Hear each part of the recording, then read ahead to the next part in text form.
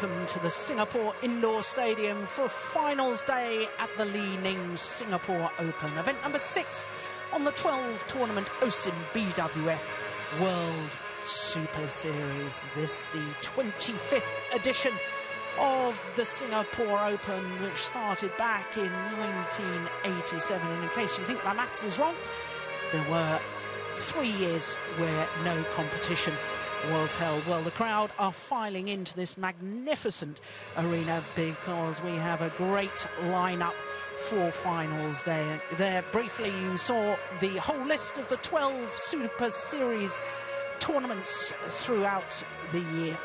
Well, it's finals day, as I say, and we're starting with women's doubles, and Bao Yixin and Zhong Jianxing from China up against the former world number ones and beaten finalists 4 years ago, Chen Wenxing and Chen Yuqin. Then women's singles and the silver medalist from the World Championships last year, Chen Xiaoxia, up against the German Juliana Shen. Then men's doubles and the Olympic champions, Kido and Setia, up against more silver medalists from last year's World Championships, Go Sang-kyung and Yu Young-sung.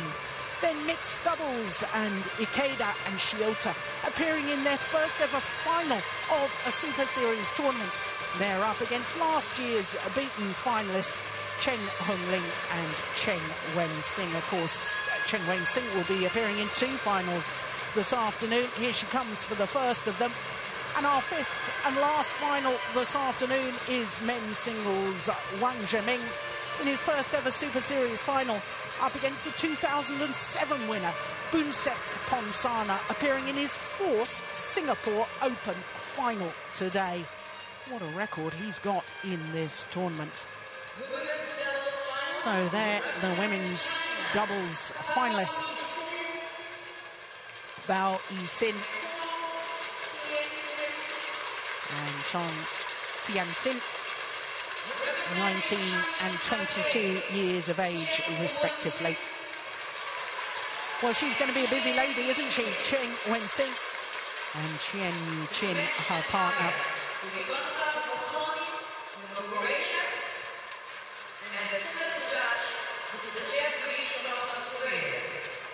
So Ivanka Procchini and Jeff Green are umpire and service judge for the first of our finals this afternoon.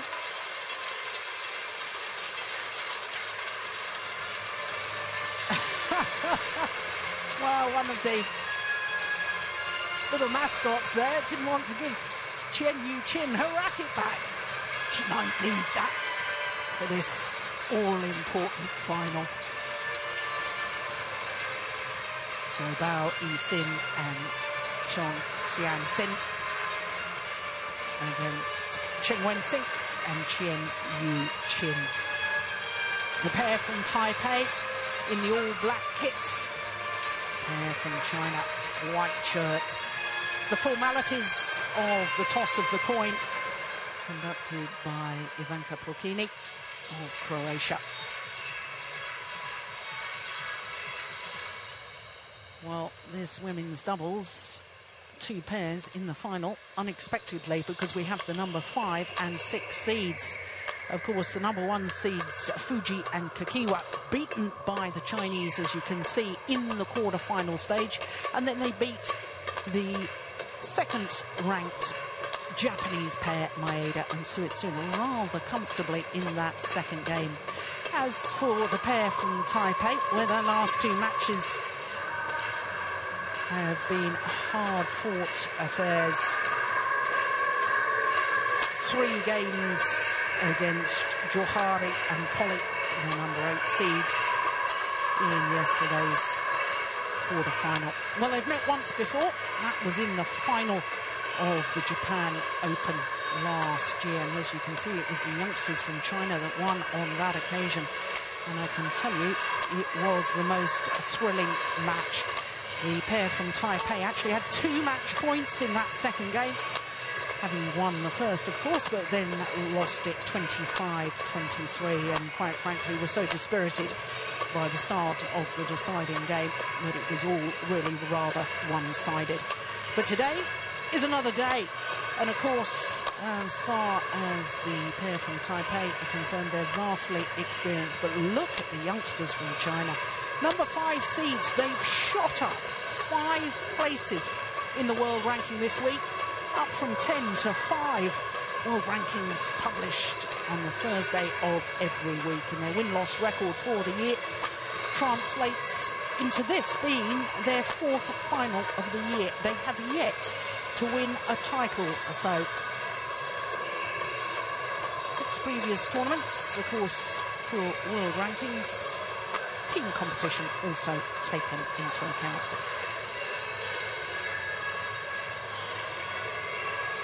So the Chinese pair, Bao Yixin 19, Zhong Jianqin 22. Here, the pair from Taipei, seeded 6 and number 11 in the world rankings, but they have been as high as number 1. And this, you can see, has not been, by their own very high standards, their usual best year. Only 1 previous final this year, that was in Australia. So for the former world number 1s, yet to win a title this year. So one of these 2 pairs will win their maiden title. But there is the 29-year-old, Chen Yu-Chin. Her partner is already 30. And of course, they reached the final of this Singapore Open 4 years ago when they were the number 2 seeds back in 2008. They lost to the number 1 seeds, Du Jing and Yu Yang, who went on after this tournament to win the Olympic gold medal. So I say that the pair from Taipei are vastly experienced. This is their 6th Super Series women's doubles final, and only once won a title. That was in 2009 in Korea. So both these pairs, 1 Super Series title to their names.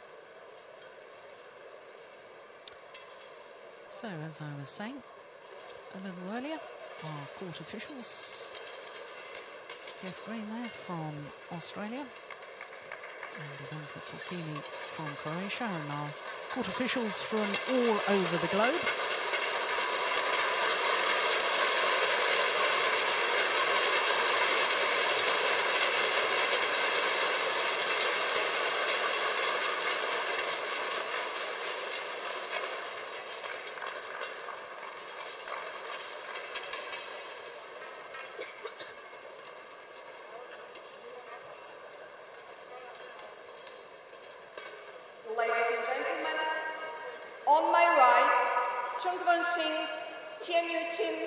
Chinese Taipei.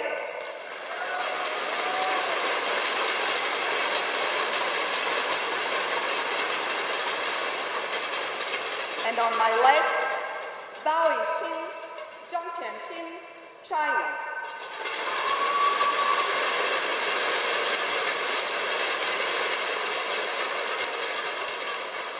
Zhong Jianqin, who served to Chen Wensheng, level play. So the youngsters from China, the number 5 seeds, Bao Yixin and Chang Xiangxing, getting this women's doubles final underway. Here's the 22-year-old from Guangdong province. Her partner, Bao Yixin from Hunan province. Both former world junior champions in the women's doubles, but with different partners.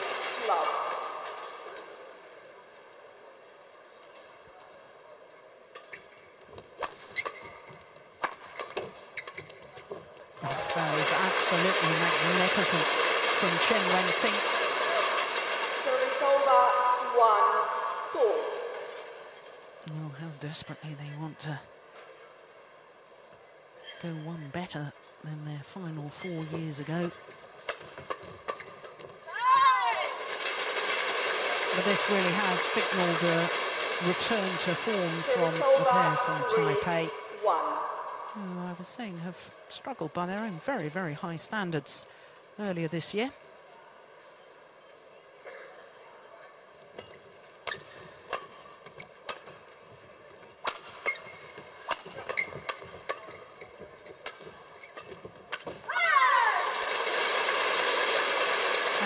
pair from Taipei, both players, excellent mixed doubles players, because Chen Wen-Sing will be appearing in the mixed doubles final later. She also won a bronze medal in the mixed doubles at the Asian Games 2 years ago. Chen, bronze medal in mixed doubles at the 2010 World Championships.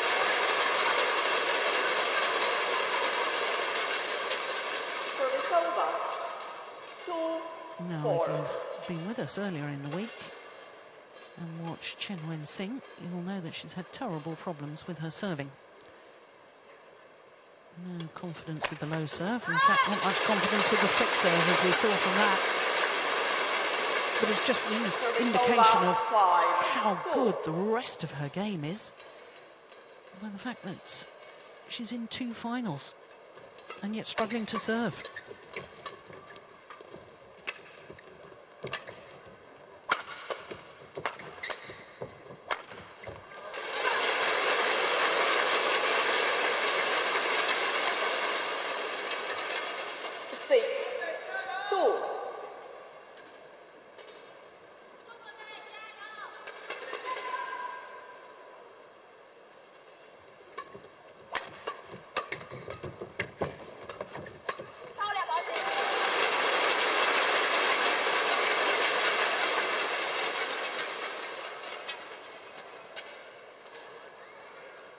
She's a former mixed doubles player herself, Bao Yi-Sin.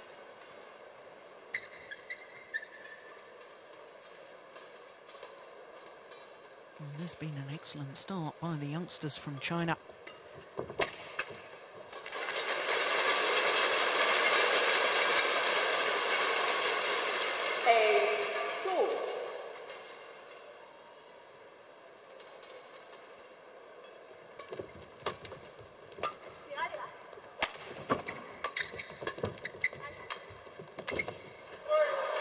Read that well, did Chen Yu-Chin. 3-8. Little loose, it has to be said, by Bao Yi-Sin.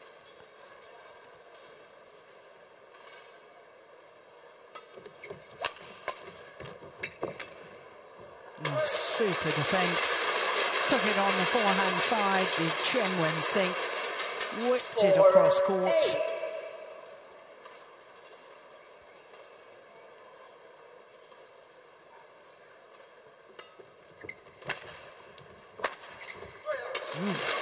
Powerful smash too.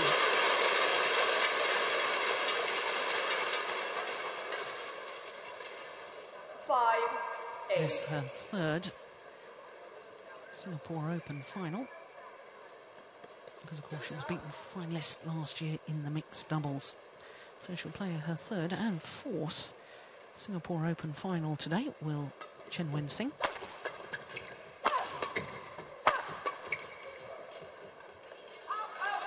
Oof, line judge initially indicating in, and then changed his mind and indicated it was out. I think the right decision was made in the end.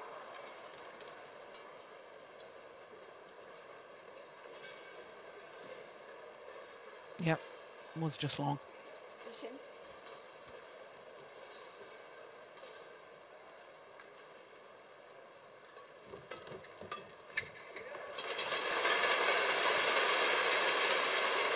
Service over 6-9.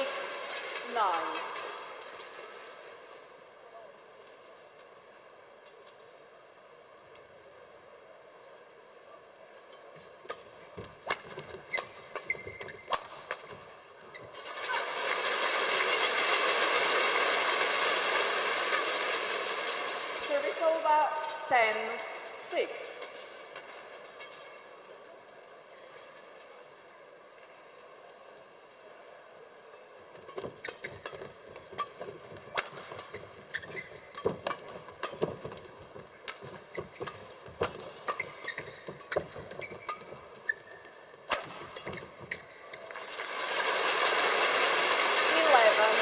Well, they've taken all the initiative. The number 5 seeds from China. They've been aggressive. They've been positive in everything they've tried. And they thoroughly deserve their 5-point advantage.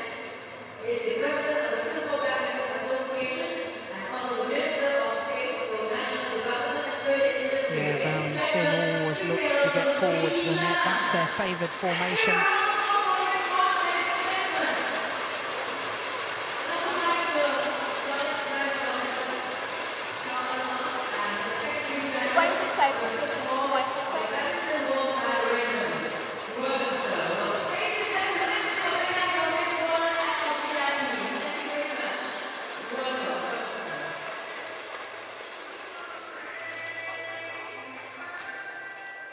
Well, I wonder what the Taipei coaches have been saying to their players. Certainly need to get on the attack a little more. Doesn't all have to be hard, as proved by that rally. The variation in pace, as long as you're hitting it down. It's very nearly 2 years since Chen Wen-sing and Chen Yu-chin won their last title. That was the 2010 Macau Grand Prix. And for former world #1s, that's surprising. 8-11.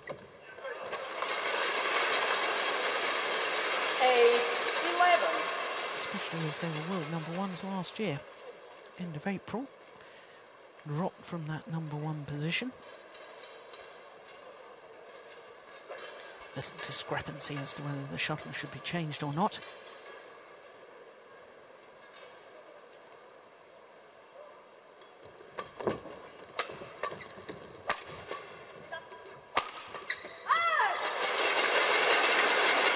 Well, I have to say, the serve there from Chen Yu-chin also looked very tentative and a little nervy. Could be catastrophic if neither of them can serve.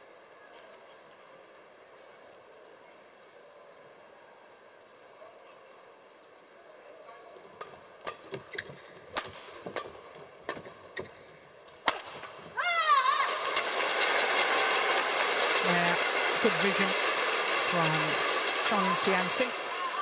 13-8. Saw that Chen Wen-sing was committed to the forehand defence, therefore hit down her backhand side.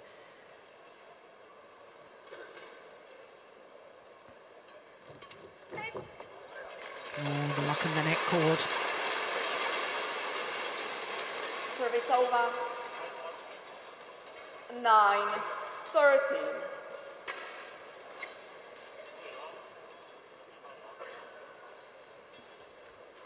She's going to have the courage to serve low.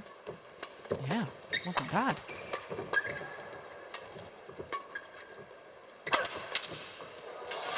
Yeah, the channel attack. Hit down in between your two opponents. Clash of rackets on that occasion. 14-9. This is the one. There it is, clash of rackets. Despite the fact that they've been playing together for so long, this is their 10th year together.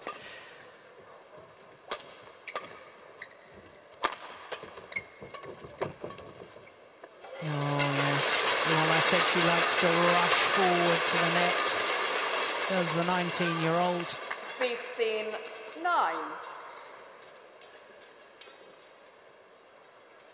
Drive, defence, follows forward. Great tactical awareness.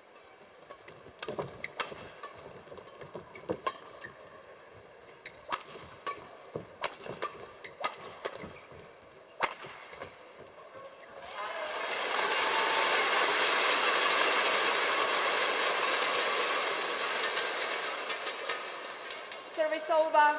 10-15.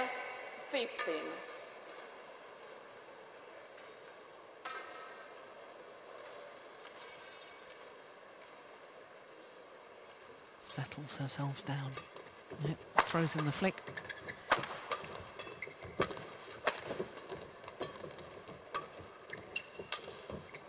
Oh, that's beautiful. What a super change of pace. Good disguise from Chong Xian-sing. Service over. 16-10.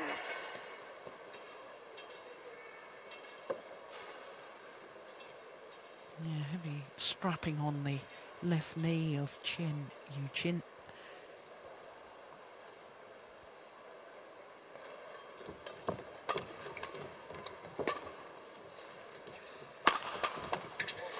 Phenomenal defence. footwork. Gets herself ready. 10. Adjusts the feet so that she can drive the shuttle back.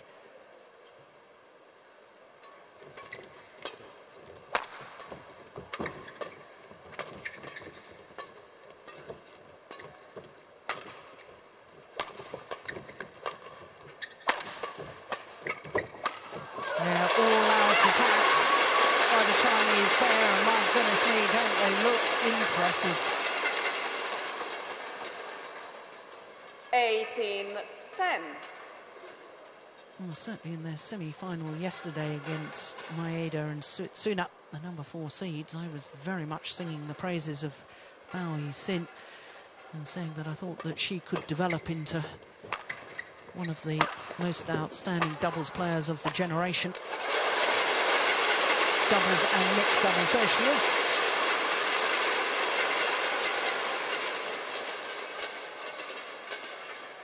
$19-10.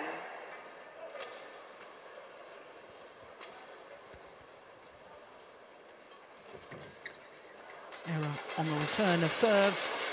20. Gives Game point 10. the number 5 seeds from China 10 opportunities to close out this opening game.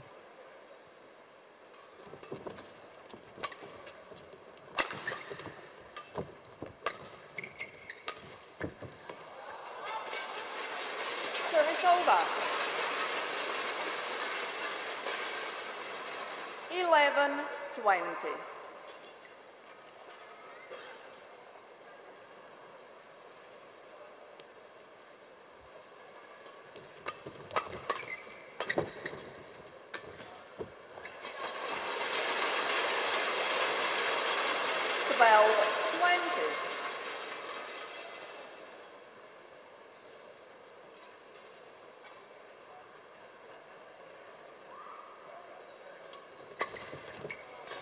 Good return of serve. Third time lucky. Third game point opportunity is converted. 21 games won by Bao Yi-Sin, Zhang Tianxin, 21-12. In 13 minutes of play. And I have to say, they were very impressive indeed. Let alone developing into one of the outstanding players and pairs of the generation. They're virtually there already. Number 5 already in the world ranking. On the opening game, 21-12 in double quick time.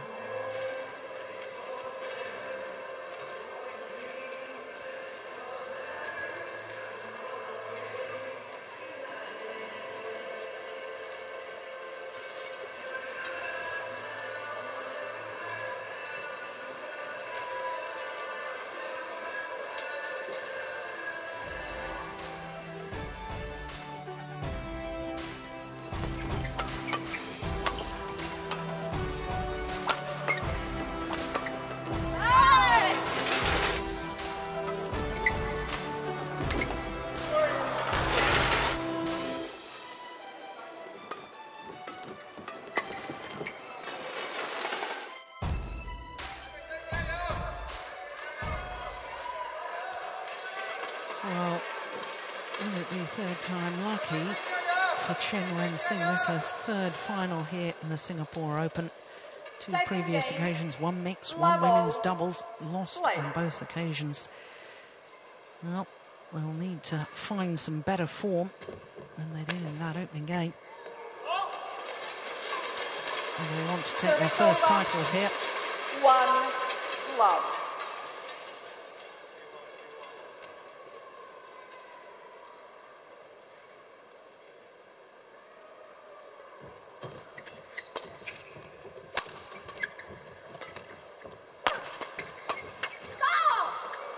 Oh, just missed. Service over, 1-all.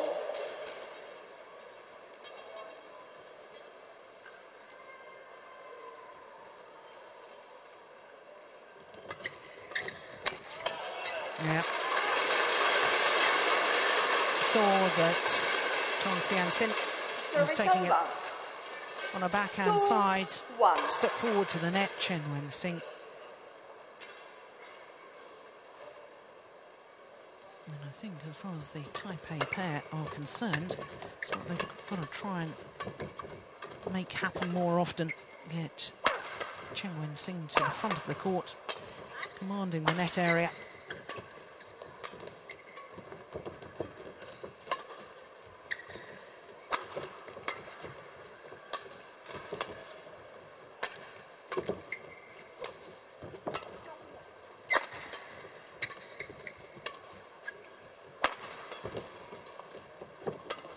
It's a good rally.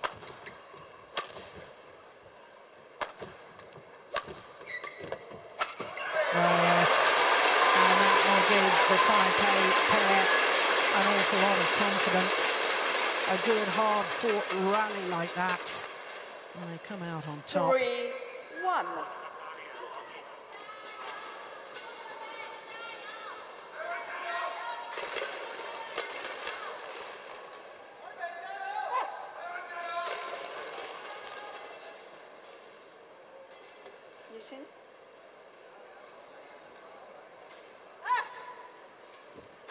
Yeah, it's a good serve.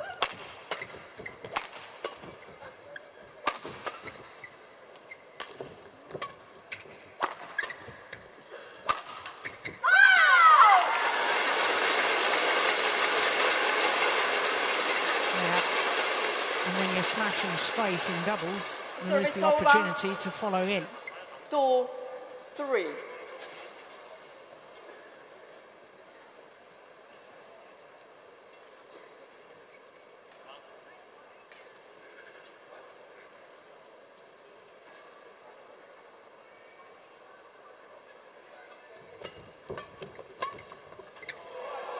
Oh, that is brilliant. Well, her racket skills are absolutely amazing. She comes out with shots like that. Hold and flick, and both the Chinese youngsters left absolutely stranded. If only she could find the rhythm on her low serve.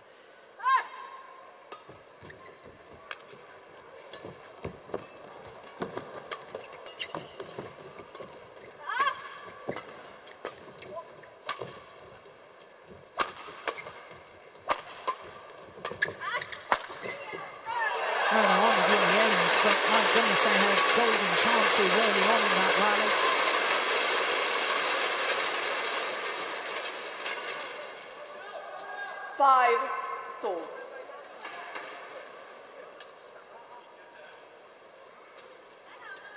Both the Chinese players have got knee problems as well as Qian Yu-Chin.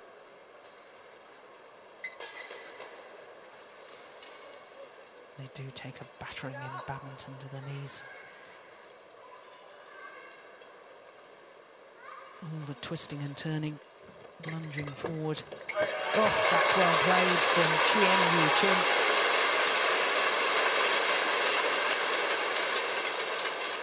6-2.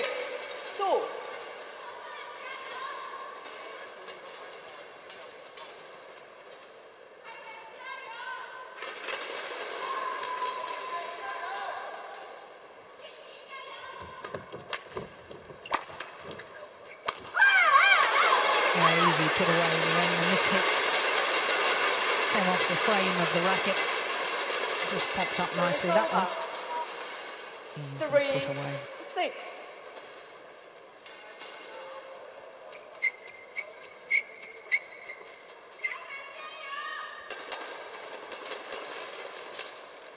Yushin, play on please.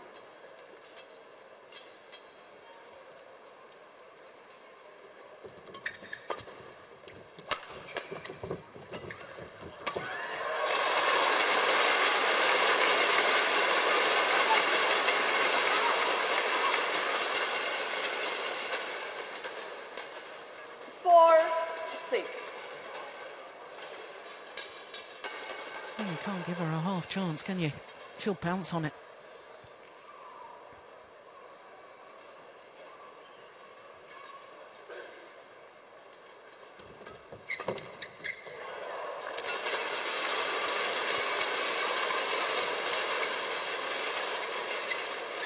5-6. Well, nothing you can do about that.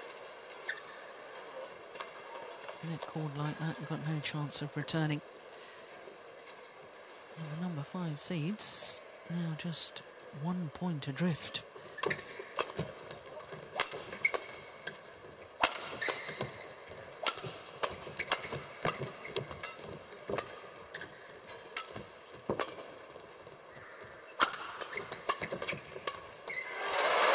Well taken from Li-Ning Singapore.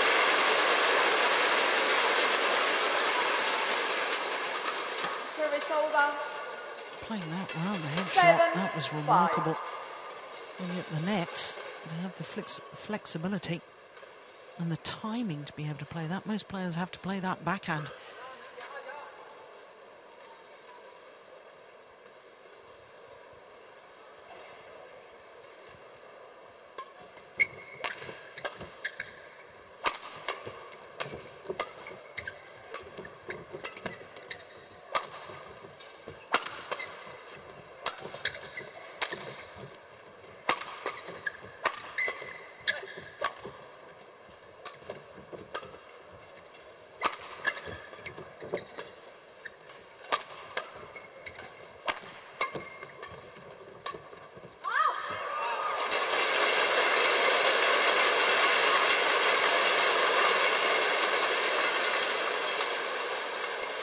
Service over.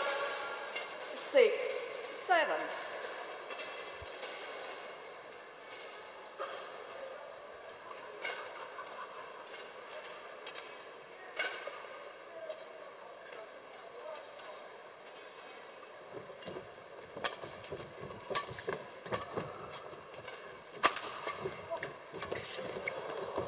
Oh, tried to be a little too clever. Did Badminton Sing. Service over. 8-6. Didn't have to make it deceptive. All she needed to do was calmly block it straight.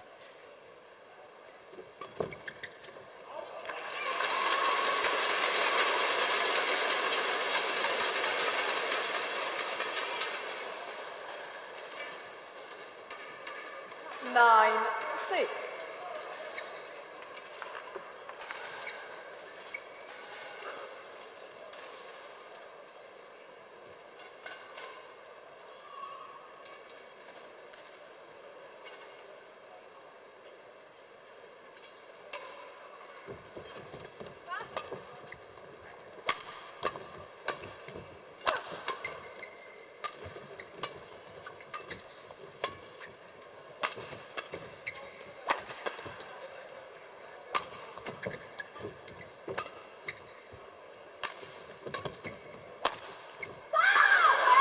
Perfect channel attack. Once again, slight hesitation between Li-Ning Sing and Chen Yu-Chin, who was to take the smash down the centre of the court, and that hesitation forced the error.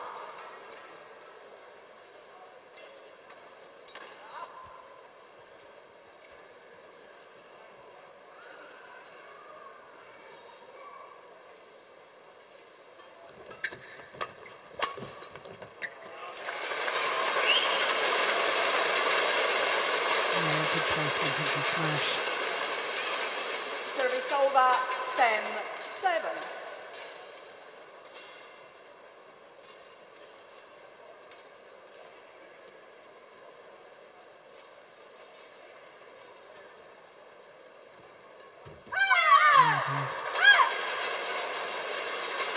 Snatched it. There was no forward motion of the racket head there.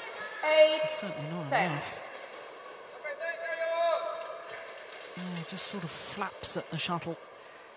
When you're serving, you have to think of just placing it over the net. You shouldn't think about hitting the shuttle, just placing it so that you push through it more. Just guide it over. Yeah. Wow. To the mid-game interval. And in contrast to the opening game, here in the seconds, It's the number 6 seeds, Chen Wen-Sing and Qian Yu-Qin, that have the advantage.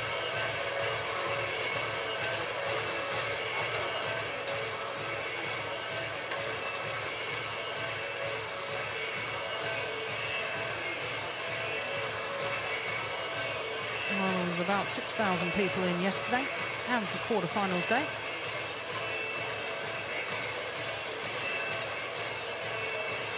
I suspect there may be even more in today for the final. Crowd enjoying finals 20 day. seconds. 20 This seconds. 6th Super Series event of the year. Part of the OSIM BWF World Superseries.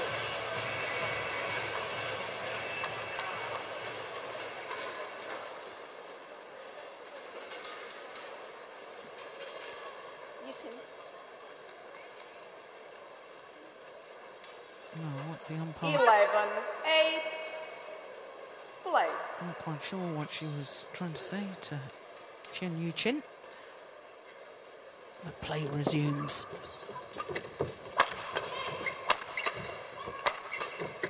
Yeah, good power for the smashing.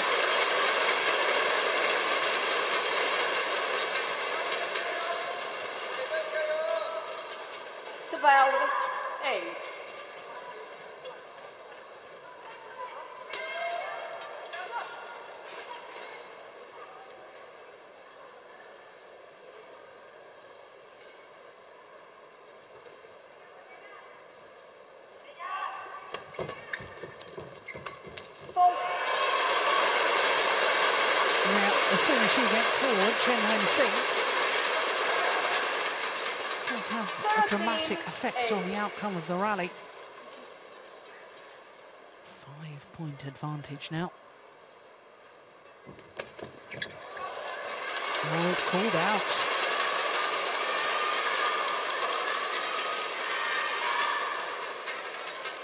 Oh, 6-point advantage for the number 6 seeds. 14-8. Well, I wasn't convinced by the call, but there seems to be no complaints from the Chinese.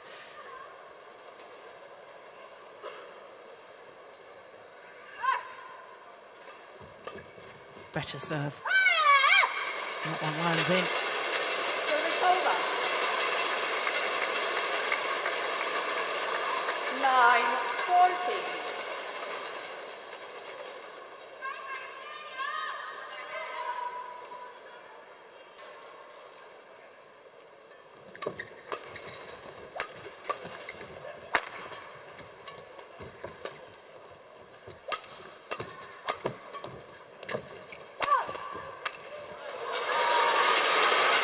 Well, it wasn't the cleanest of hits, the shot that finished off the rally, but the intention was there. 10-14. It really is developing into an intriguing battle between Bao Xin and Chen Wen-Sing as to which of the two players can dominate the front of the court.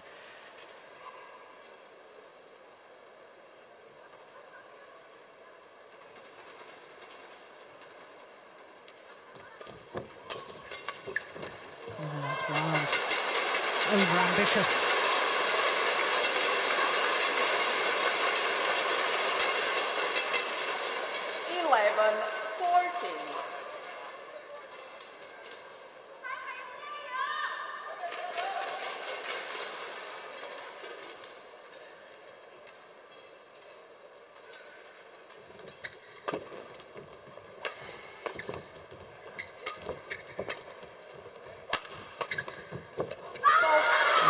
Good positive defence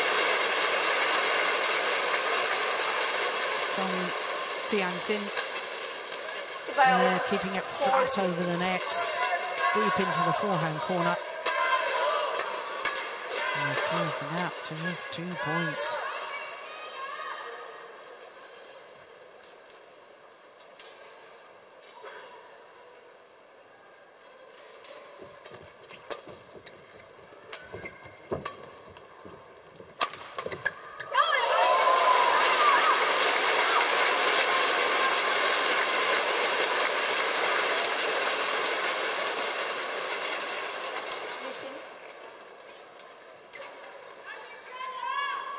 discrepancy once again about whether to change the shuttle. Umpire says it's fine. 14.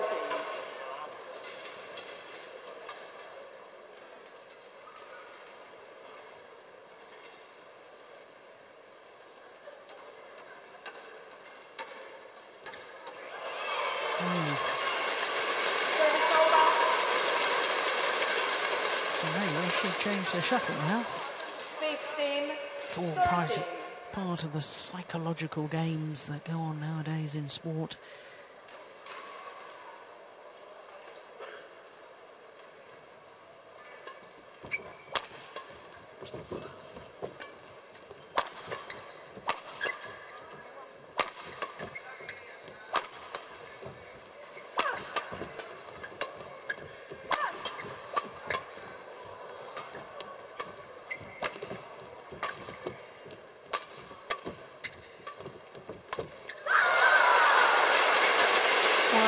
Too content for my liking to lift in that rally from Chen Wen-Sing. There's the clear even. There's another lift on the defence.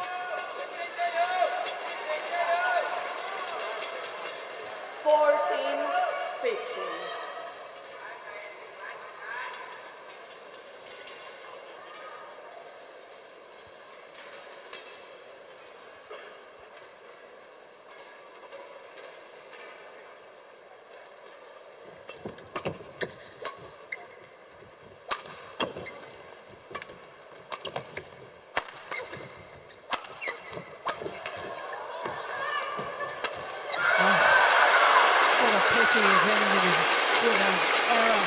It was a super rally, good aggression.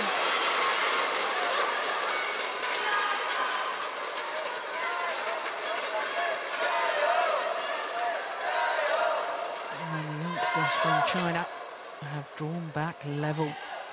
15 all. 7 of the last 8 points have gone in favour of the Chinese youngsters.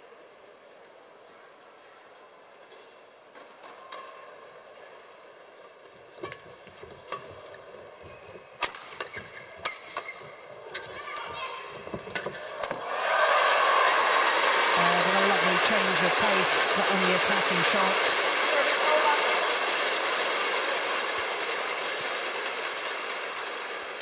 And put away with venom by Qian Yu-Chin. That was the one that did the damage.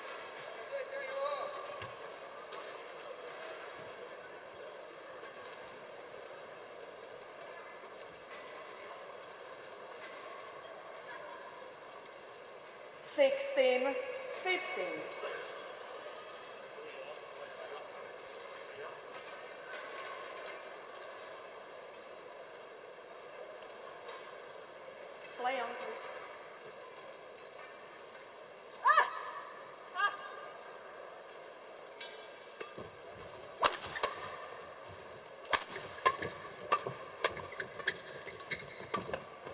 Oh, that's so good.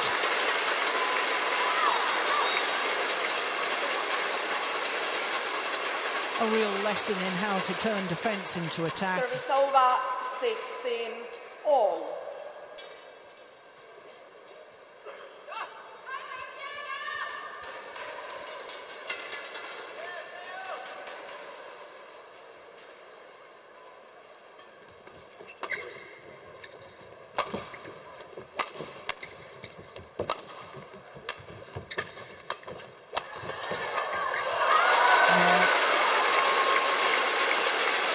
For such a new pairing, they really do have such a good understanding, these Chinese youngsters. 17, 16. One moves, the other adjusts their movement, sees an opportunity, follows their partner's shot forward to the net, and at this crucial stage, they go into the lead.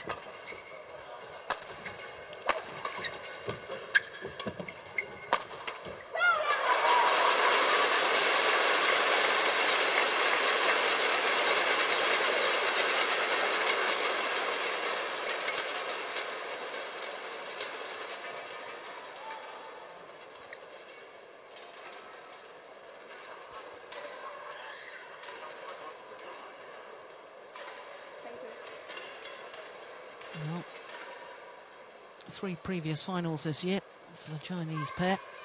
3 times they've settled for second best.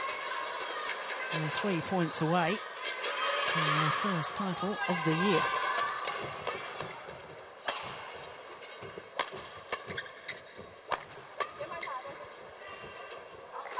And that's long.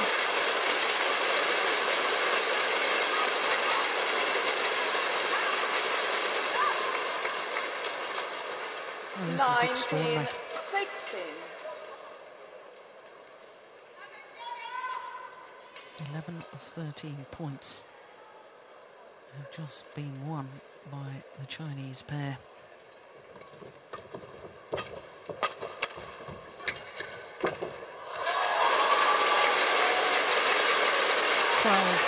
Of 14 points, and now on the verge of victory. 4 match point opportunities. 20, match point 16.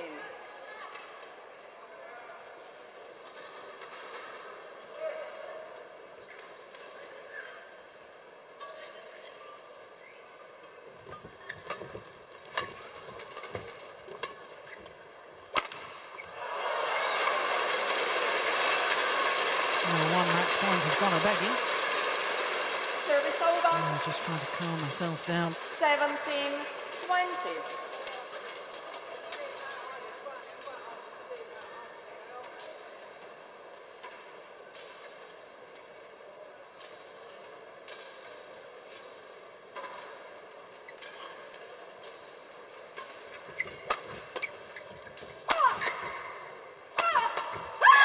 Second time of asking, and a second career title for the Chinese youngsters. And it's a second Super Series title. Their first, the Japan Open last year, where they beat their opponents of today. And for a second time, they've beaten Chen Wen-Sing and Chen Yu-Chin in a Super Series tournament final.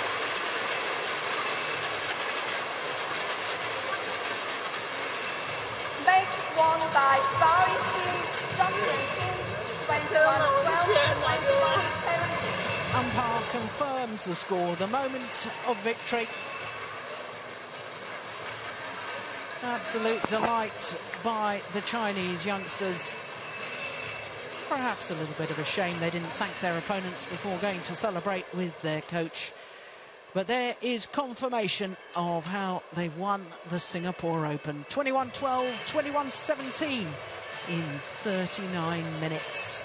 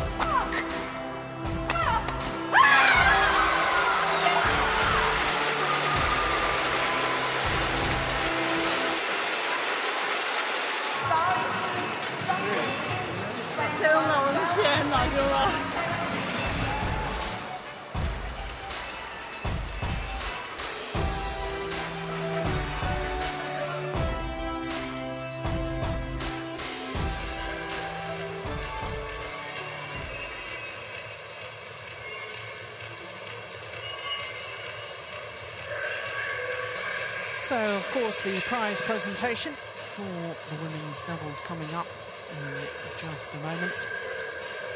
Just to remind you, 4 more finals, of course, to come. Women's singles will be next, followed by men's doubles. Mixed doubles, where Chen Wen-Sing will be making a return to court. And then the last of our finals this afternoon will be men's singles. Moonsak Bonsana, the 2007 champion, making his 4th appearance in a final here in Singapore. That is a remarkable record.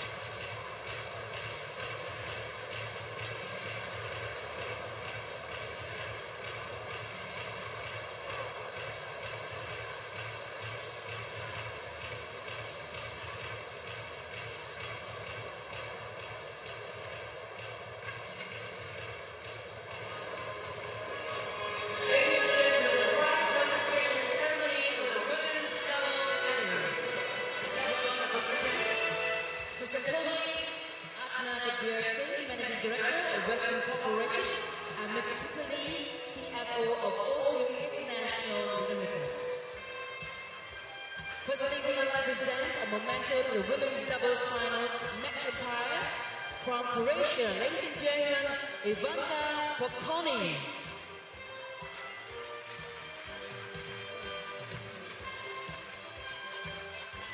So the umpire being invited to come forward and be given a memento of officiating on finals day here in Singapore. And we'd like to also say thank you to our service judge from Australia. Ladies and gentlemen, Mr. Jeff Green.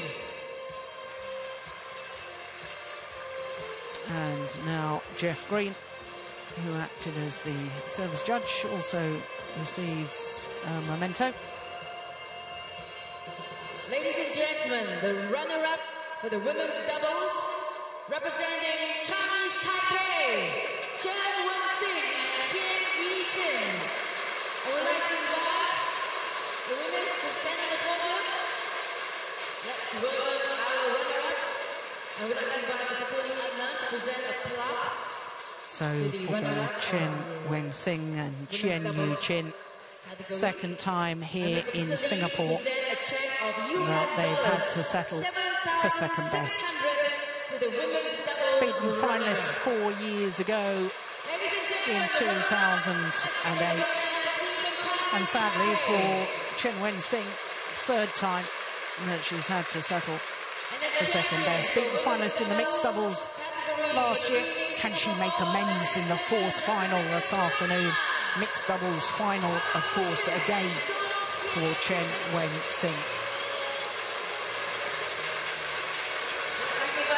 So to our champions, Bao Yi-Sing and Chong Xian-Sin, their second title, their second Super Series title to add to the Japan Open they won last year.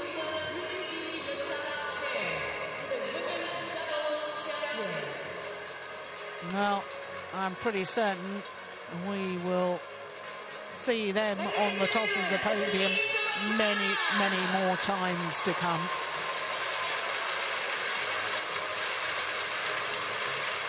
Really great potential for the pair. Very talented individuals.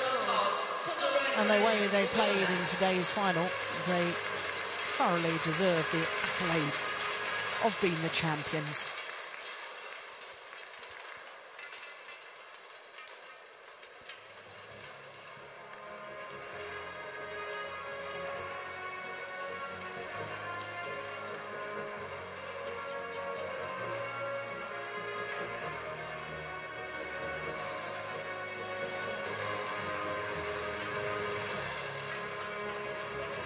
Thank you very much, presenters. Ladies and gentlemen, on behalf of Mr. Tony Adnan, Managing Director, OSIM Corporation, and Mr. Li, CFO of OSIM International Limited. Thank you very much, gentlemen. Thank you. And once again, ladies and gentlemen, the champion for the women's doubles category, ladies and gentlemen, our team from China.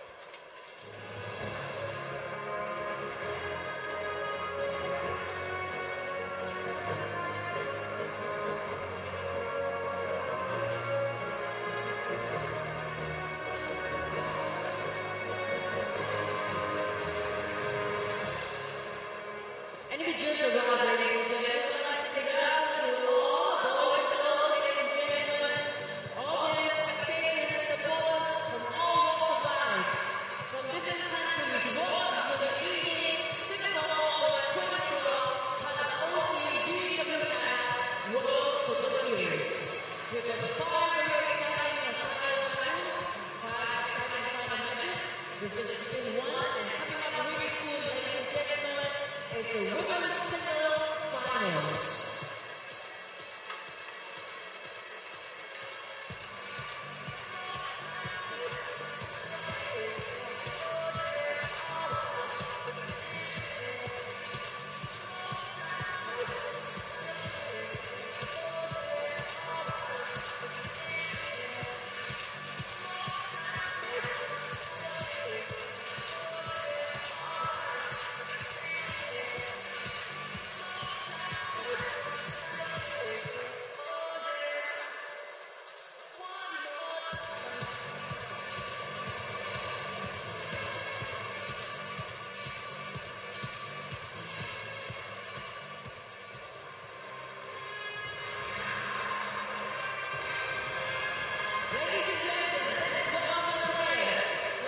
So to our second final of the day, women's singles, and the number 4 seed Chen Xiaoqia up against the number 2 seed Juliana Schenk from Germany.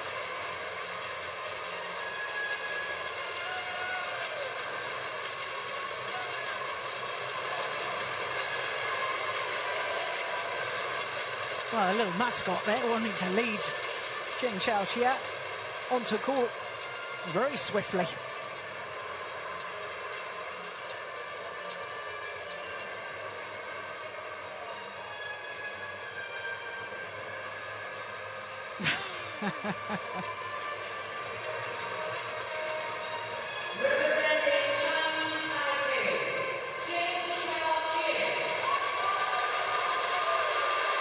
Beaten finalist at the World Championships last year. Juliana Schenk from Germany, trying to become the first European women winner of a women's singles at the Super Series since Tina Baum at the All England Championships more than 2 years ago. There are court officials as we look at the path through to today's final. For Juliana Schenk, the number 2 seed, well, 3 games in her quarter-final against Pontip Borana Prasatsuk, and then 3 games again yesterday. And as with her quarter-final, dropped the second game. Yesterday it was against the number 3 seed, Sung Jae-hyun of Korea. In fact, had a match point in that second game before being forced to play a decider. It was the last match on late last night. So for Chen Xiaoqia, well, her quarter-final against the left-handed number 7 seed Sato of Japan. That was 2 straight games, as indeed was her semi-final against the home player Sing Ai-ying. Saved 2 game points in that opening game, which she eventually won 23-21, but very convincing in the second, 21-7. Well, when you look at these 2 players and the amount of time they've been on court, because of course it wasn't just quarterfinals and semi-finals, 4 matches to play for each player to progress through to today's final. And Juliana Schenk has been on court for a total of 3 hours 58 minutes. That's an hour and 38 minutes longer than Chen Xiaoqia. Only once has gone the full distance. So I wonder if the extra energy and the extra hours on court might have its influence today. Well, of course, as you can see, this is the 9th meeting between these 2 players. And in fact, the last time they met, I do apologise about that, because the last time they met, it was Juliana Schenk that won in the Chinese Masters, not Chen Xiaoqia. But of course they did play prior to that at the China Masters in the semi-final of the World Championships, and Chen Xiaoqia did win on that occasion, because of course she ended up as silver medalist.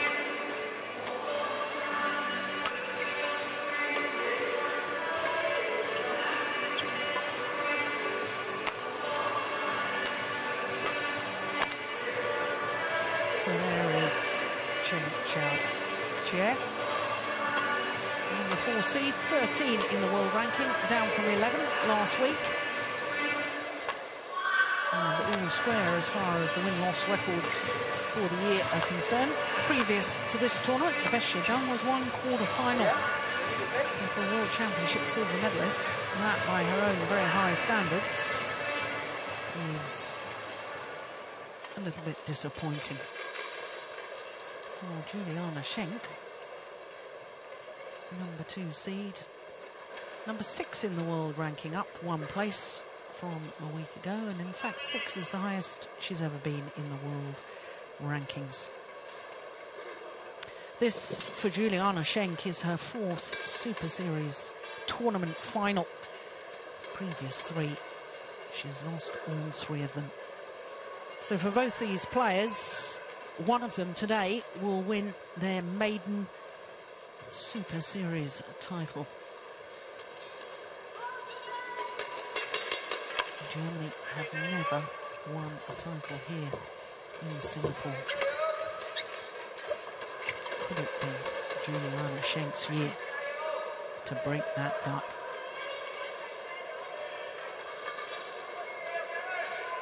Ladies and gentlemen, on my right, Li-Ning Singapore, Germany.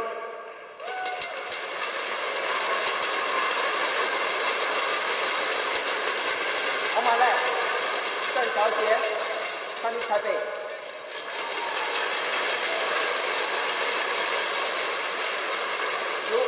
Juliana Schenk to serve. Level, please.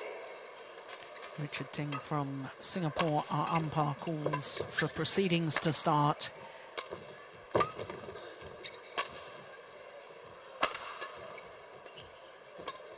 It's going to be a huge day for one of these two players.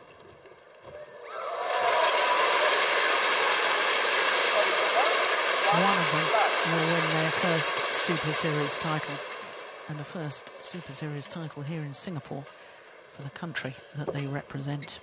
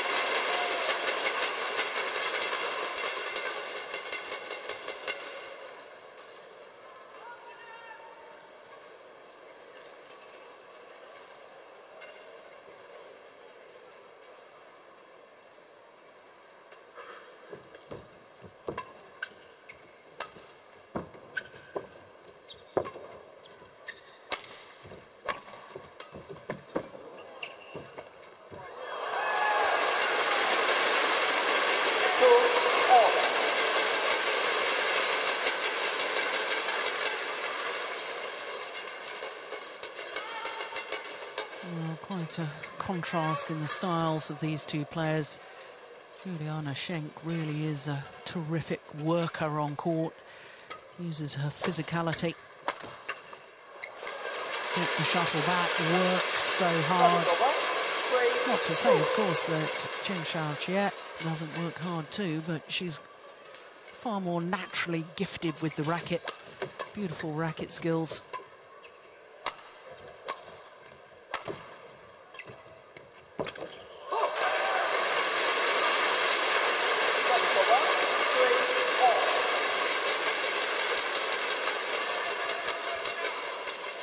With the previous 8 meetings between these two players, 4 times, it's gone the full distance. Yeah, look at that footwork movement. Working hard back to the base position after every shot, so she's ready for wherever the shuttle comes.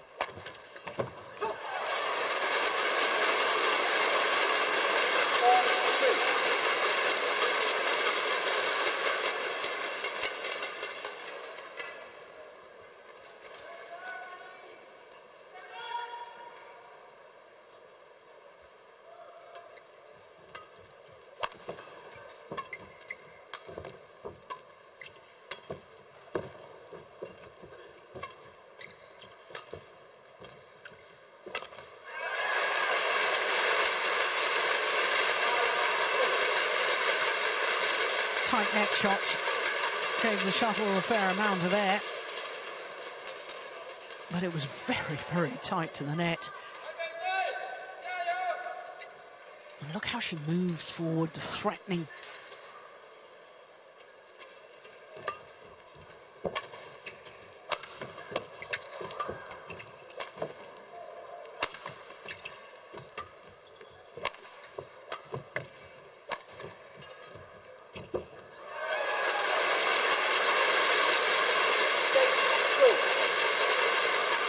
Well, a run of 4 straight points for the German.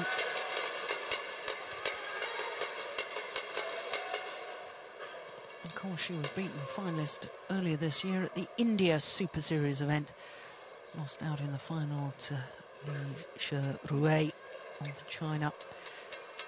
Well, it was a marvellous tournament for Schenk because in the quarter-final she beat the #1 seed, Wang Shaxian. Oh, good net play.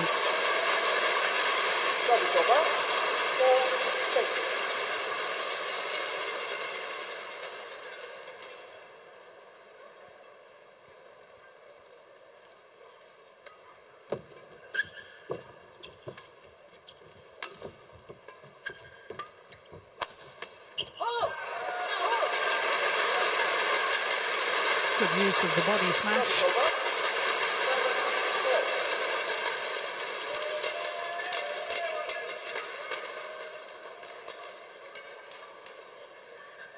Taipei coaches.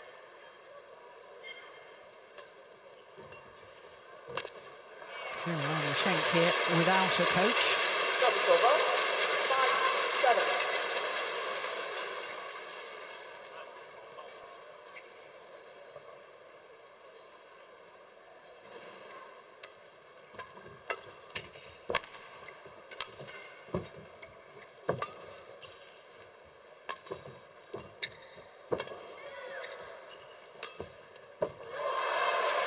Well, it hit the top of the net, but fell back. Chen Xiaoqia's side. Almost gave up, badminton did this young lady after the Beijing Olympics, where she lost out in the first round to the eventual silver medalist, Xie Zhengfeng. In fact, she was 1-love up in the first game and then lost the next 20 points. 21 points. And she was so bitterly disappointed after her performance in Beijing. Went back to Taipei, locked herself in her room, refused to talk to anyone. And was out of the game for some considerable time. And it got her motivation back, and thank goodness she did. She's a wonderful player. And a great character. No, she's hit it wide.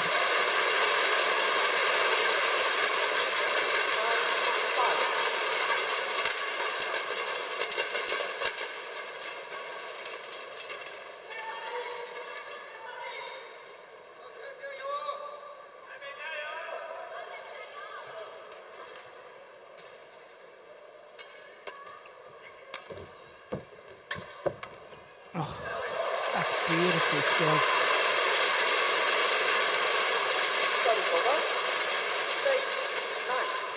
Well, she's not the tallest of athletes. Just 158, that's just over 5'2". Oh my goodness. Covers the core, economic movement.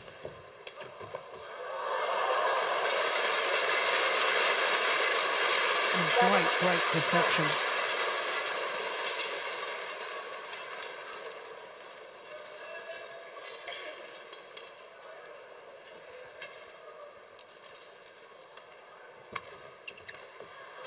Oh, that's a perfect return of serve.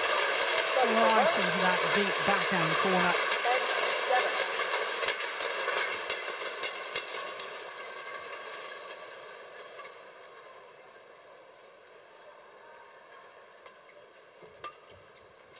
That's gone wide. And so the #2 seed, Li-Ning Schenk, to the mid-game interval. with a 4-point advantage, and you'll notice that no coach, no support staff. She's quietly and calmly gets on with things herself from Krefeld in Germany. Sports soldier, what they call some of their athletes who serve in the military but really given full time to play their sport.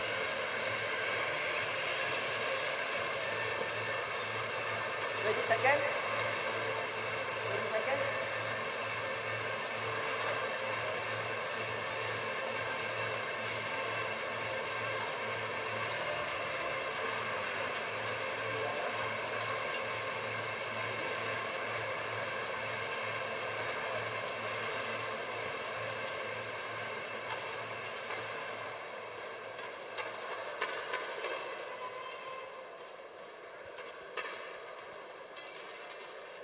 Seven, play.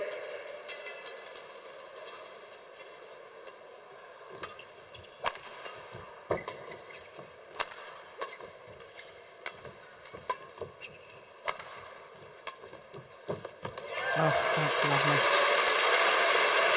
12, 7. Well, not only has Juliana Schenk got very strong movement around the court, what she does so well to opponents is make them move. It's clearly demonstrated in that last rally.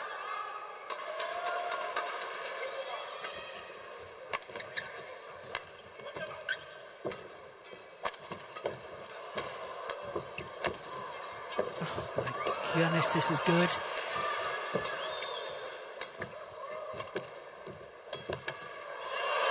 Couldn't do it a third time.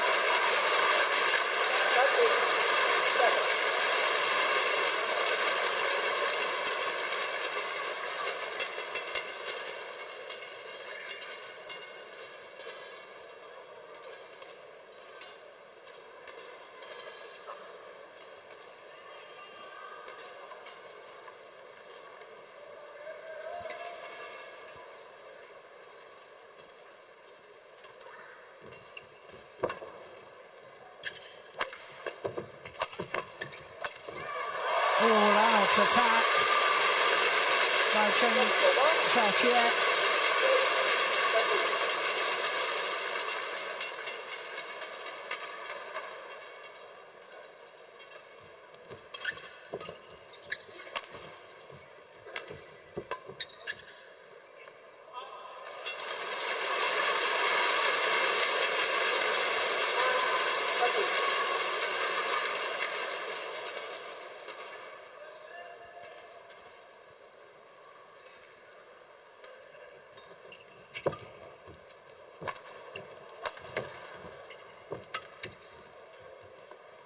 Oh, it's just long. Oh, Juliana Schenk playing a backhand from the centre of the court early on in that rally.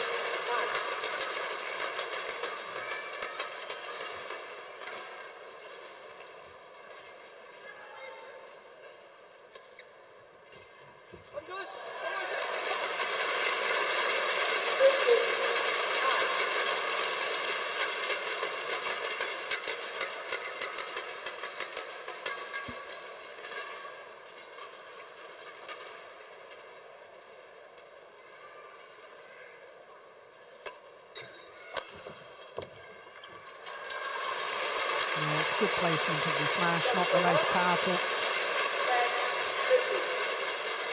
Well, it doesn't need to be that powerful when you're accurate like that.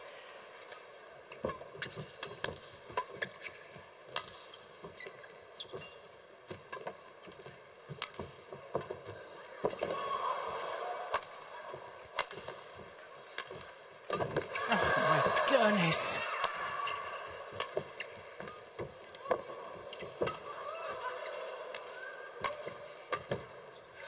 Gone wide, what a rally. The dive midway through by Chen Xiaoqie.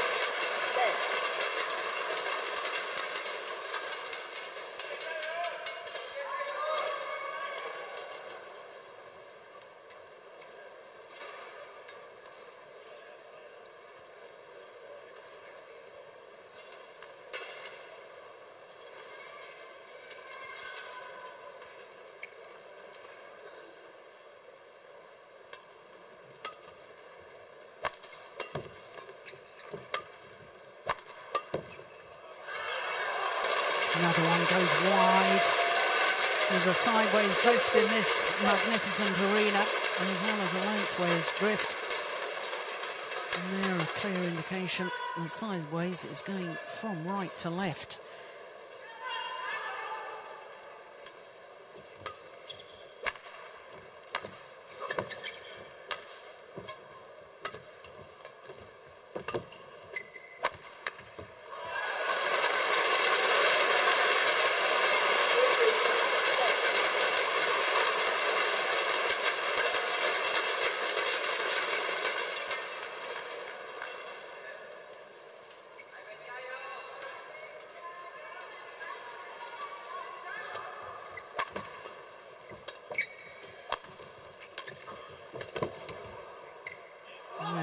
Taken by the drift and lines out. And now the number 2 seed just 2 points away from this opening game.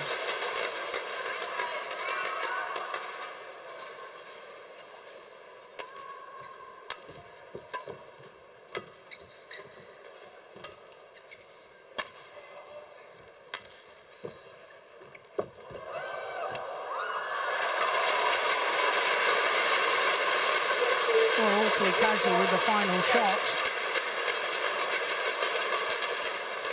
But the damage had already been done. 10 game point opportunities.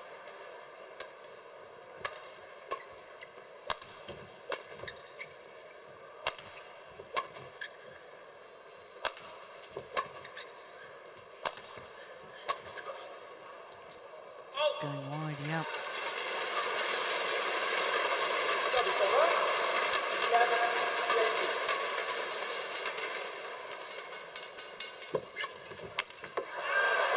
Second time of asking, and the number 2 seed, Juliana Schenk, converts and takes the opening game.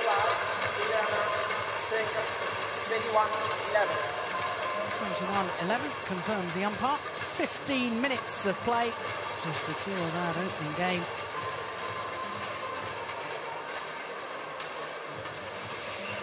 Two coaches for Chen Xiaoqie. No coaches for Juliana Schenk, but 1 game to the German.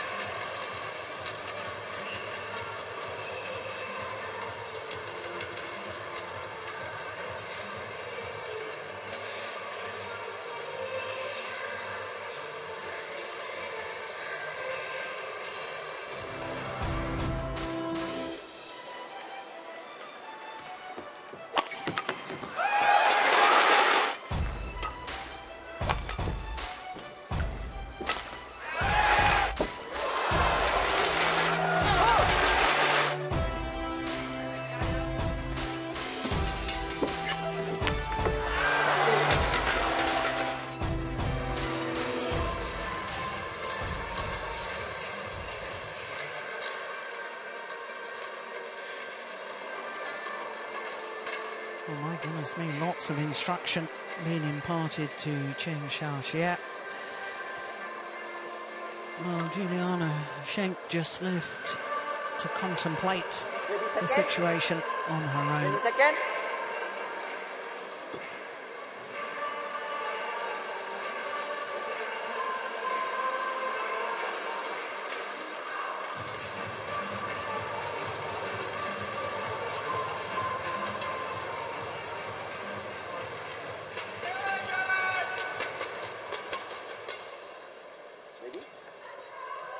So Juliana Schenk looked very impressive in that opening game. So much for my theory that after very nearly 4 hours of play for her 4 previous matches, 2 minutes shy of the 4-hour mark, and 1 hour and 38 more on court than her opponent, that was perhaps going to take its physical toll. Certainly no signs of it yet.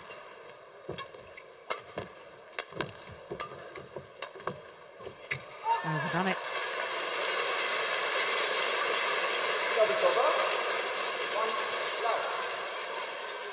Well, not only has Juliana Schenk been on court for much more time, been up late 2 consecutive days, she was called into doping control.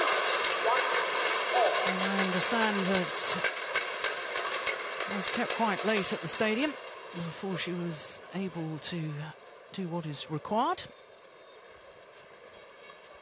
And I think it's safe to say she wasn't altogether happy that she was called in 2 days running. A necessary part of sport nowadays, I'm afraid.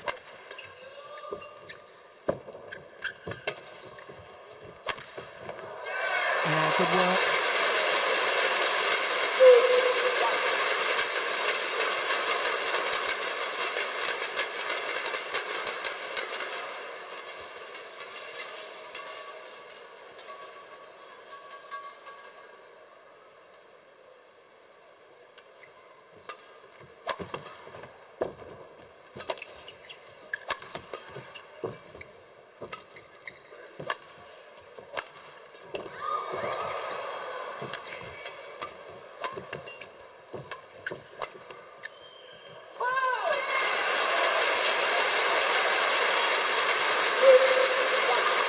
Well, at the moment, there's signs to me that Chen Xiaoqiet is getting a little bit frustrated because against most players, dynamic racket skills and deception means that she wins the rally a lot easier than she's doing against Juliana Schenk. In fact, Juliana Schenk is not just getting the shuttle back, she's getting it back with interest. And I think that is just frustrating the player from Taipei. And frustrating her into 1 or 2 errors.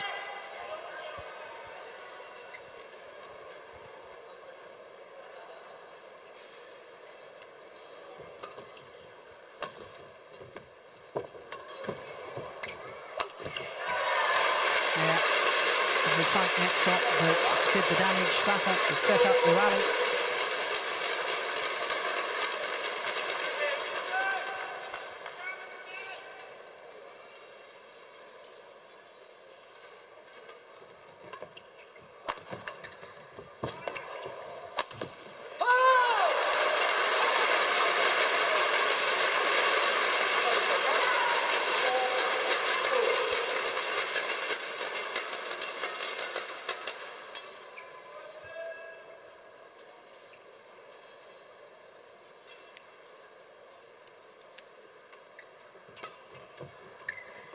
Oh, that's landed in, that's come back in. Again, the drift coming into play.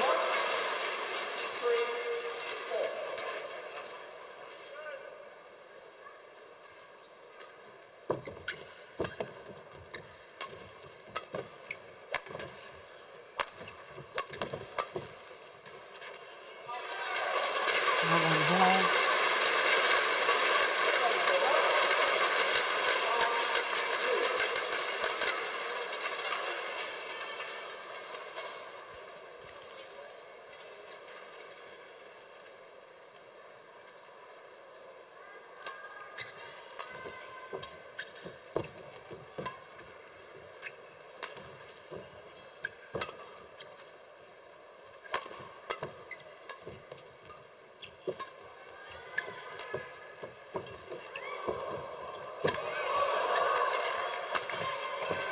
This is such a good rally.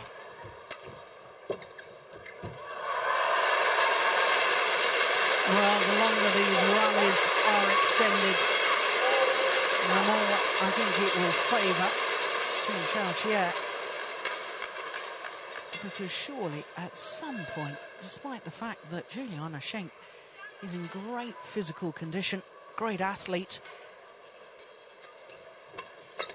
the match goes on, and the longer the rallies, the more it's going to take its toll. Those previous 4 long matches.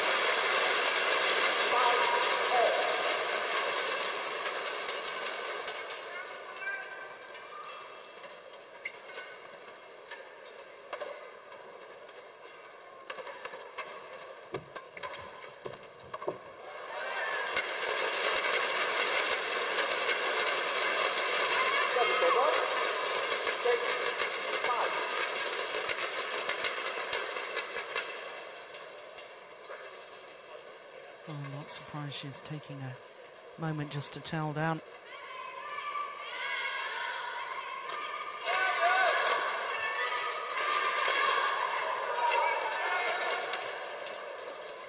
She wants to take all the time that the umpire permits.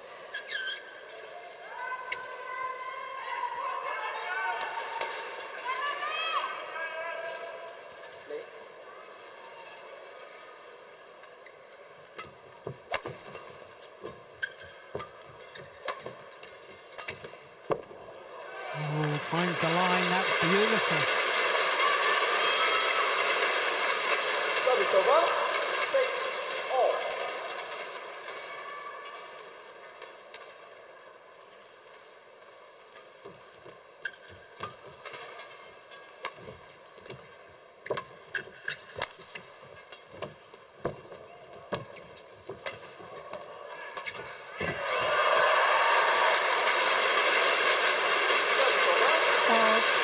She plays Chen to the forehand side. There we go. Then she pushes deep into the backhand corner. Then once again, acute angle to the net on the forehand side, making her opponent move the longest distance in the court. And that's why, in the end, she couldn't get to the shuttle in time.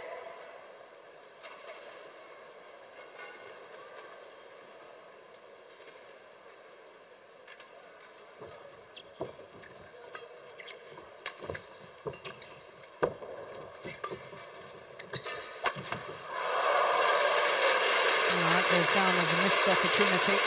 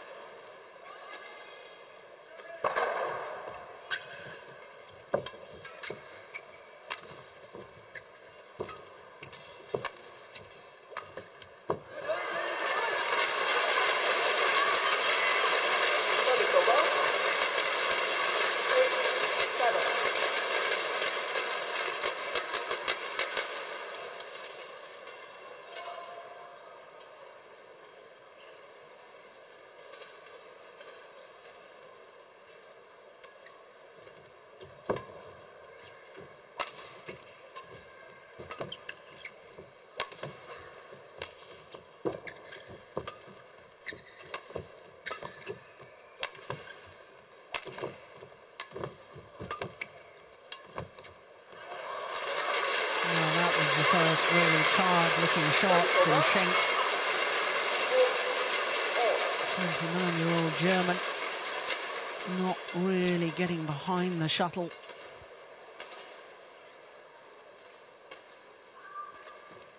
Oh, my goodness. Well, the first thing you do when you see your opponent is struggling, and you've just made an error because of fatigue, one thing you do is make them play the next point.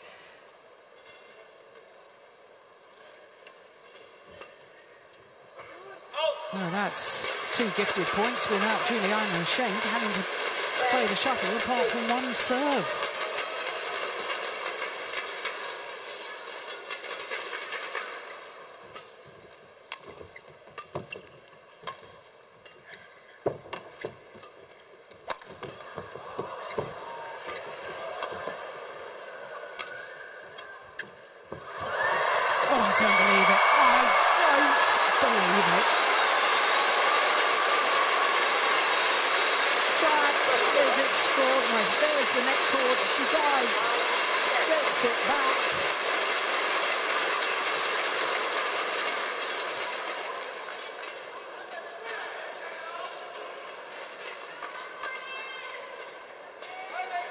Well, no wonder she's disappointed with that, Juliana Schenk. All she had to do was get the shuttle over and in somewhere into court. It probably would have been an outright winner.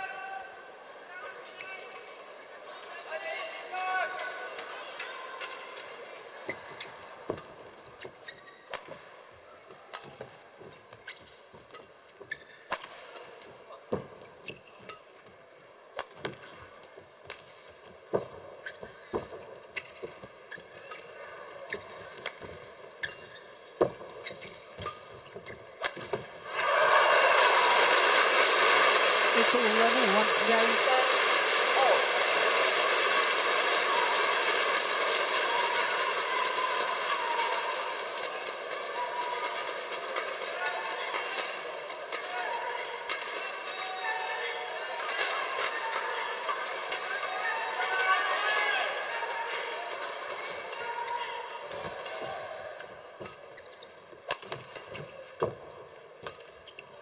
Has gone well now. What on earth was that?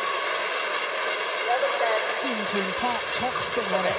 You can see from where the shuttle has landed, it's nowhere near the back of the court, nowhere near the net. What on earth was she trying to do?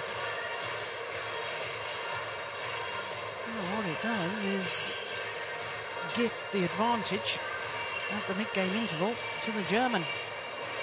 Narrowest of possible advantages, though. There's got to be 1 point in it. And that's all there is.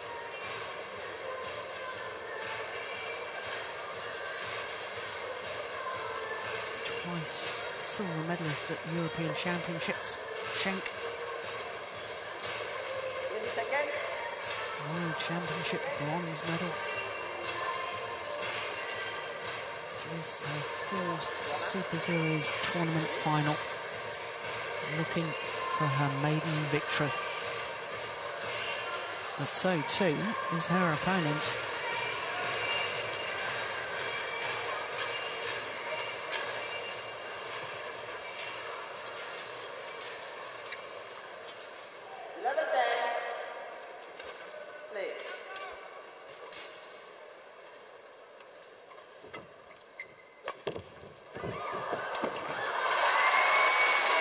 Oh, the luck of the net cord just deflecting the shuttle, making it difficult to return this smash. Oh, despite the dive, she got up so quickly.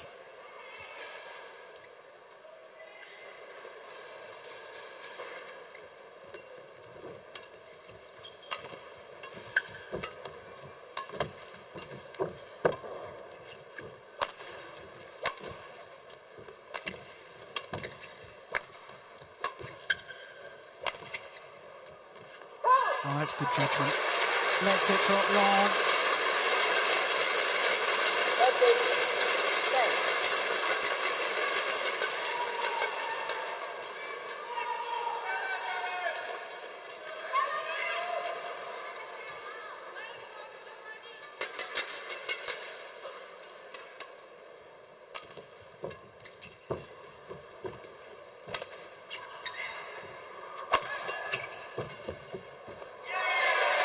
Totally outmaneuvered her opponents. Power smash, and then the guided cross-court net shot. Nothing too fancy, but just out of reach of her opponents.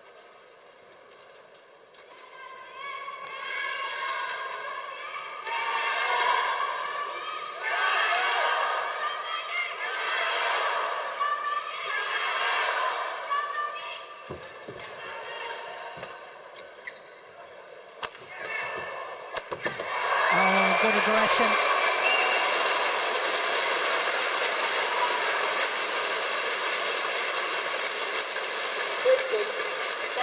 Well, considering she'd broken the string in her racket with that smash, she did awfully well. Yeah, knew immediately. My goodness.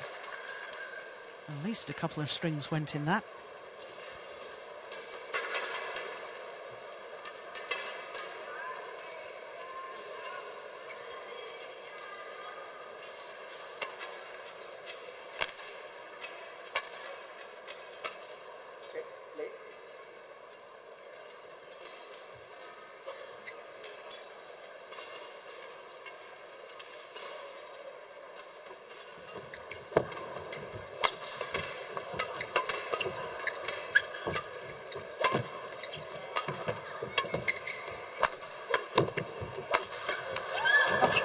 How did she get?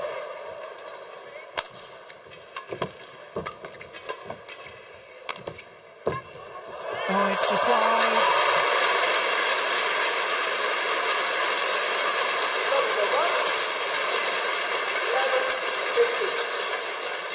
Such a good rally.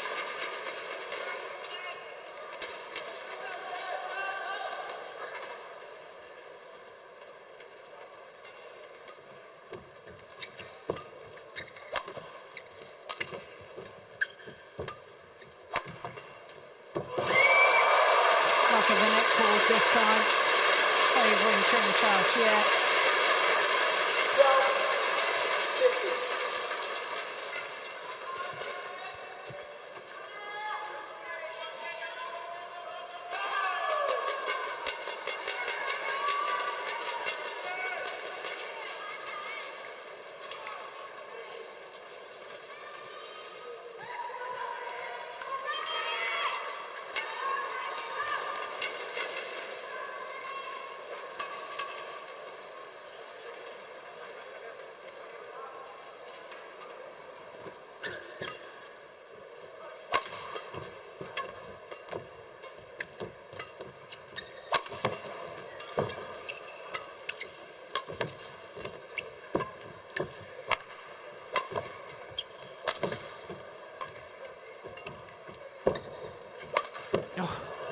Well back.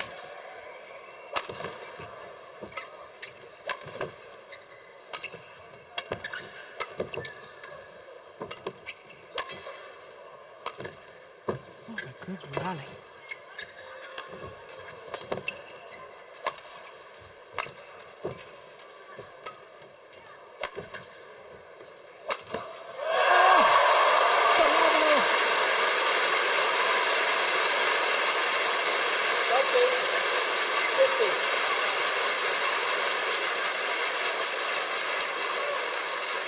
Women's singles at its absolute best.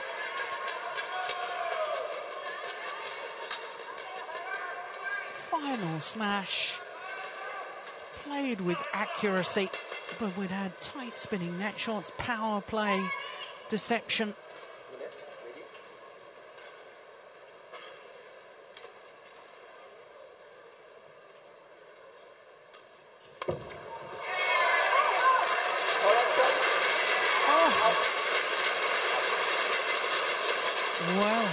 Well, an overrule from the umpire.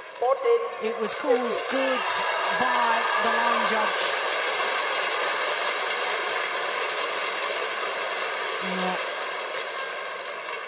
Oh, dear me. That, to me, looked clearly in. Well, the umpire's only supposed to overrule if he sees that a clear error has been made. And I think that was an error of judgment. But my opinion is academic. What matters is what's happening down on court. And Chen Xiaoqie is now back level and has the crowd's support.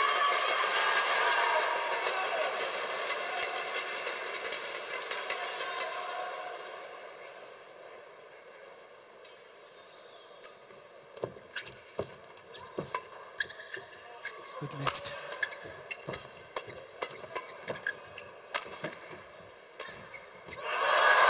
And indeed now into the lead on a run of 6 straight points.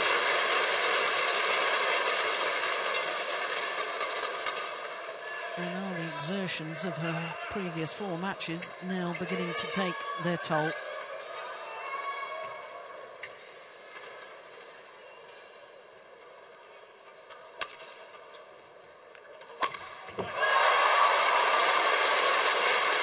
Well, I think that might just be a little clue to the answer.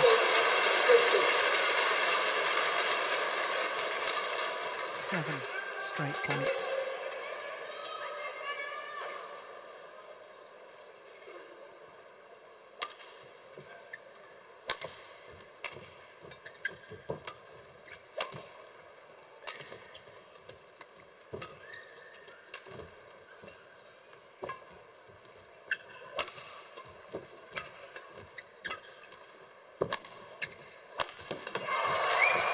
Defence. Oh, what a shot!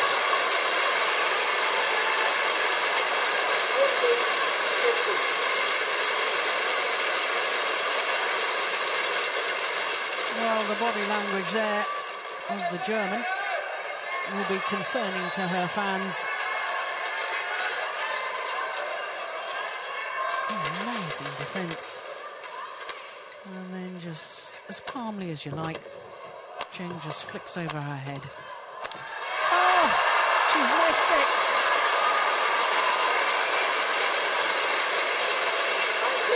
9 straight points from that 10-15 deficit. She's now, Zheng Xiaoqie, just 2 points away from taking this second game.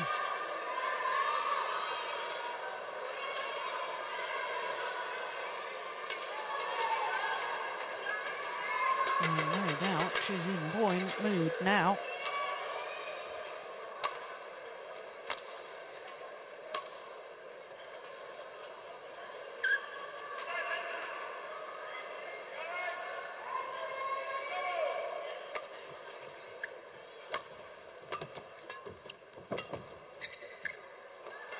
And that's gone long.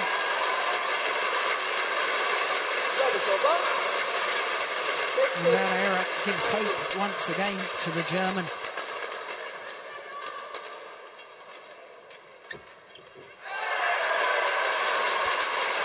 And so too does that error on the return of serve.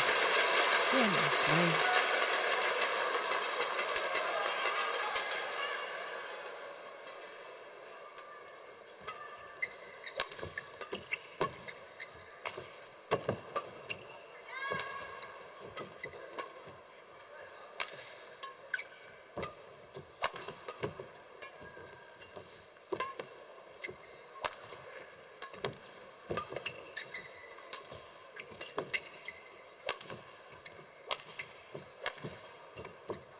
Good rally. Ball's going to land in. Came back in. Assisted by the drift. And now 3 opportunities for Zheng Xiaoqie to send it to a third and deciding game.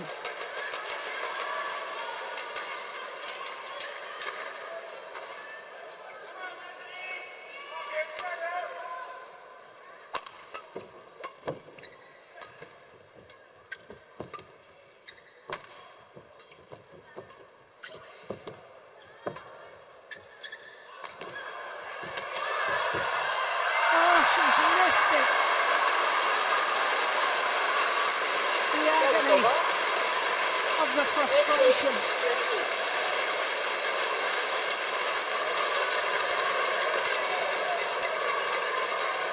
She had an open court. She knows it herself.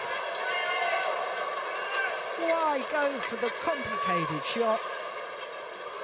But doesn't that just sum up Zheng Xiaoqie?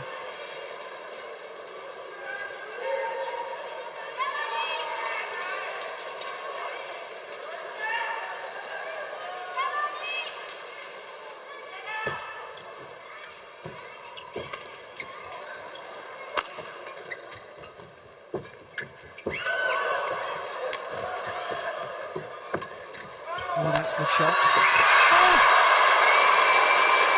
Incredible. Well, thoroughly deserved it, did the German. That was the one that did the damage. And 2 game points have been saved. But 1 more remains for Zheng Xiaoqie.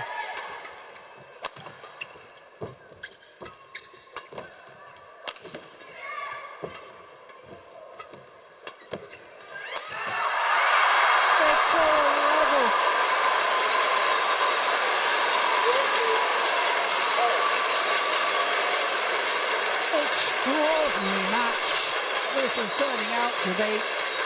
Full of drama, full of skills. And now at 20 all, we will require extra points until there's a clear 2-point winning margin.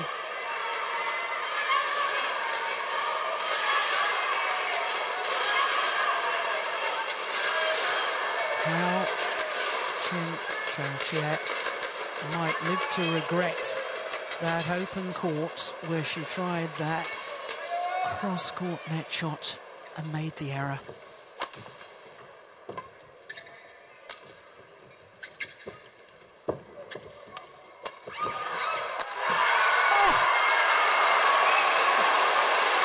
Oh, this match has got everything. 3 game points saved. And now a match point opportunity for the number 2 seed, Juliana Schenk.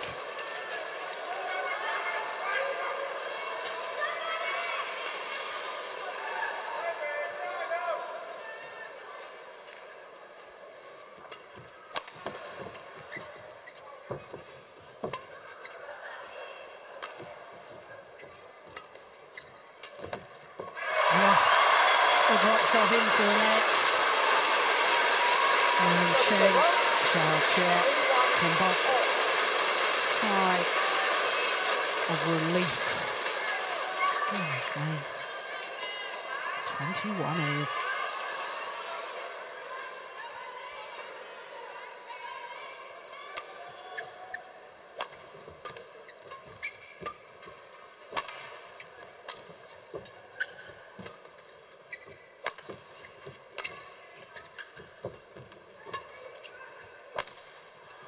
Oh, that's come back in. Oh, no, it's called wide. Chen doesn't like the call.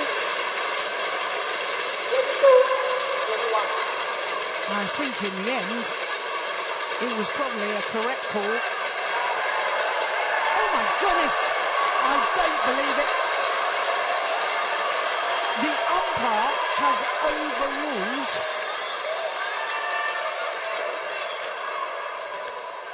Correction. Oh, no, he hasn't overruled. Goodness me. I was going to say that's an absolute disgrace if he did. Okay. It was called out by the line judge. I thought for a moment it was going to come back in. Well, that's the service judge. He's not the man that made the call.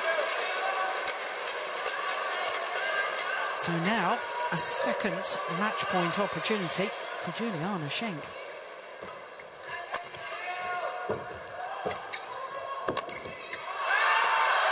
It's gone wide.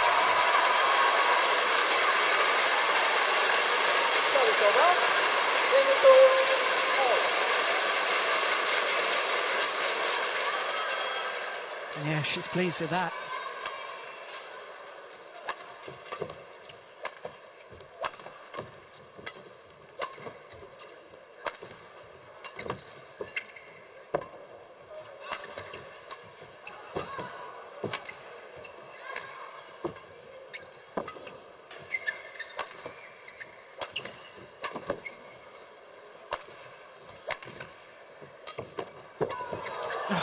Reached. Oh my goodness. This is just getting better and better. Oh!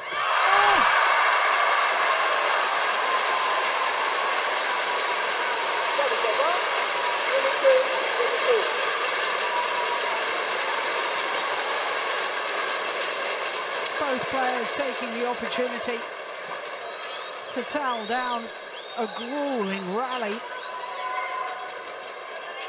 And Juliana Schenk, having saved 3 game points, now has a third match point opportunity. Will it be third time lucky?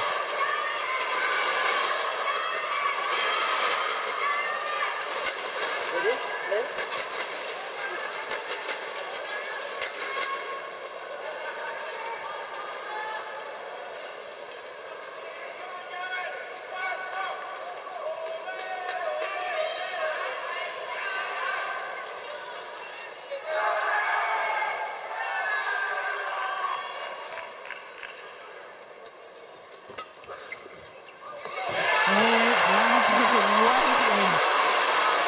In terms, that wasn't even particularly close.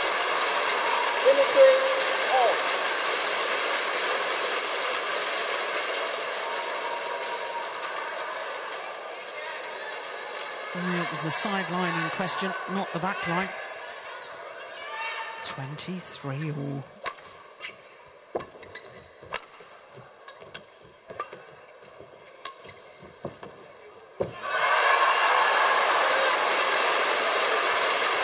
Well, it's her 4th Super Series tournament final and a 4th opportunity for Juliana Schenk to take her maiden Super Series title.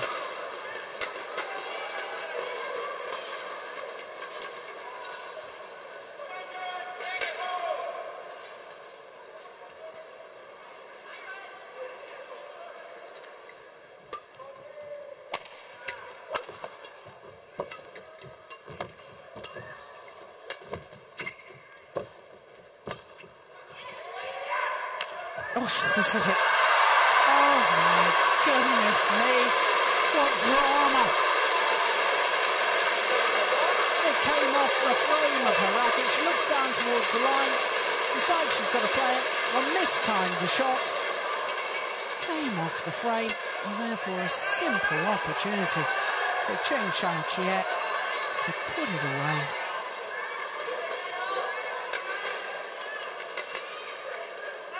All.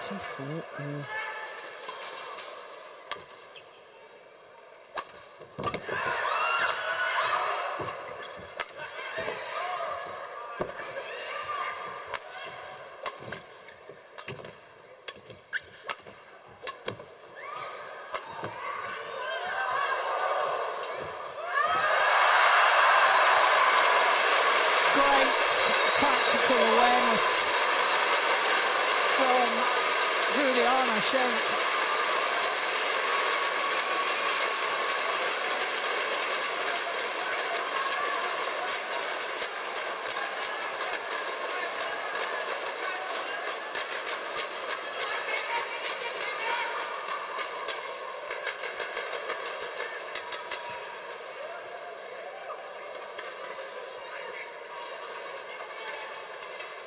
The focus, the concentration. Fifth match point opportunity.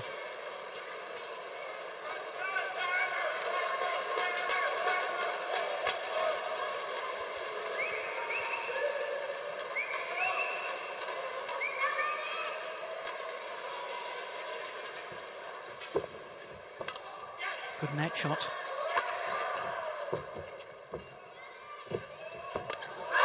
First time. She sinks to her knees, dissolves into tears in our fourth Super Series tournament final, our fourth final of the year. Second Super Series final of 2012. And for the first time ever, Juliana Schenk wins a Super Series title, and it's here at the Li-Ning Singapore Open. 26-24, some of the crowd are on their feet, and rightly so. 52 minutes of drama, excitement, and some outstanding badminton.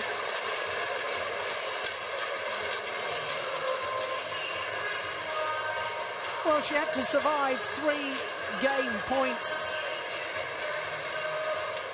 in that second game, one of which was really squandered by Chen Xiaoqie. But what entertainment in the women's singles final. First European to take a Super Series women's singles title for over 2 years. And that's what it means.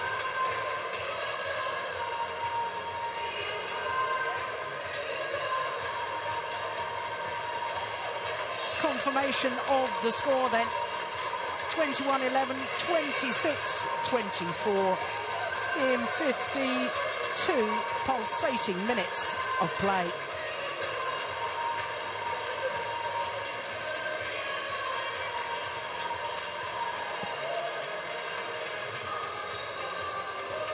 Her 17th title she's won throughout her career, but without question, her biggest. Her first Super Series title.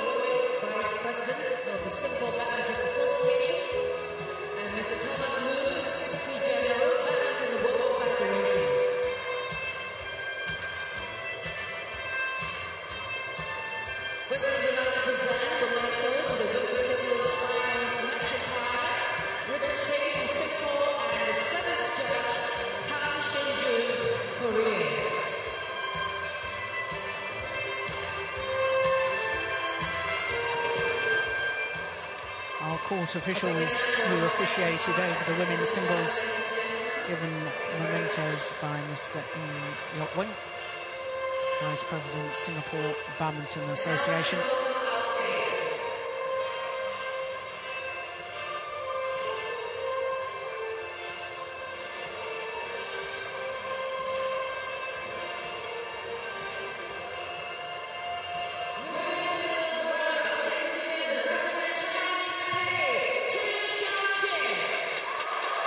Well, it was her first ever appearance in a Super Series final, and she gave it her all, did Chen Chao-Chie.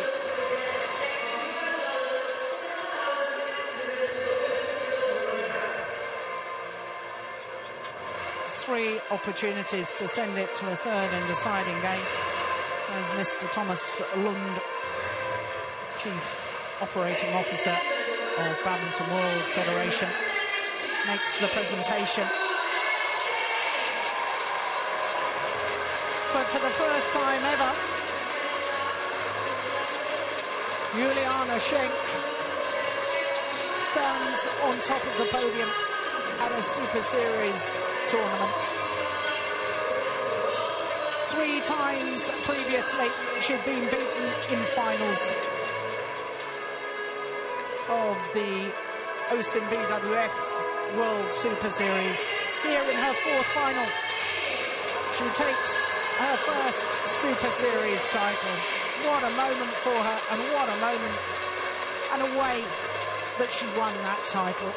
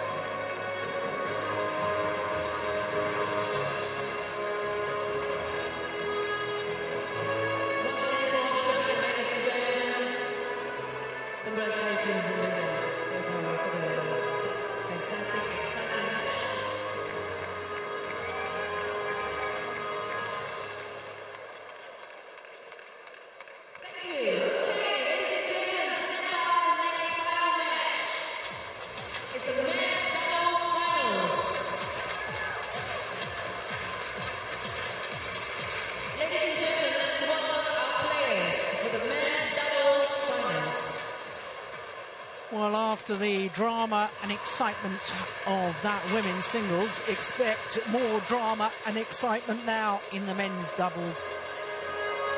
World Championships silver medalists Go Sang-hyun and Yu Yang-sang up against the current Olympic champions Marcus Kido and Hendra Setiawan of Indonesia.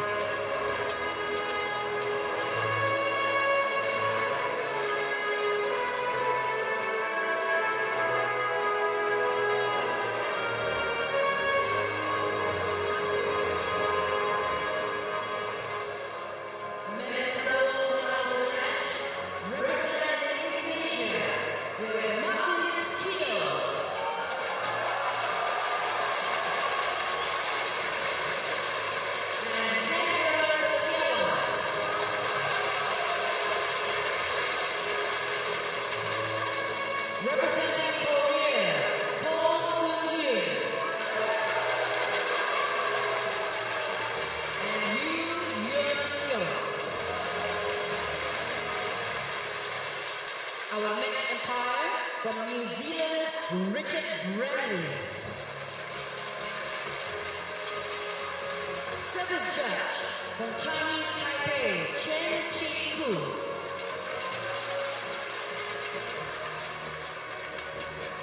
Ladies and gentlemen, So to our third final, the players and the court officials just been introduced to the crowd. It is the Olympic champions and number 4 seeds Marcus Kido and Hendra Setiawan up against the number 2 seeds Ko Sung-hyun and Yu Young-sung.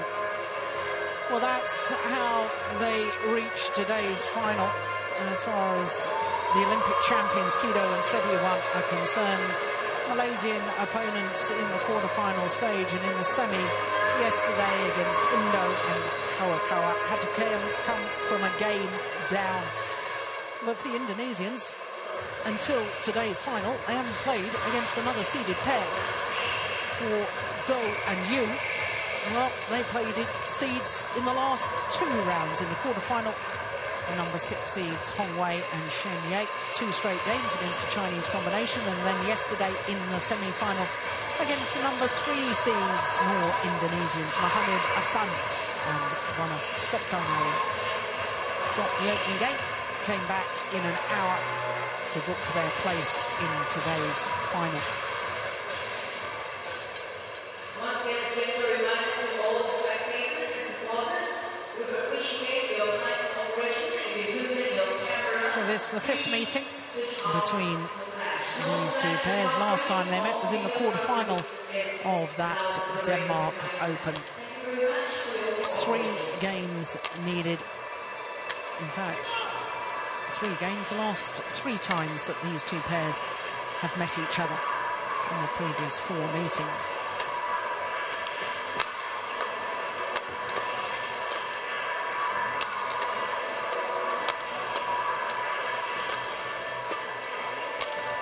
So to the Olympic champions, first of all, seeded for number 8 in the world ranking, down from 7 a week ago. And of course they reached the final here in Singapore 3 years ago when they were the number 1 seeds, lost out to an English pairing of Clark and Robertson. It's their 2nd final of the year, because of course they won the Australian Grand Prix. There's Hendra Setiawan, the 27-year-old from Malang in East Java. His partner, also 27 years of age, born in Jakarta. Not only the Olympic champions, but also the Asian Games gold medalists. So to the silver medalists from the World Championships last year, 25 years of age, both of them, Go Sung-hyun and Yu Young-sung. And they were semi-finalists 2 years ago. Last year they were the number 3 seeds and lost in the first round to a German pair. That was a bit of a surprise. But for Go and Yu, this is their 2nd Super Series final of the year, because they were beaten finalists in New Delhi at the India Super Series event, where they lost out to Asara and Ranjit in 3 games. So our umpire for this match, Richard Bradley from New Zealand, Chen Chu from Taipei is the service judge.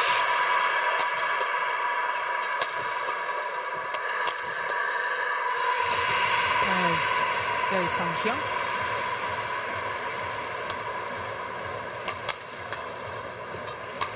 In fact, all 4 men on court played in the mixed doubles here in Singapore. And that is unusual, really, for the top men's doubles players in the world. Tend to concentrate just on men's doubles, but just shows that playing 2 events is not impossible, and you can still be successful in 2.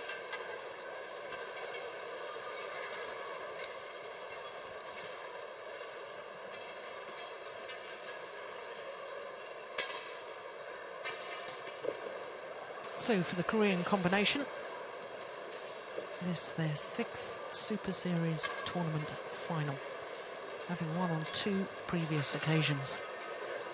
For Kido and Setiawan,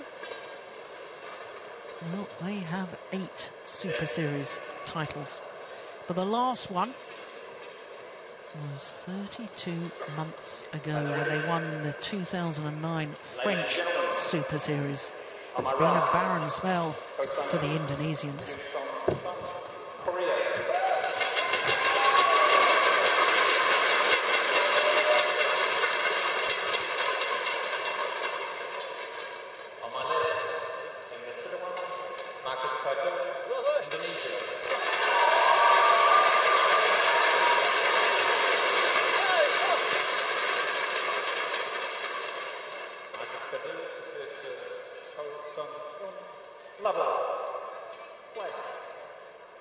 So Marcus Kido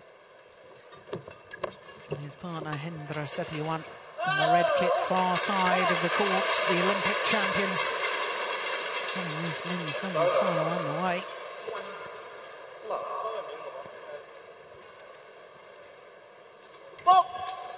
Service fault called, struck above the waist, and immediately Mr. Chen from Taipei, recognising that doubles players now do tend to serve, in my opinion, very high.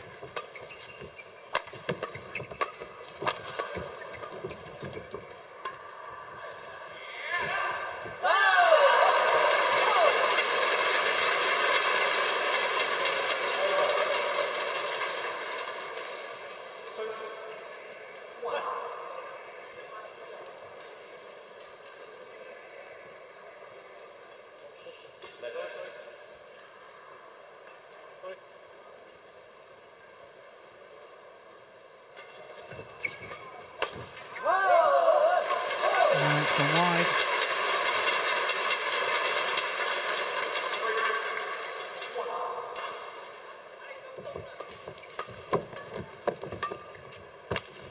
Oh my goodness gracious. Well, it was a big surprise when they failed to win the Indian Super Series final. Go on you. Well, that's to take nothing away from the pair from Thailand, because they thoroughly deserved their victory, and I think most pundits would have put their money on the Koreans.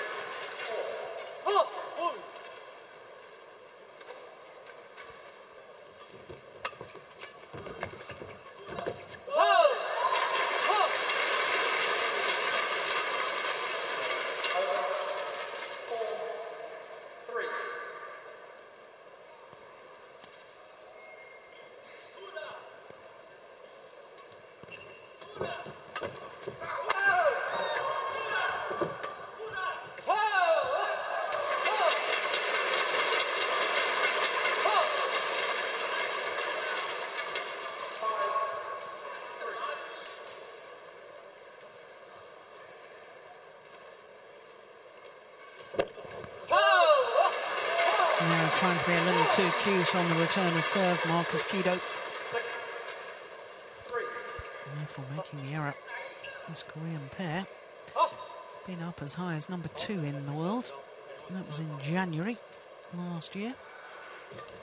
They did actually finish 2010 as number 1 on the Super Series ranking.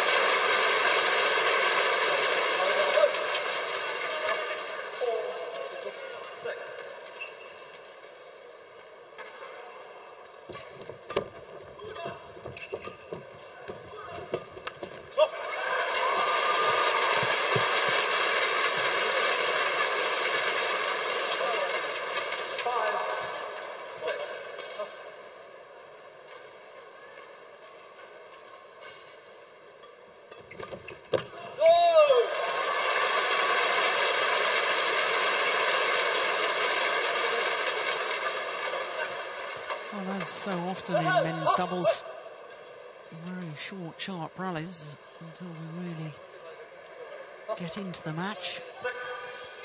Only 3 minutes of play for 6 all. There's another very short rally.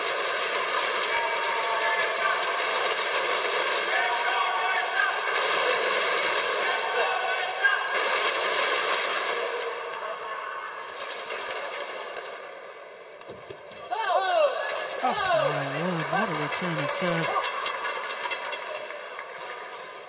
Now, called good by the line judge and the Indonesian players appealing to the umpire, Richard Bramley. And he says no, it was a correct call. Oh, the short rallies continue. You can call that a rally.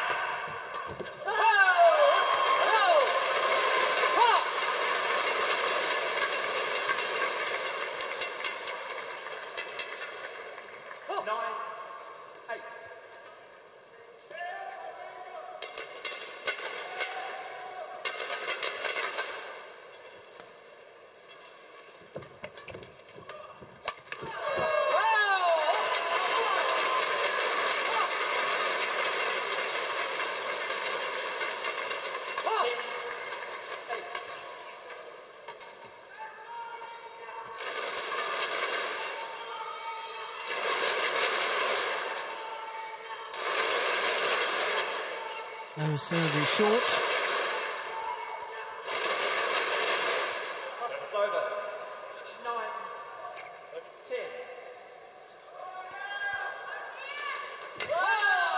So too is that one, and he pays the compliment. Now, just 6 minutes of play. And we're already at the mid-game interval.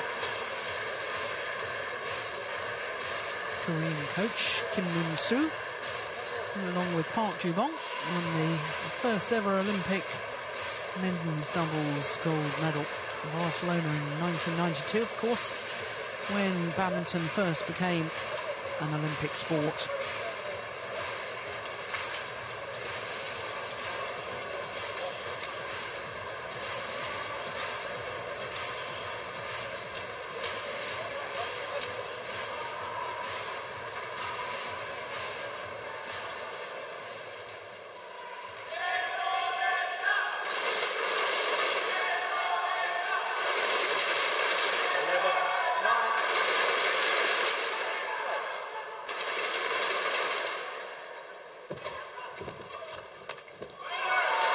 That's a missed opportunity.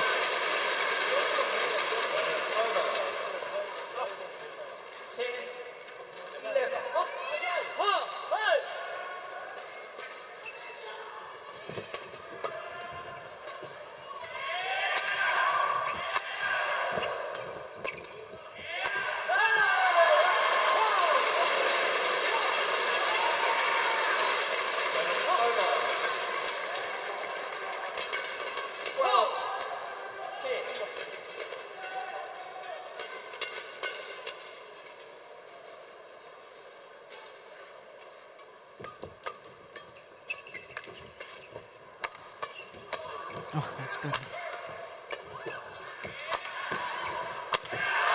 Yeah, got themselves out of trouble with the Indonesians.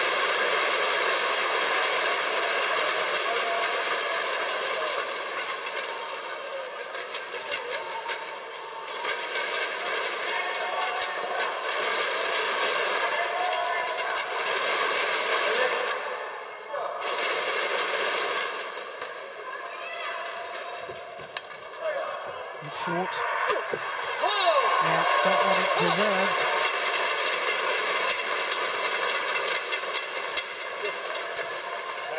That was a wonderful return of serve. Helped by the net cord.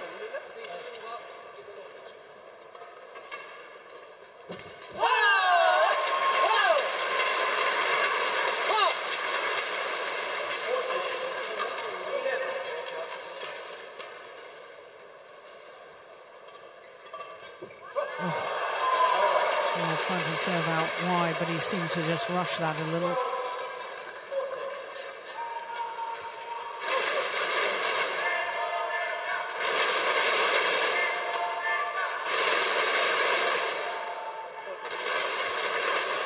Well, I don't understand that. Looked to be ready. The umpire just agreeing with me, I think.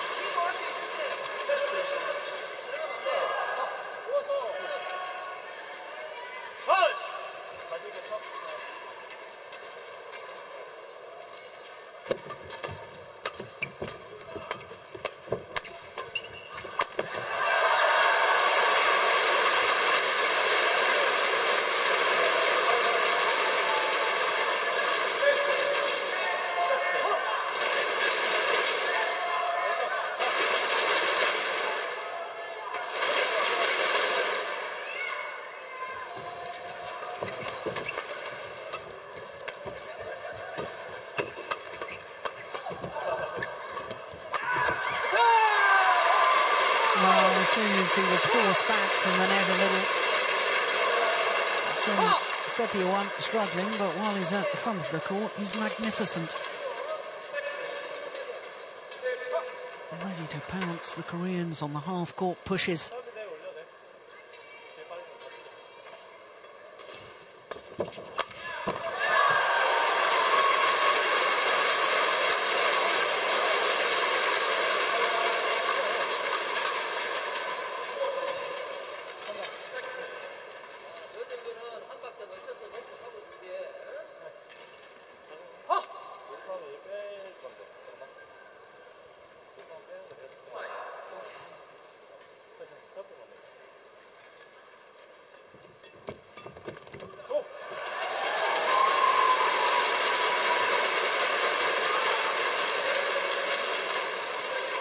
Just 1 point in it now.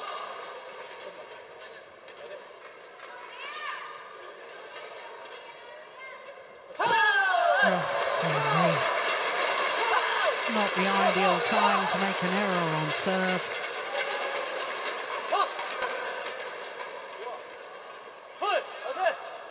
Mind you, it's never really an ideal time, is it?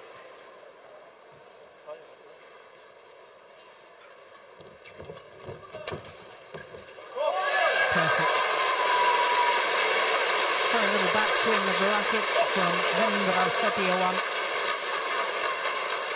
Still producing the power. Kicking it flat over the net, deep into the backhand corner.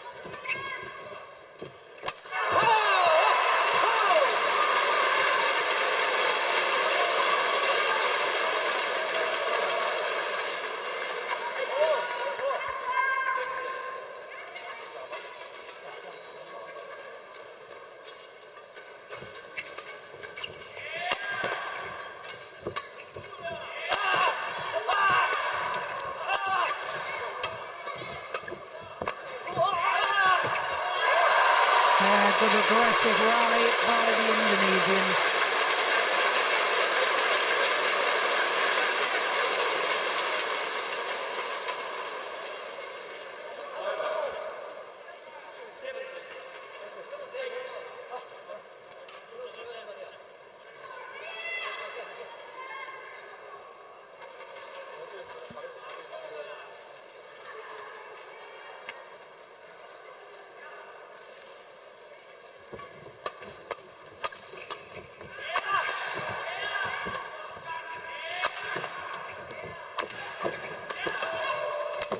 Good rally.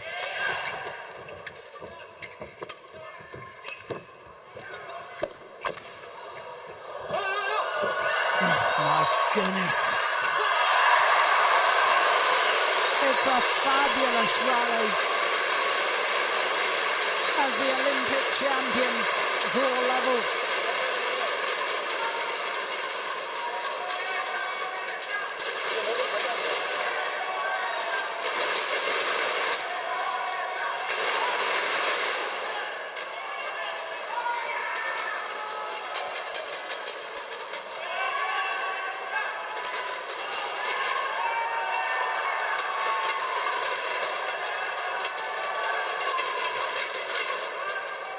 umpire being very lenient with the players to take this long, especially at this stage of the game.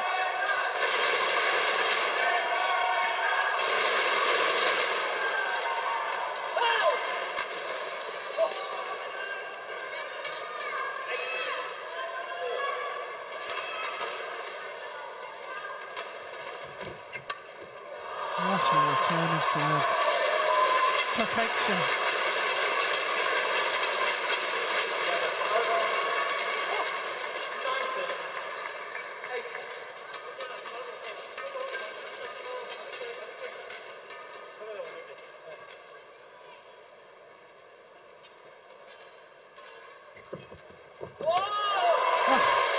Arrow pays the compliment, would you believe it?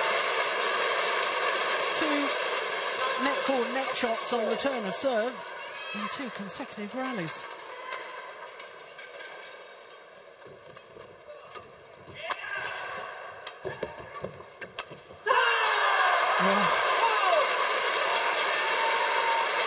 Error on the backhand there from Marcus Kido. And it means that the number 2 seeds from Korea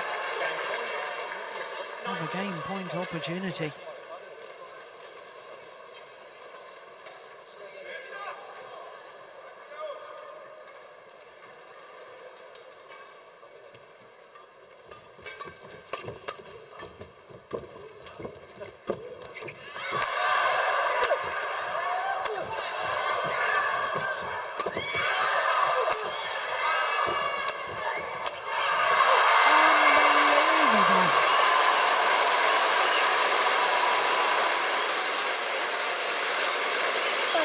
Indonesians were in all sorts of trouble, but somehow found a way out of it.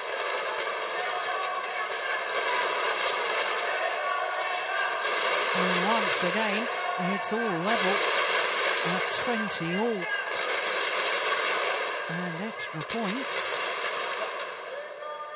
until there's a 2-point difference between the two pairs.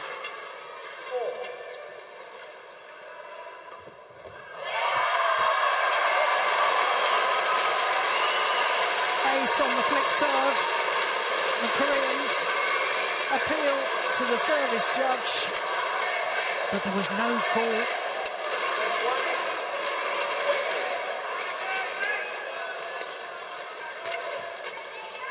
Well, having survived a game point, now a game point themselves.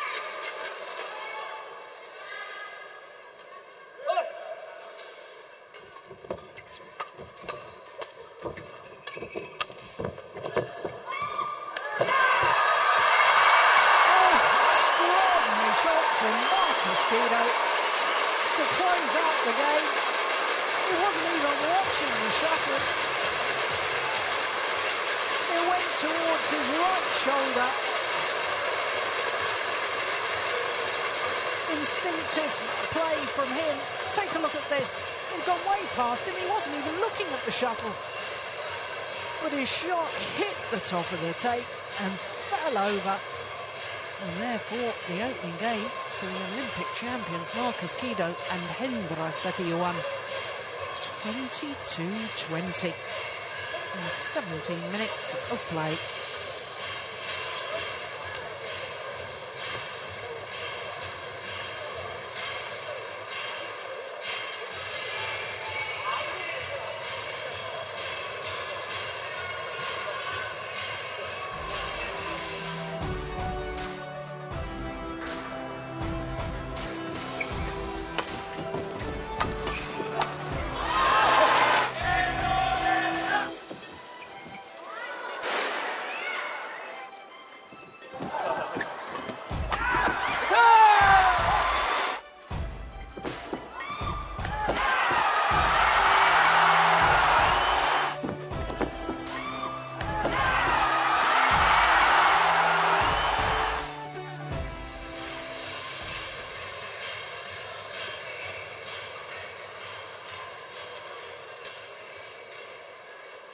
So the players return to court.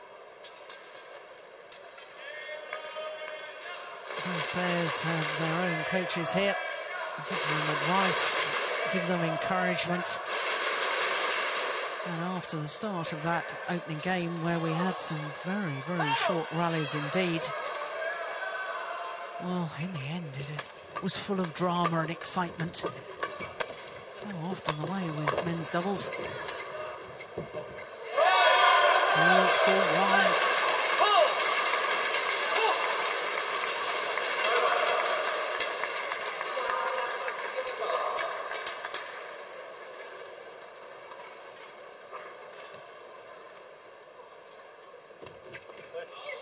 That's called good. Perfect low serve.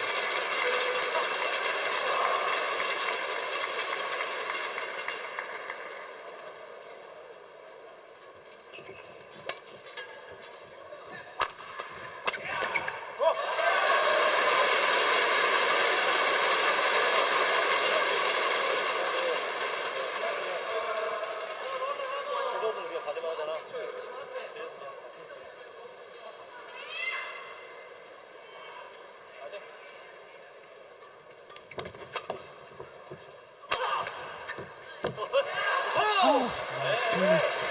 Well, immediately, Marcus Kido, hands on hips. Can't believe the call. It was called wide. It was desperately close. Unfortunately, we're not going to see it again.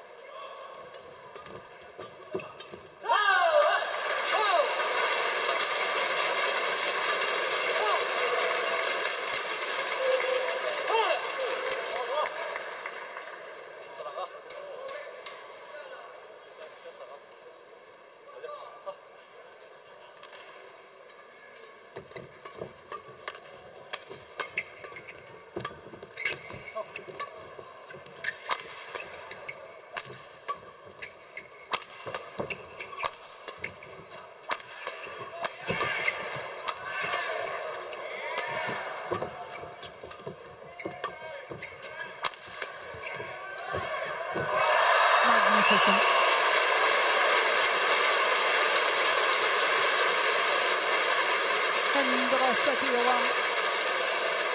Is always so aware of where his opponents are. There, the disguised drop shot for the outright winner. Look how deep the defensive stance, though, of the two Koreans. They were on the doubles service line. You can't afford to go that deep in defence. You do leave yourself very vulnerable to those drop shots. Oh dear. And then makes, after that brilliant drop, makes an error on the low serve.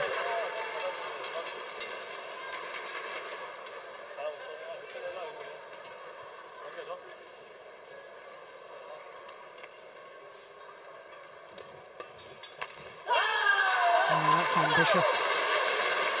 Going for the backhand smash.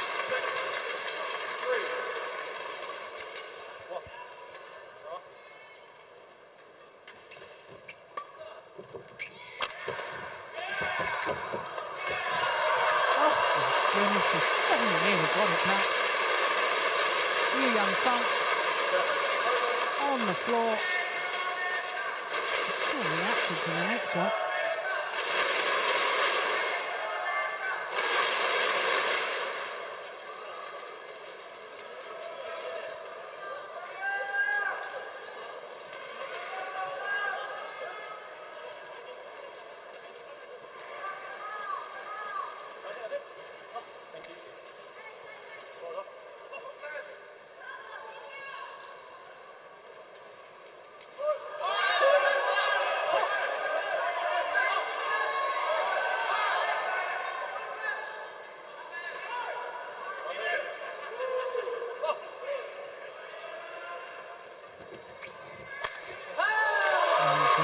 What on earth was that from Marcus Kido?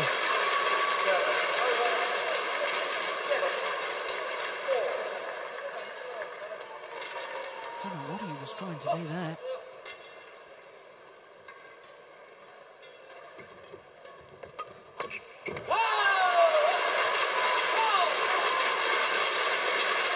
You just sense a little shift in momentum here in favour of the Koreans. I think the Koreans just pointing to somebody in the crowd who's using a flash camera, distracting the players.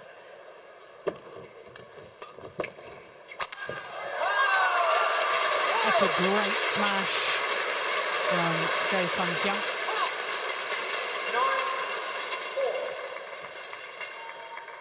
He's a powerful athlete, isn't he?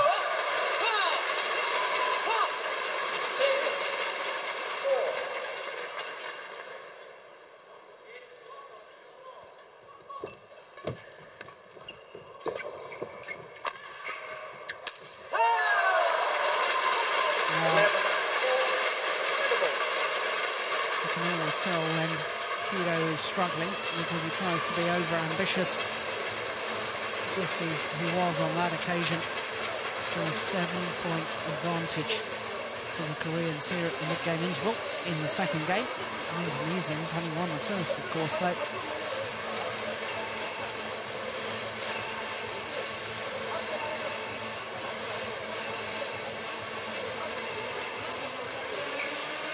And as far as the Indonesians are concerned, I would suggest that they probably need to revert to their more favoured formation, which is Hendra Setiawan taking control at the front of the court, and Marcus Kido having the patience to work a little harder from the back of the court.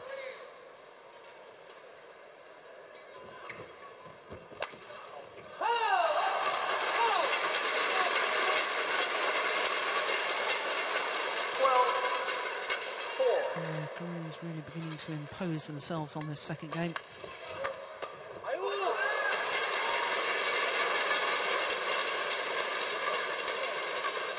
Over.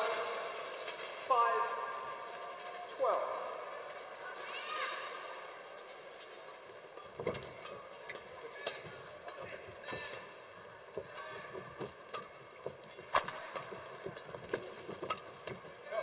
Oh, superb.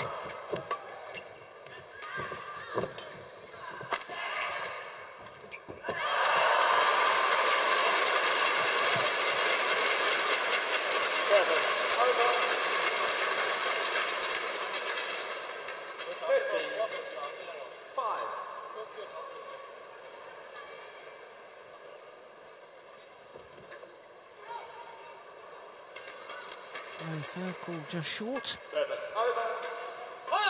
6-13.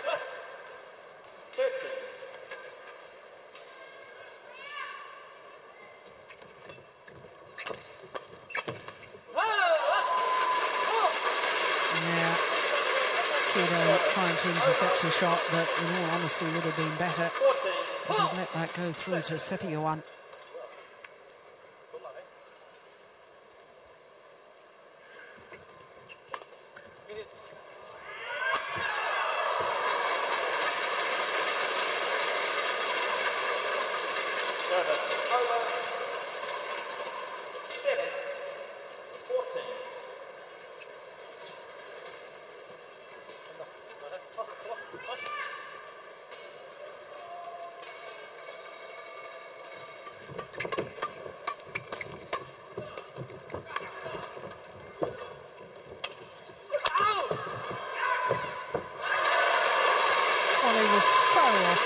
When he played that first smash, Jae Sung-hyun.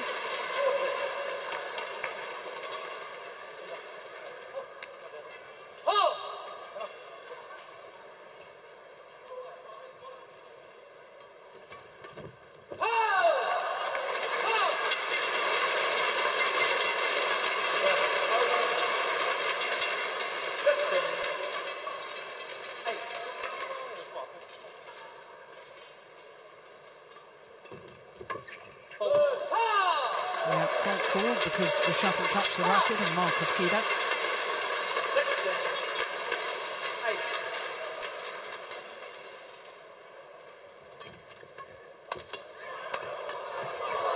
Unbelievable.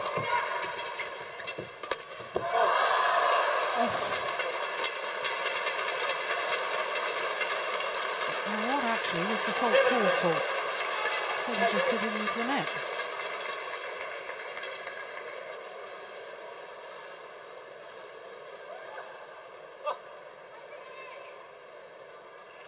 Yeah. Service over. 9-17.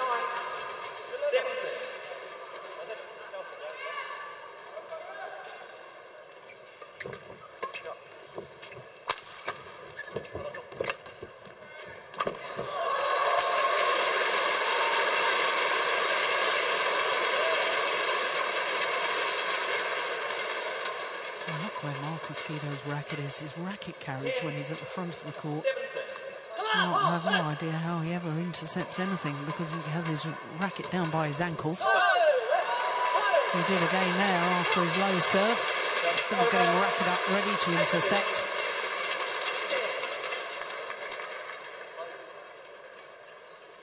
Three points away from a third and deciding game, and that's why you need to keep your racket up ready, because it takes time to lift the racket from the ankles, and by then you're mistiming it. You're too late.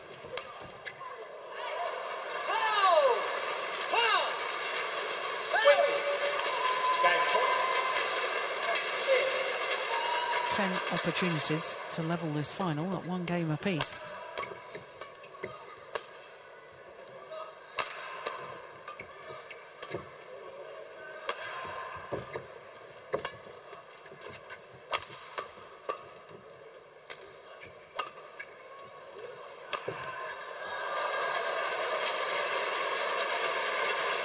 Service over. 11-20.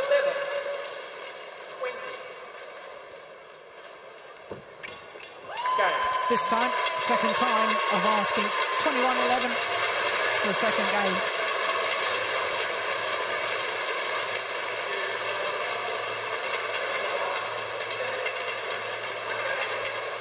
Yeah, it's a very clever return serve, just enough pace on it to get it past Setia1 at the net.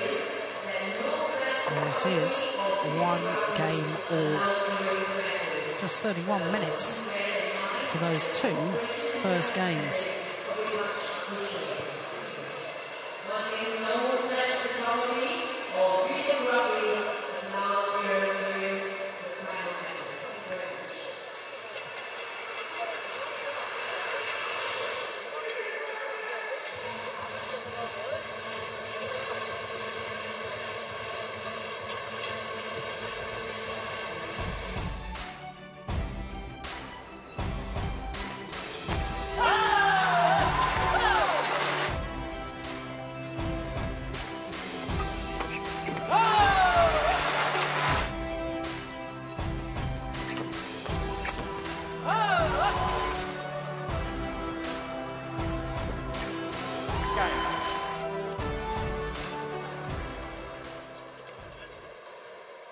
Well, I wonder what the Indonesians have left, because the way they lost that second game, I thought the Koreans really upped their tempo. And it looked to me as if the Indonesians had just lost a bit of their sharpness.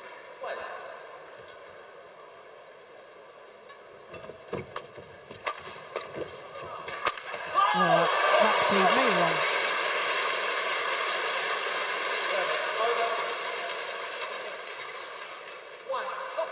Put away so well.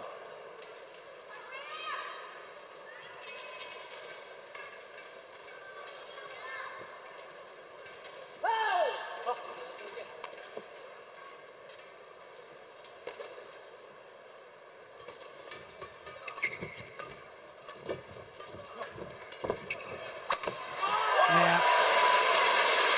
There was a little net shot from Marcus Guido that did the damage. And once again, the Koreans just too far back in their defensive stance, despite the dive.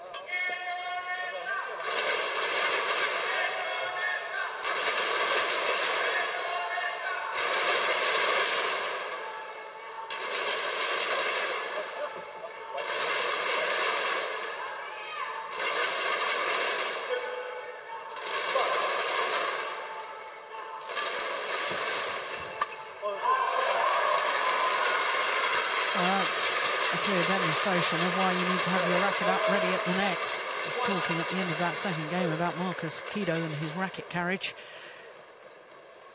Your young son just proving if you keep your racket up, it's very simple to put the shuttle away.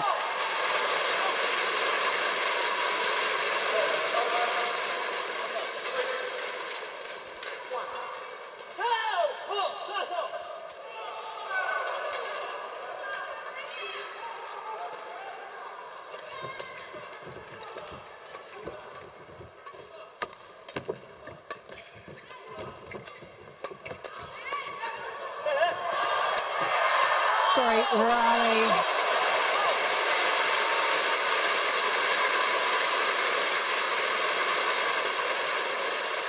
It was the defensive shot from Setiawan, guiding it across court.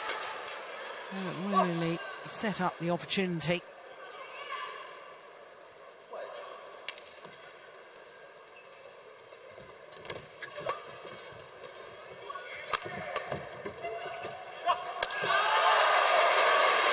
Real hesitation from Go Sun-Kyung. Sure, he didn't think that was going out. Yeah, he turns to his coach, asks the question. Well, this really has blown my theory out of the water, hasn't it? 5-1 advantage to the Indonesians. Oh, that's come back in. That drift from right to left as we look down on the court means that things that are going wide of that line come back in.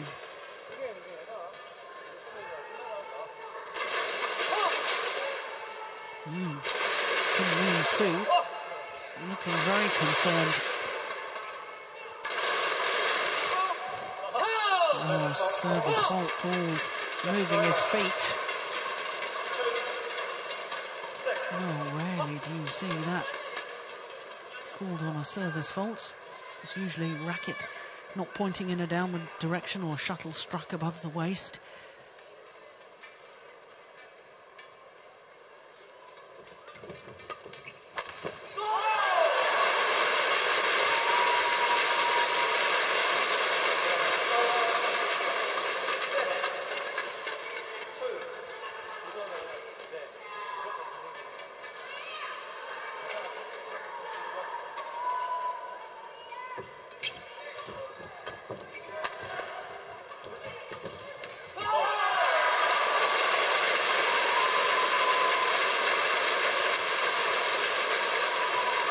Oh, a real transformation by the Olympic champions here in the decider from their form in the second game. And I think it's caught the Koreans unaware. Caught them napping.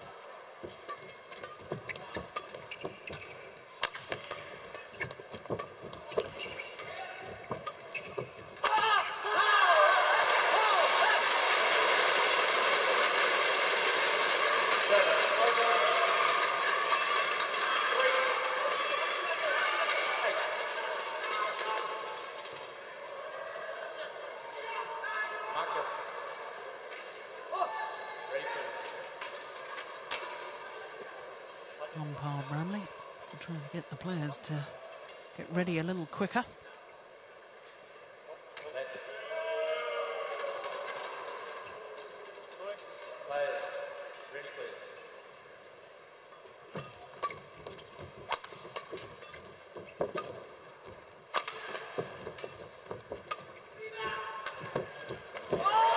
Oh, he's absolutely delightful from Mahendra Setiawan.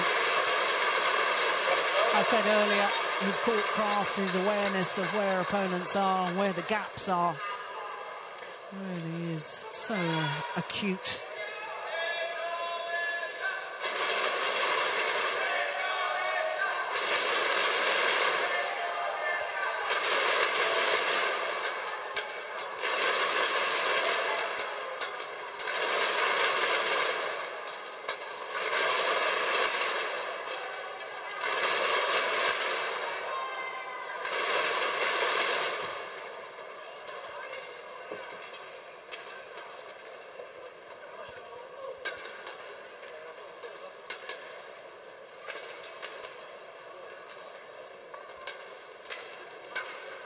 Well, the tournament doctor has been called.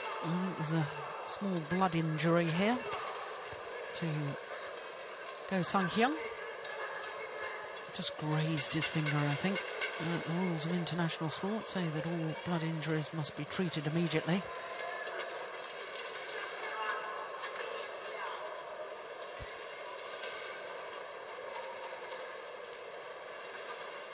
Yeah, skidded along the ground.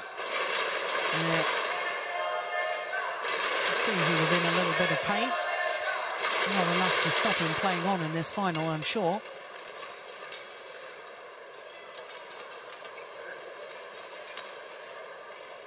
Well, one of the medics wearing gloves, the other one not.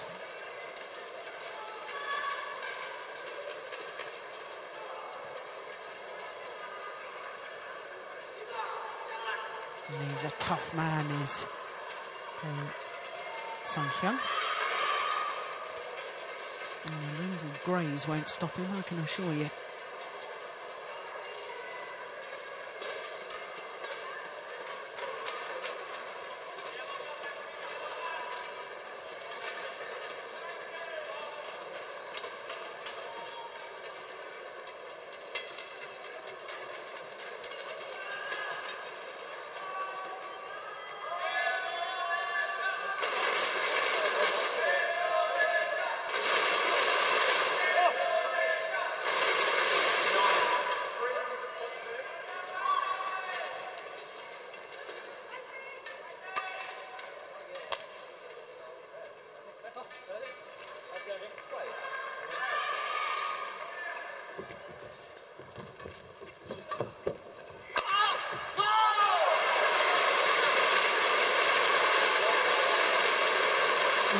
Wasn't altogether convinced by the cross-court lift. Really playing his partner into trouble there. The obvious shot was the straight smash.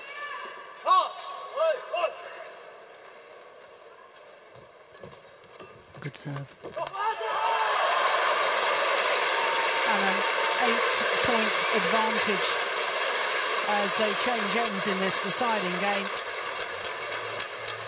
Just too loose from Go Sang-hyun.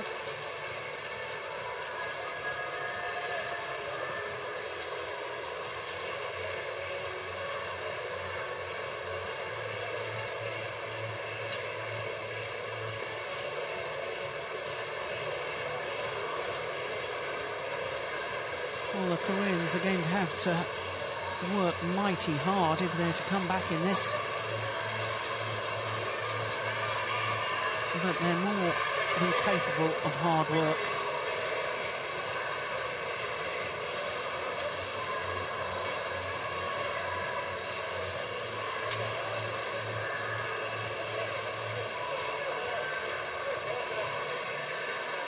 And Marcus Kido, I can tell you, is just applying some more strapping to his knee. Being beset with injury problems. Illness, high blood pressure. Missed the World Championships last year because of typhoid. Bad knee.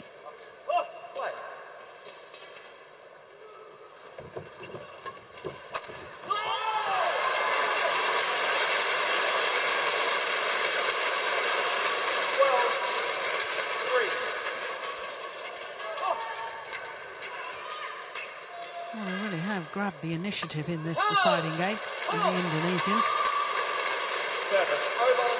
It's just a question of whether they can maintain it.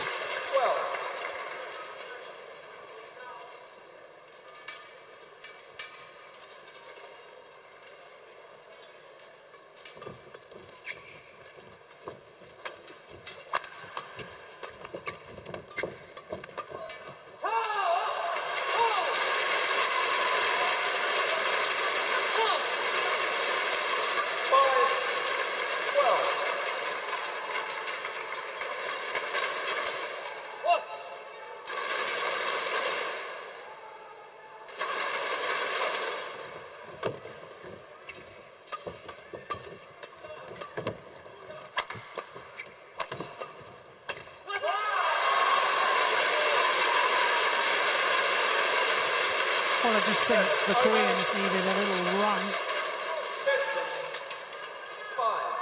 that's not happened.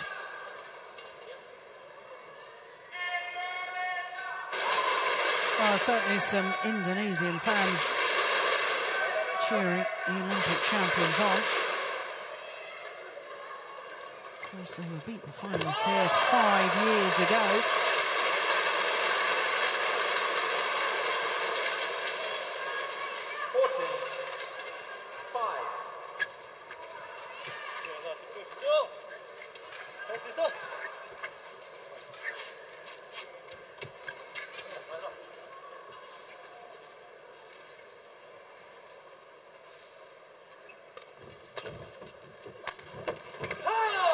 That's lovely. Great disguise, good angle.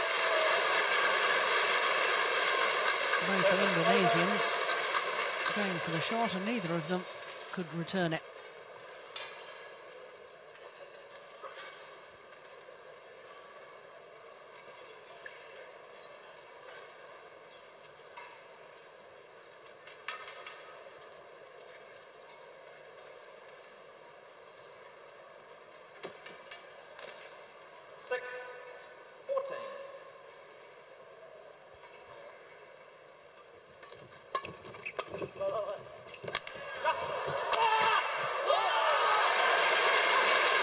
Forced to play the high backhand from the back of the court. Yu Sun, in fact, did a full pirouette before he hit that. Over 15, 6.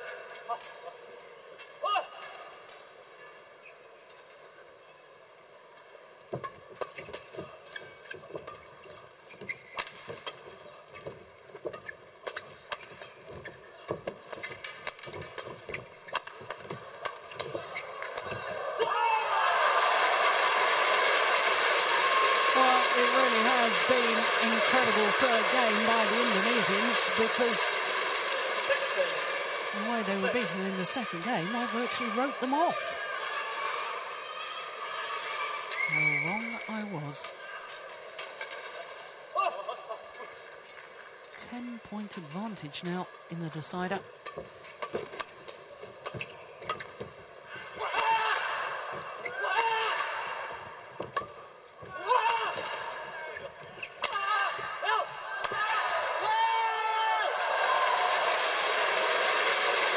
And they increase their lead still further.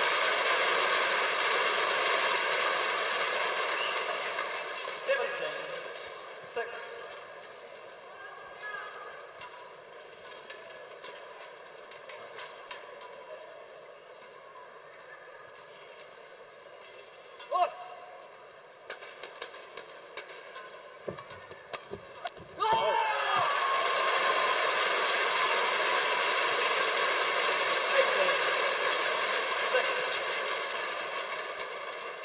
"32 months since they last won a Super Series title, Kido and Setiawan.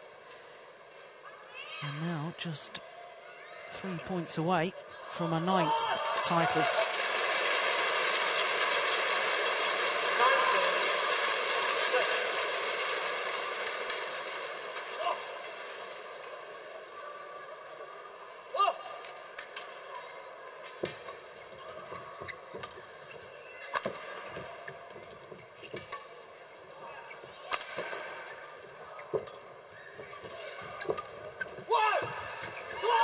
Unbelievable. What a shot to bring up match points. Well, there was me criticising him in the second game that he was over-ambitious. When it works, it's sensational.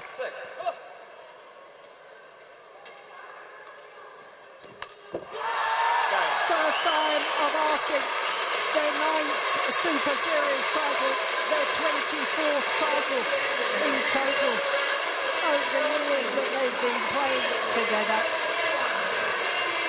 What a remarkable comeback in the deciding game after being totally outclassed in the second by the number 2 seeds, Go San-kyung and Yu Sun.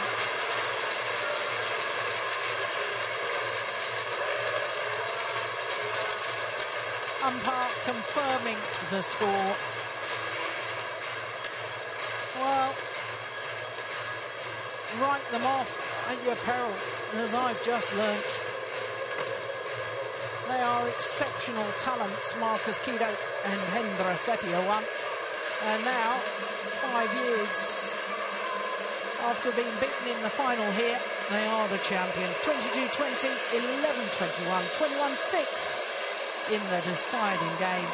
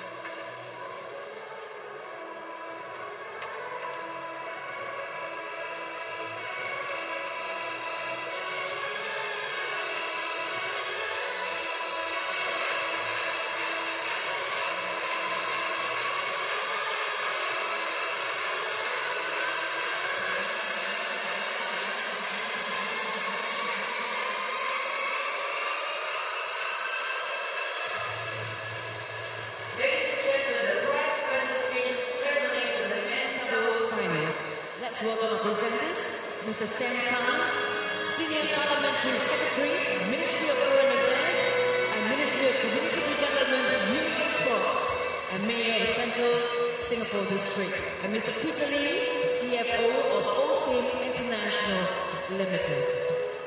We'd like to present a memento to the men's doubles finals match umpire, Mr. Richard Bramley from New Zealand, and service judge, Mr. Chen Ching-Ku from Chinese Taipei.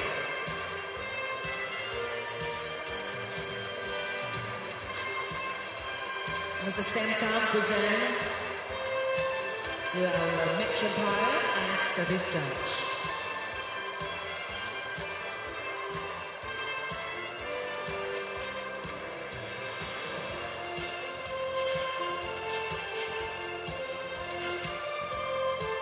Thank you, gentlemen. Thank you, sir.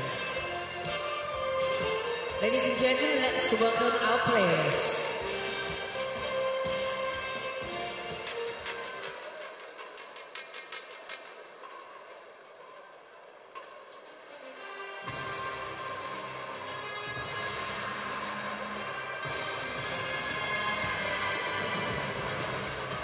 Men's doubles runners-up. Representing Korea, Ko Soon-hyun and Yoo Yeon-cheon. The number 2 seeds, their second Super Series final of the year, and the second time that they've had to settle for second best.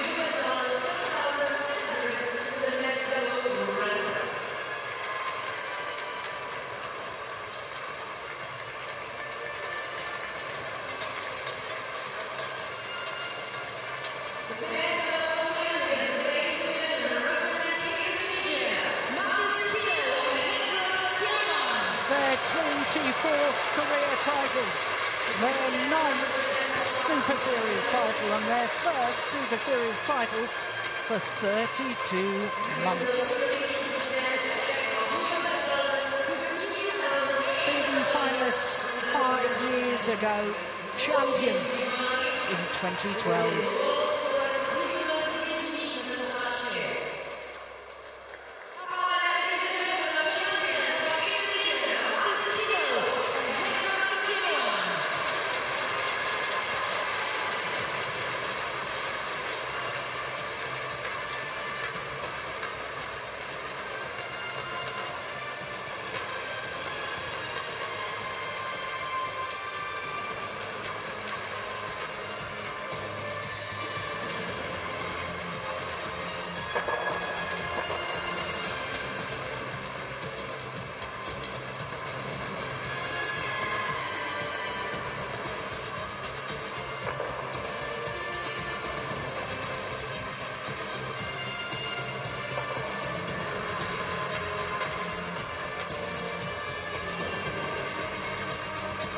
Thank you very much to our presenters, Mr. Sam Tan, Senior Parliamentary Secretary, Ministry of Foreign Affairs and Ministry of Community Development, Youth and Sports, and Mayor of Central District, Singapore District.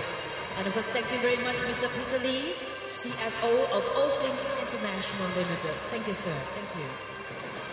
And once again, ladies and gentlemen, how about a round of applause for our champions for the men's doubles finals from Indonesia. Come on, let's give them a round of applause. Thank you. Congratulations, guys. So to our fourth final of the day, and it's a second appearance by Chen Wen-sing. Now in the mixed doubles with partner Chen Hong-ling. And they're up against the Japanese pairing of Ikeda and Shiota.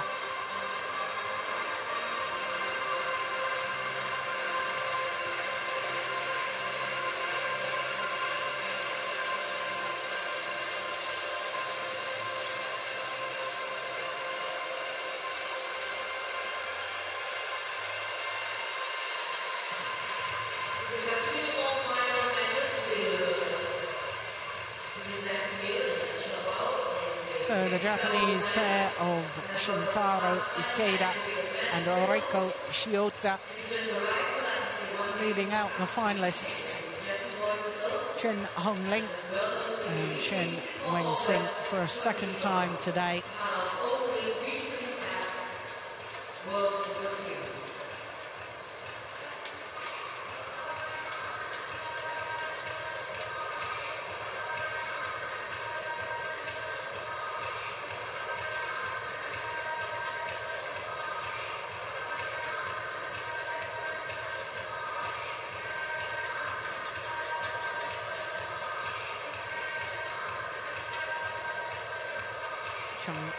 Chen Hong-ling and Chen Wen-sing, the number 2 seeds. The Japanese pair of Shintaro Ikeda and Reiko Shiota, the number 4 seeds from Japan.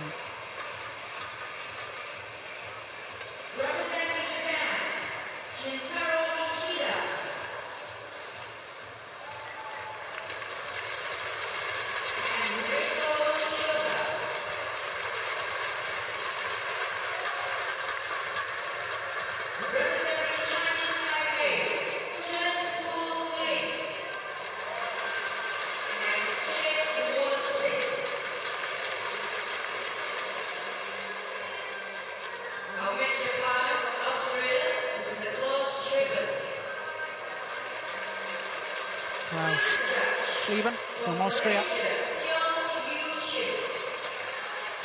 Tiong Yu Chin from Malaysia, the service judge.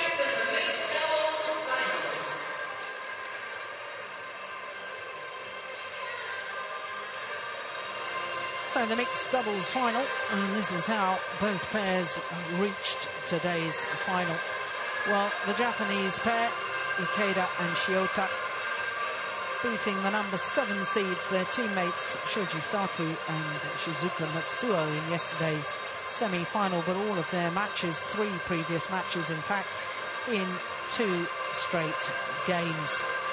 As for Chen Hongling and Chen Wen-Sing, the number 2 seeds, their quarter-final, as you can see, against number 6 seeds from India, Diju Valiavitil and Dwala Gutta, dropped the opening game there before coming back at 21-17 in the decider. And yesterday against the number 3 seeds from Malaysia, Chan Peng Soon and Go Liu Ying, it was much more comfortable than I had predicted. So that's how both pairs have reached today's final. And for Chen Wen-Sing of Taipei, second appearance on finals day today, having lost already the women's doubles final. But that is a good sign for her and her partner, because they've played 4 times previously and they've won on each occasion. In fact, that last time was in the group stage of the Super Series finals at the end of last year, and it did go the full distance.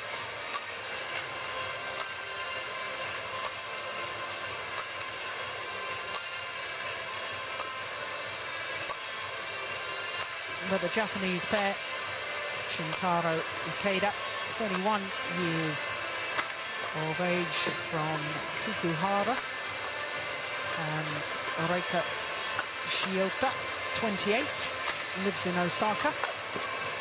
And both these Japanese players, apart from being the number 4 seeds, both bronze medalists in women's doubles and men's doubles from the World Championships in 2007. After the Olympic Games in Beijing, their respective men's and women's doubles partners retired from the game, and therefore they took up mixed doubles, and today are appearing in their first ever Super Series tournament final. As for their opponents, Chen Hongling, 26 years of age, and Chen Wen-Sing, 30. Well, they were runners-up here last year as an unseeded combination, lost to Tantowi Ahmad and Liliana Natsir of Indonesia in last year's final.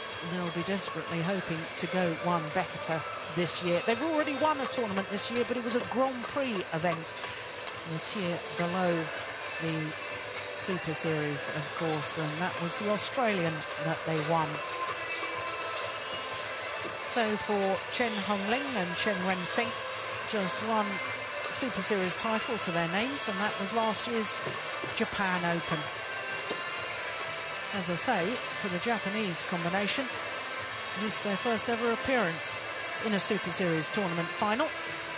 And in fact, they've never won a title. 3 times they've been defeated finalists in Grand Prix events. As we look at our match officials, Klaus Schlieben and Tiong Yu Chin. So will it be a first ever title for the number 4 seeds from Japan, or a second Super Series title for the pair from Taipei? Well, if those head-to-heads anything to go by, the pair from Taipei, the number 2 seeds, must be hot favourites. But, as I was saying earlier, the Japanese pair have been in great form. All of their matches in 2 straight games. For the Taipei combination, second round match and quarter-final went the full distance. So for Chen Wen-Sing, this of course is her 4th Singapore Open final. The previous 3 Third one of which was first match on this afternoon, women's doubles, which she's lost all three.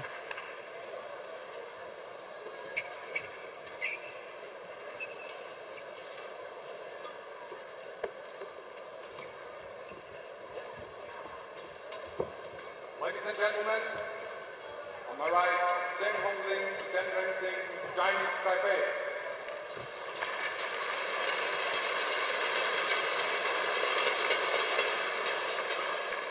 My left, Shintaro Ikeda and Raiko Kyoto, Japan.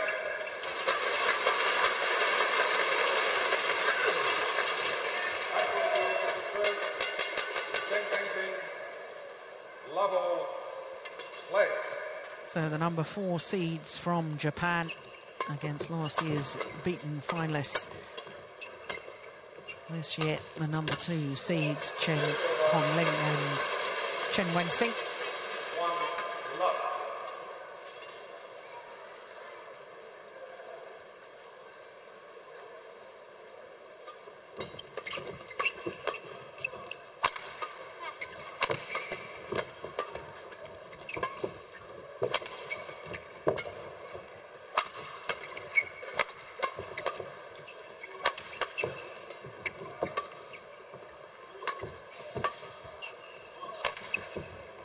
Oh, that's gone wide.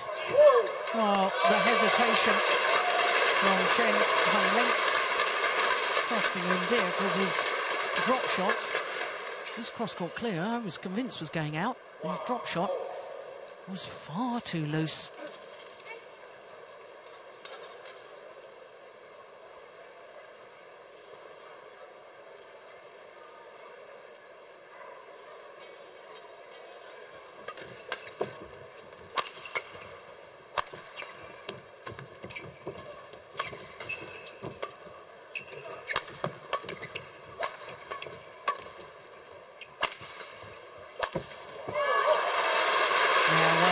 Rally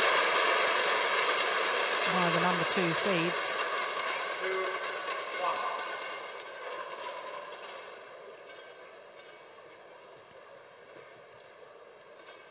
Now, how's her serve? Still a little loose. She's been having problems for months, it has to be said.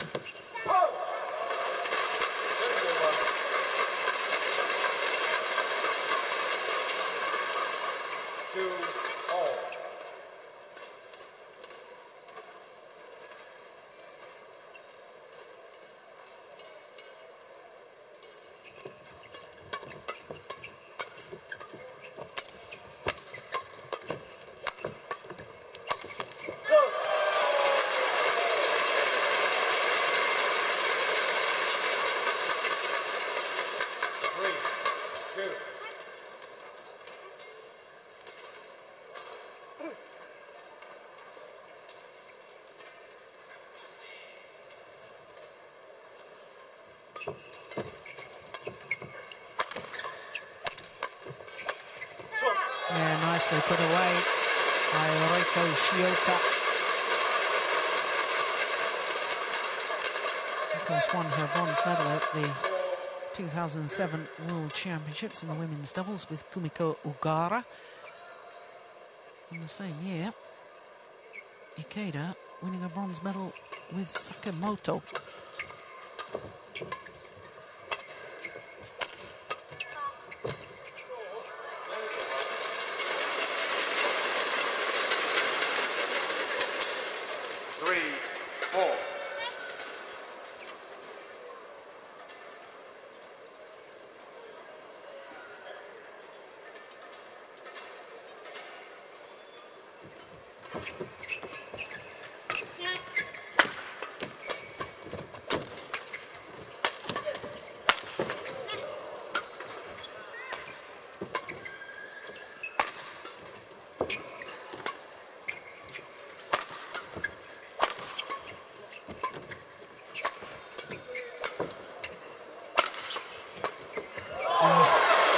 Where she's best. Chen Wen-Sing at the net. 4-0.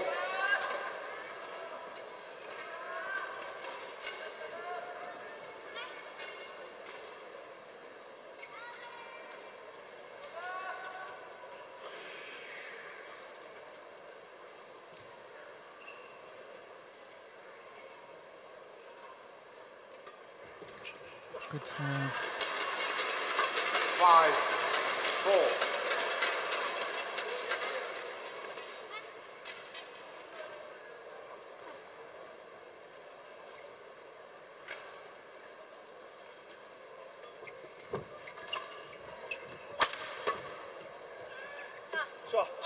Just wide. Good judgment from Shiota.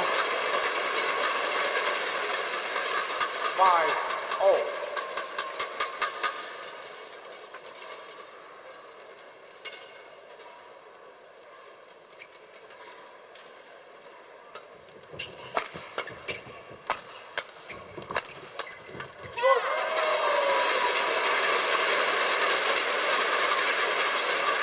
Well, I suspect that both pairs could perhaps benefit from a little bit of a change of pace, just taking the pace out of the shuttle, think more about the placement rather than the power. Service over. 6-0. Well,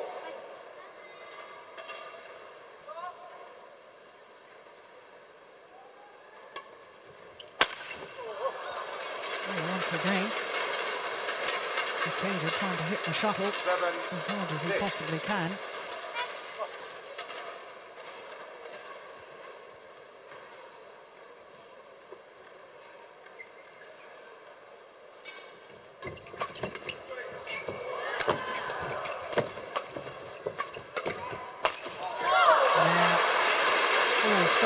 With a good serve from Chen Sing. I hope she's got her confidence back on that. 8-6.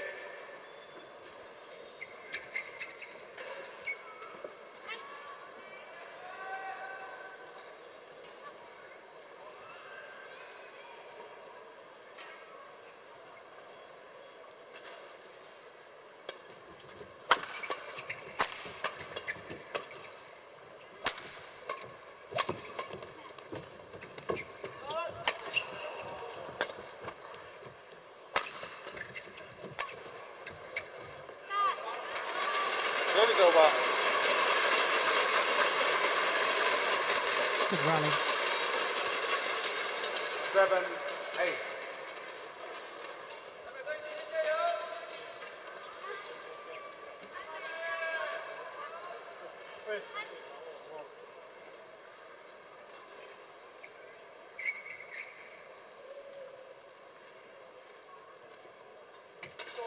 Oh, dear Service me. over. Well, the problems on serve 9-7. seems to be catching.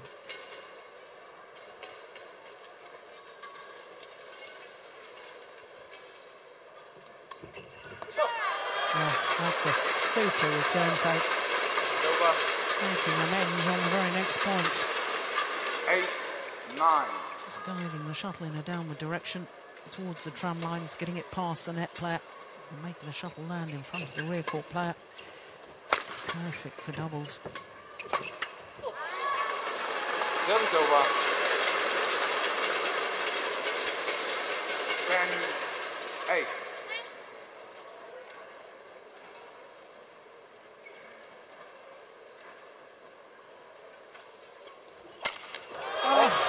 Goodness. Service Well, over. forlorn hope of mine that she had regained her confidence on a low serve. How 9-10. loose was that?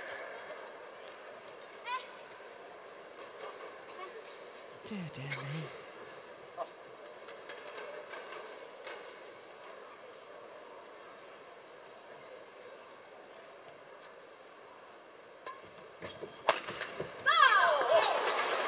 Service over. Now, Shiota 11-9. seems to have lost confidence on her serve as well, because they're throwing in the flick, immediately giving the attack to her opponents. And there's Park Jubon, former World Olympic champion, 7 times World Championship medalist, winning 5 golds when he was playing for Korea, now coaching in Japan.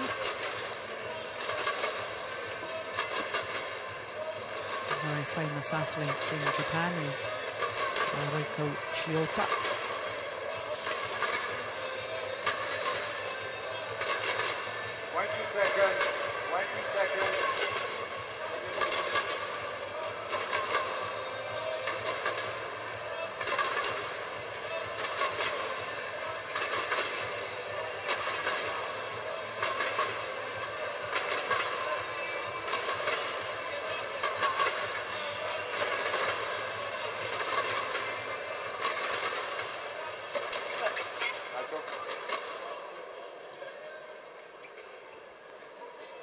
service.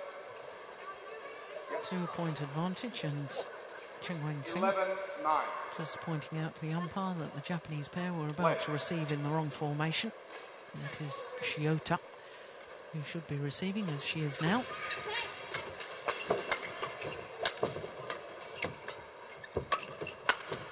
Oh, that's wild from Ikeda. 12-9.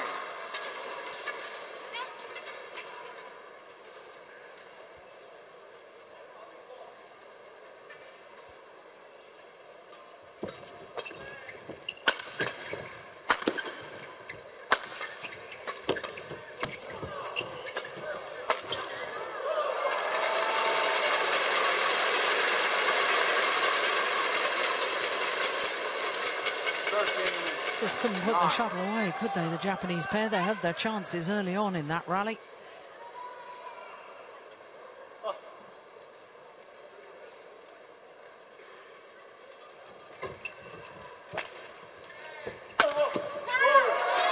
Service over.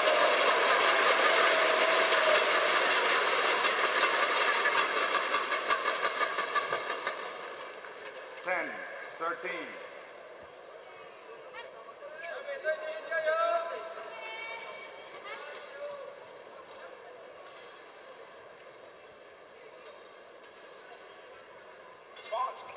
Oh, service fault called. Service over. Struck above the waist, says the service judge. 14-10.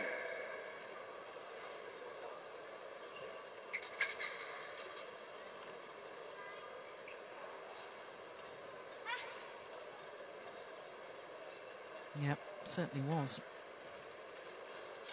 Good call by the service judge. Service over.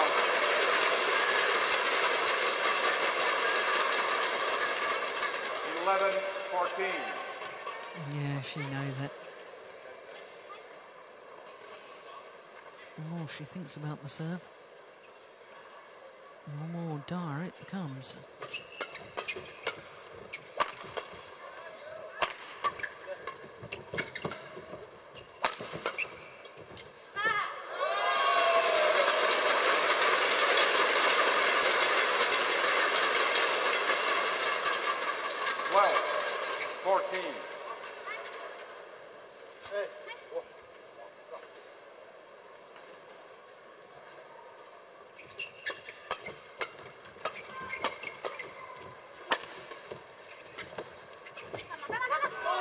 Oh, that's super.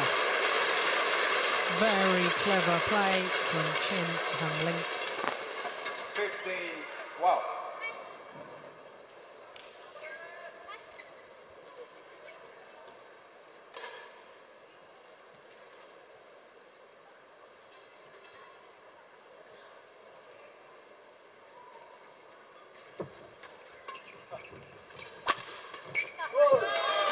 Service over.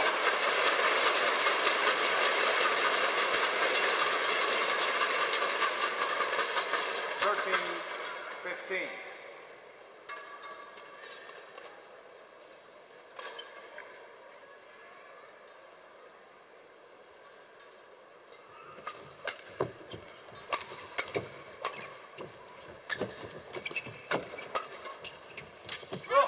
Oh, the clash of rackets. Both trying to play the same shot.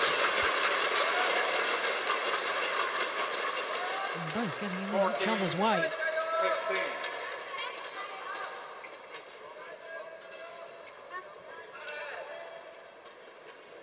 Now just 1 point in it.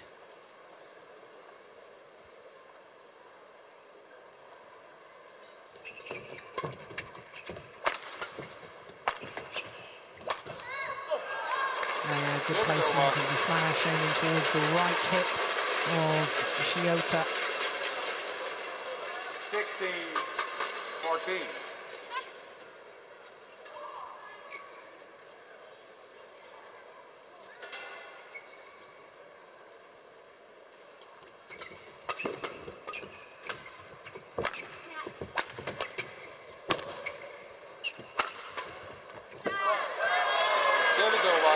A couple of times she's tried to intercept And perhaps the shuttle going so flat and fast over the net, it would have been better to leave it for her partner.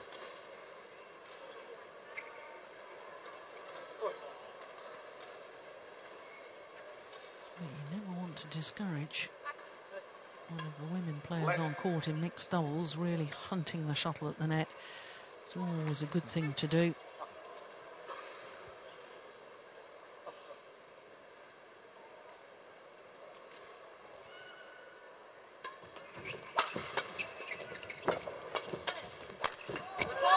And this time, the two interceptions at the net from Chen Wen-Sing paying dividends.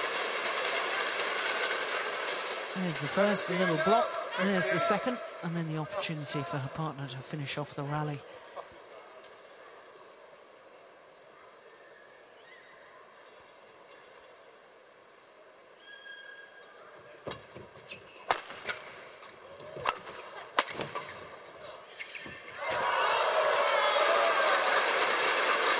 Oh, the perfect net shot from Reiko Shiota.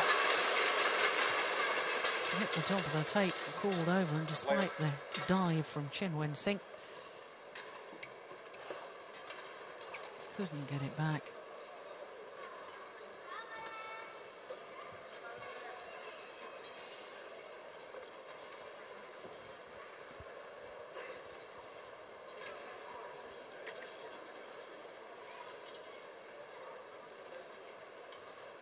Yeah, it takes every opportunity she can to practice that low serve.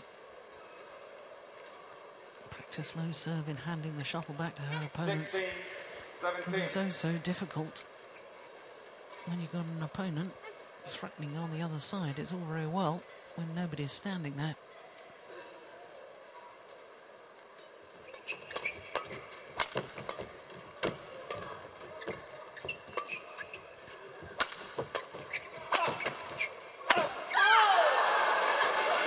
That could be a costly miss. 18-16.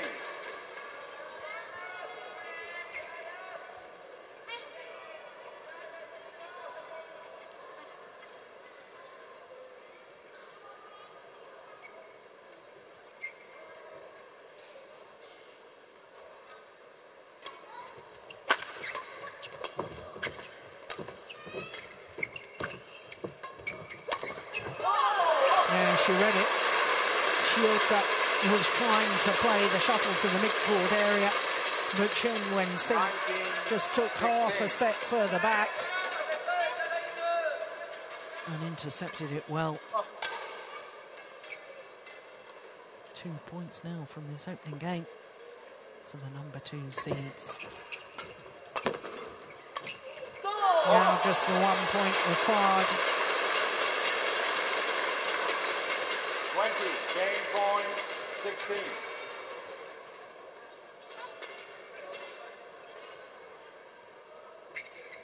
Oh, what's she going to do?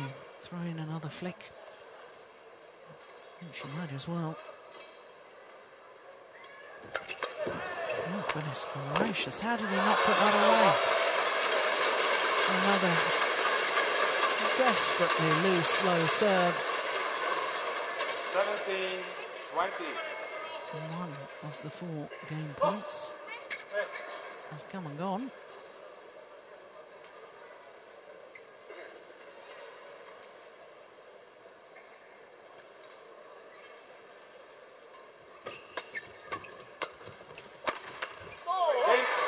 Second time of asking.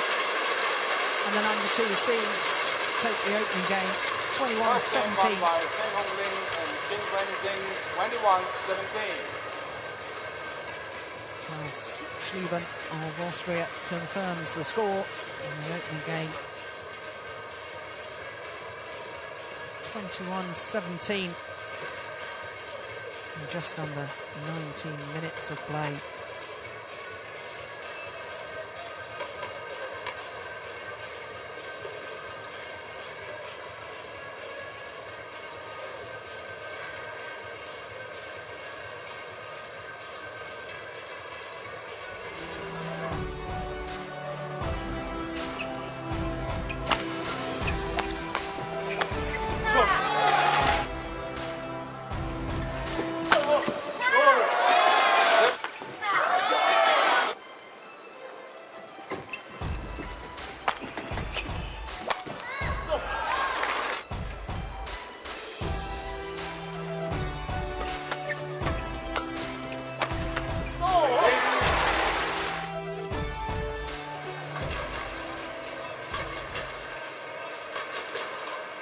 So it's interesting that the Japanese pair have returned to court first.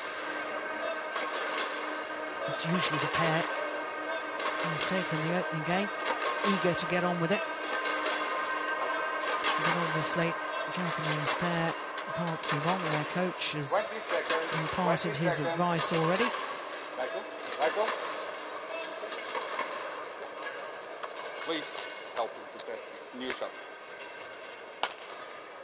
Michael, you are receiving? Shintaro Ikeda just test out the new racket. Quite happy with that. Second game. Level. Play. So the umpire calls for play to resume. Start of the second game.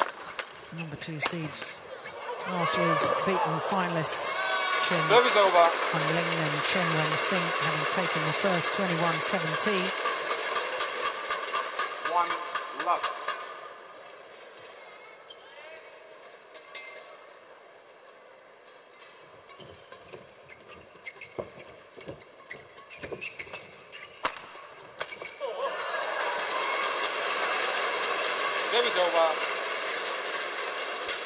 Well, I wonder what Park Ji-won, their coach, was saying to them in the 2-minute timeout.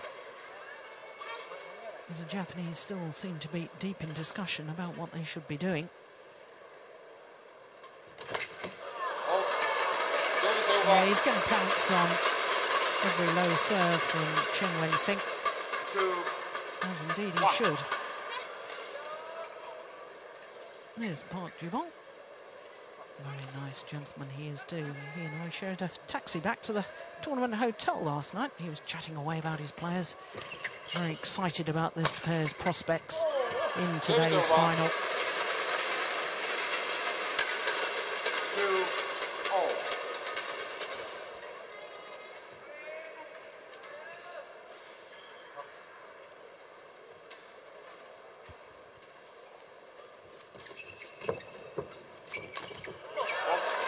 Oh, she was sharp there. 3-2.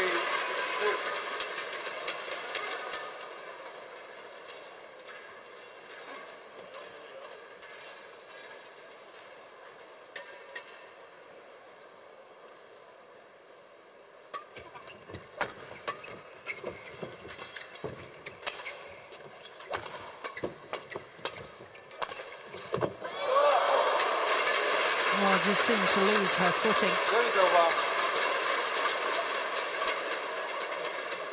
I do hope she's all right. Are you okay? Perhaps just winded herself.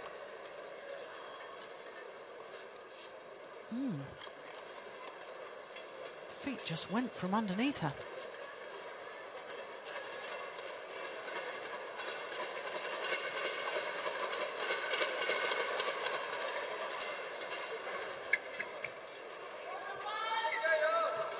Yeah, I think it did wind her.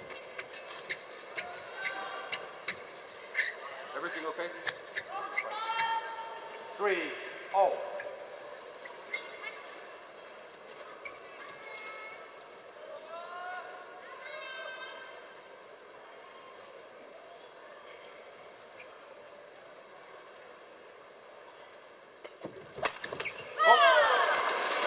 There's an awful lot of quick serving going on. 4-3. He's not getting much advantage, if any. Oh my goodness. Fault. Service over. So nervous on her low serve. 4-0. Almost missed the shuttle completely. And even the umpire finding it a little bit amusing.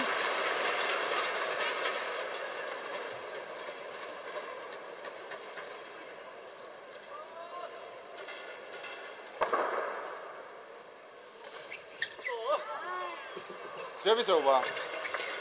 5-4.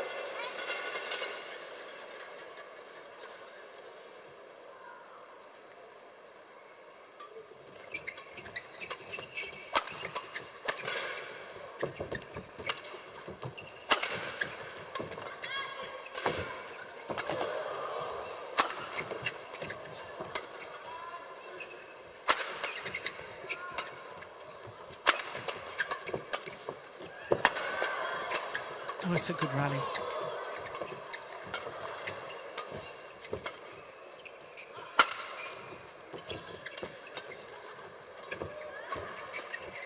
That's a fabulous rally. Best rally of the match so far.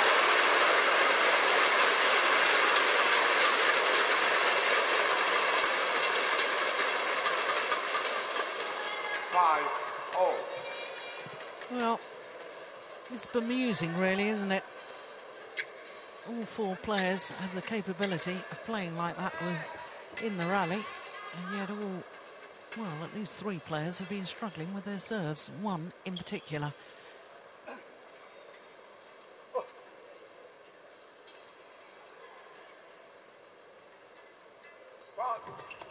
Oh, service fault called once again, judged to have struck the shuttle above the waist.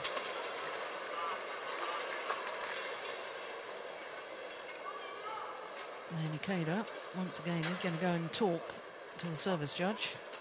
And once again, the service judge is absolutely right. 5. There he is. Good call, sir.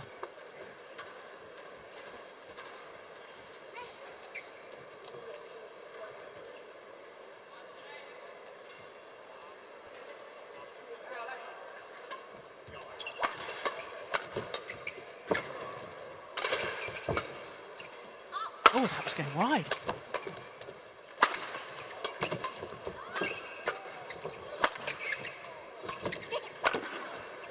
Clever. Oh, this is good badminton now.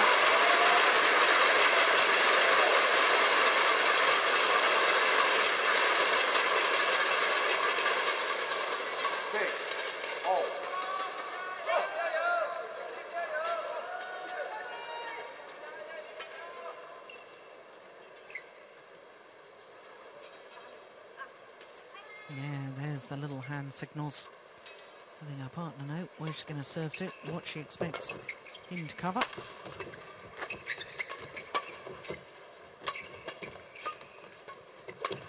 Oh, that's nice. Service over.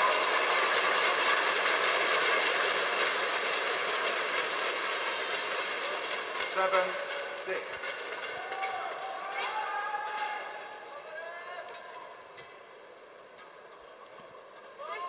Well, dare I say it, Chen Hongling, the only player on court that's been reasonably consistent with his low serve. That'll probably be the kiss of death. Oh, there we go, very good serve again. 8, 6.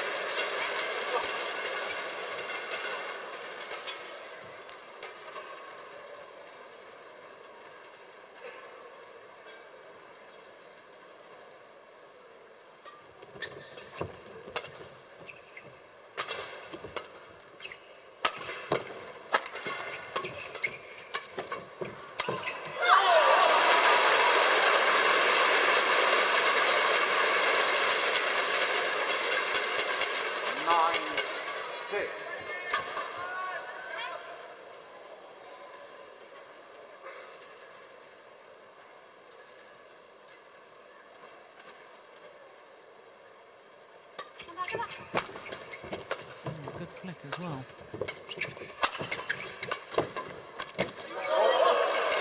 Oh, called a fault, I think. 10, 6. No. Maybe the umpire calling a fault for the shuttle touching the ground. Rally is dead. 4 straight points. Another good serve.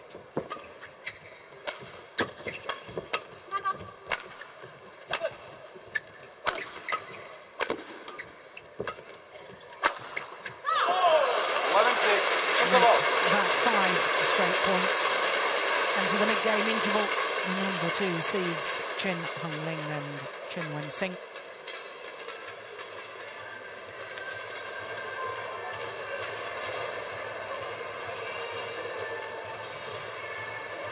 Frustration there for Shiota.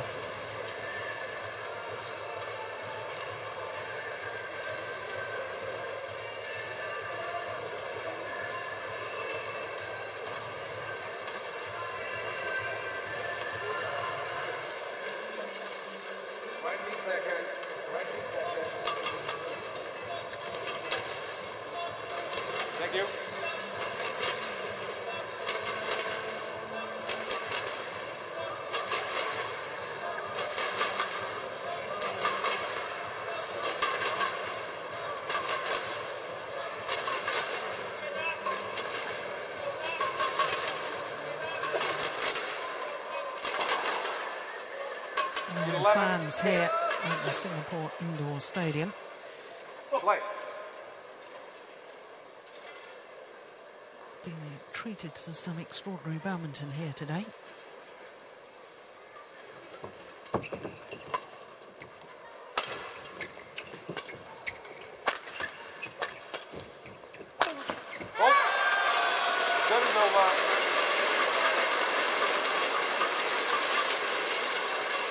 The Japanese combination needed to stop that run of points, and that's exactly what they did. Because from 6-all in the second game, lost 5 straight points to go to the mid-game interval. Well, Ikeda just practicing his low serve. Remember, he's been faulted a couple of times for striking the shuttle above the waist. Oh! Called wide. A little quizzical look from Chen Hongling.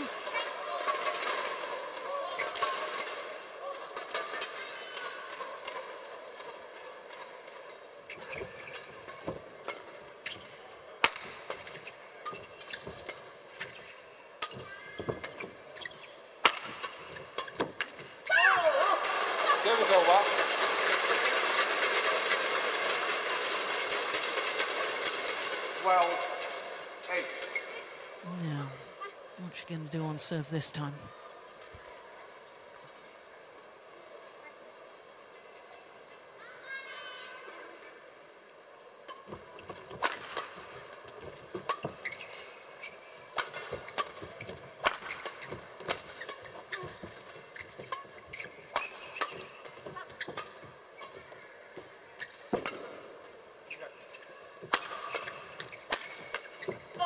Yeah, good smash.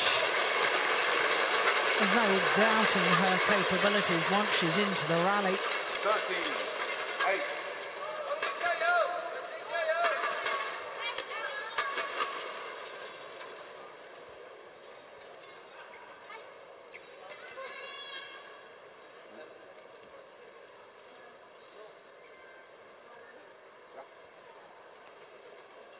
That's okay. 13-8.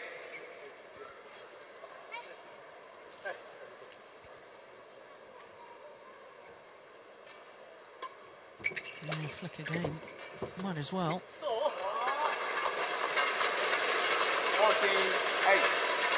6-point advantage now, the number 2 seeds.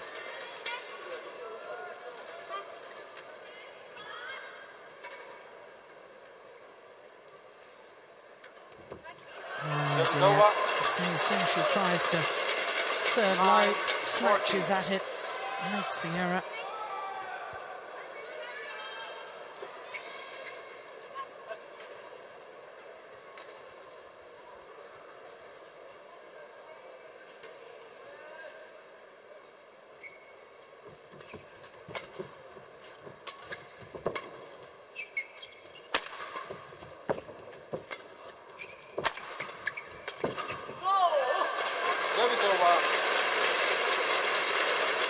Combining well, the players from Taipei, 15-9. even when pulled out of their favoured formation.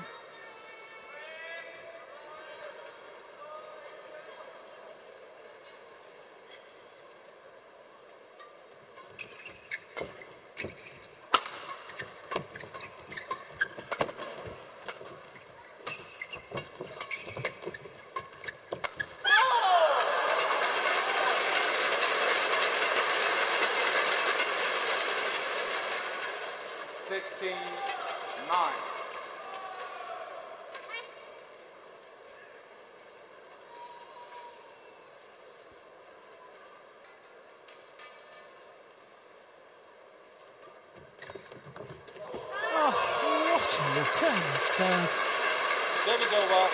A moment of magic from Shintaro Ikeda.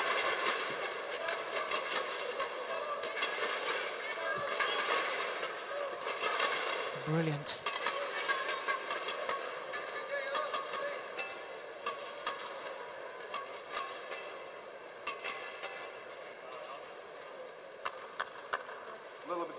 Line judge.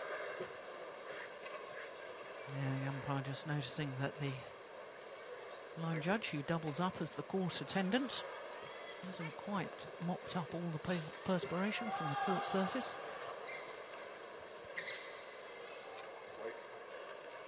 Yeah, they just have to wait for the line judge to get back on his line judging duties.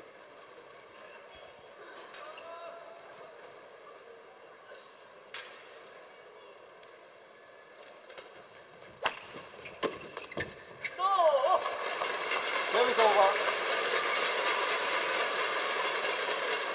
17-10.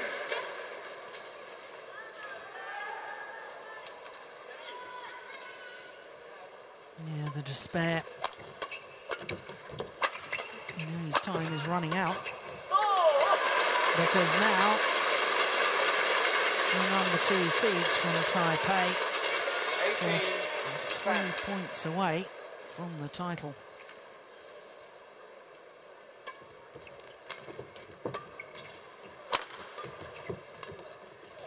Oh, that's delightful.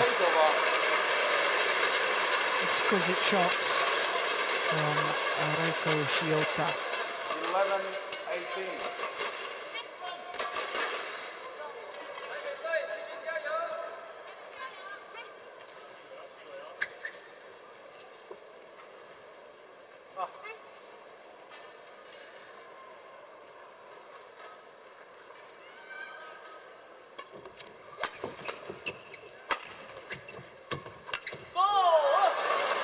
Service over.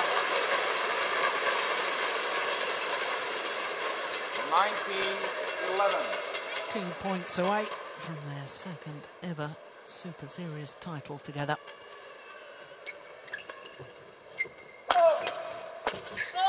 Now just the one required. And for Chen Wen-Sing, 3 times she's been in Singapore Open finals prior to this, 1 earlier today. Now 9 opportunities to take her first ever title here in Singapore.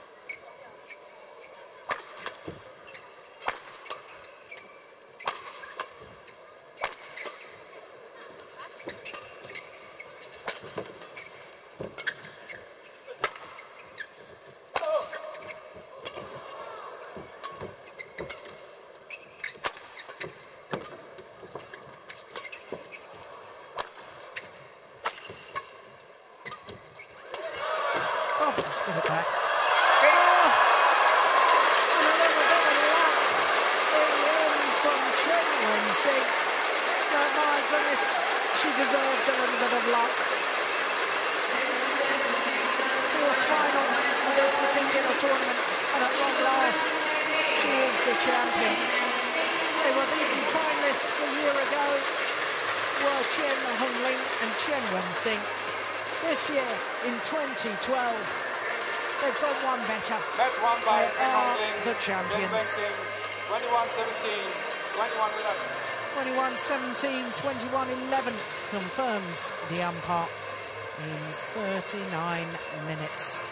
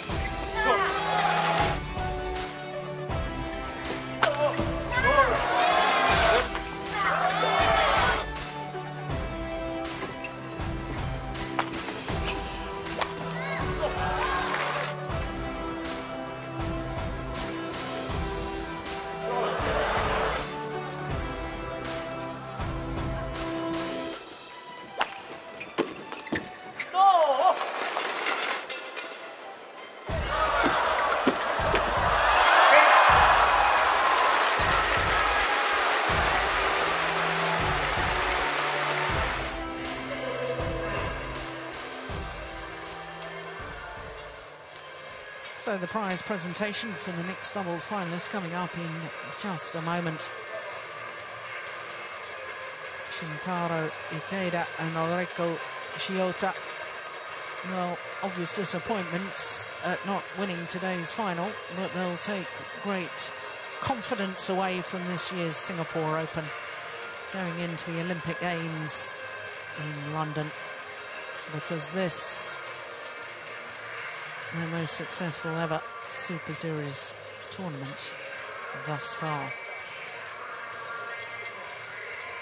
For the winners, who are just signing the camera for us, Chen Wen-Sing and Chen Hong-Ling. A third title for them since they've been playing together. A second Super Series title, and a second title of 2012, because they won the Australian Grand Prix earlier this year. And this Singapore Super Series title to add to the Japan Super Series title that they won last year.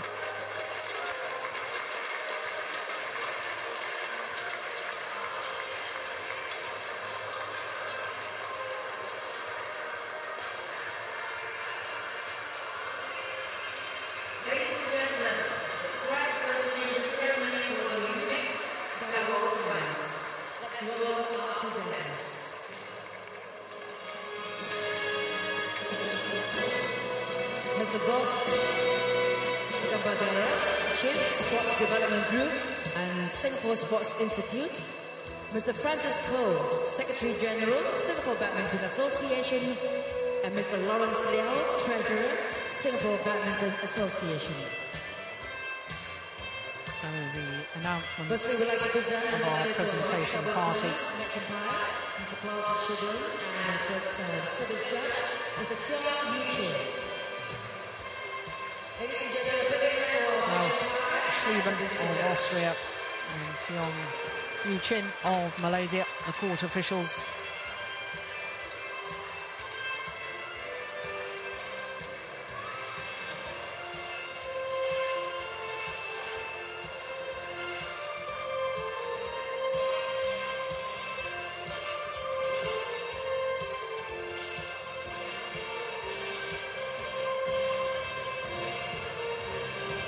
Thank you very much, service judge. Thank you. Okay, ladies and gentlemen, the mixed doubles runners-up goes to Shintaro Ikeda and Riko Shota, representing Japan. Well, our winners march forwards. The beaten finalists, Ikeda and Shiota, invited by the PA. Yep. Need to stand on the podium, guys. There we go.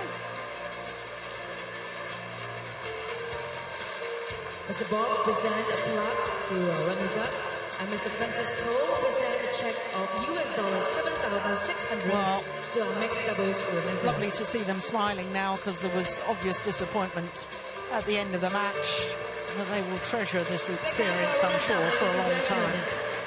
First ever final of the Super Series tournament together. Representing Chinese Taipei, Chen Wen-Ling and Chen Wen-Sing.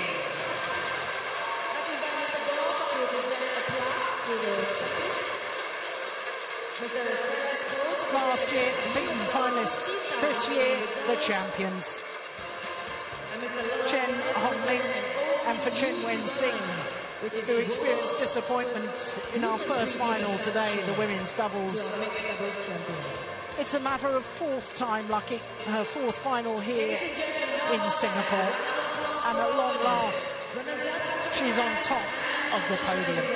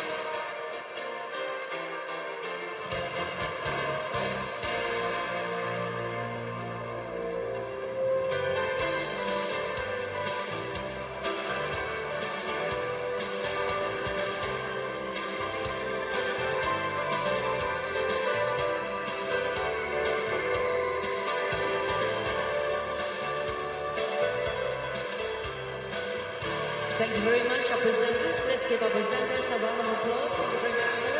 Mr. Bob Ambadera and Mr. Francisco and Mr. Lawrence Lee.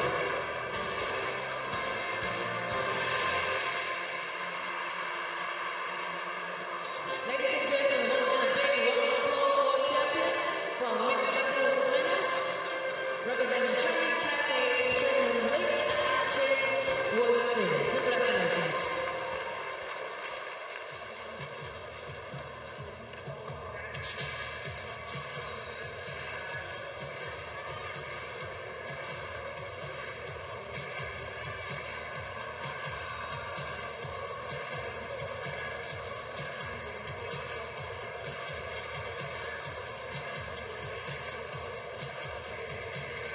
Ladies and gentlemen, the final match for today's tournament, the men's singles finals, the men's World Cup players. So our fifth and last final here this afternoon. It's men's singles, Wang Shengming of China up against the former champion, Boonsak Ponsana.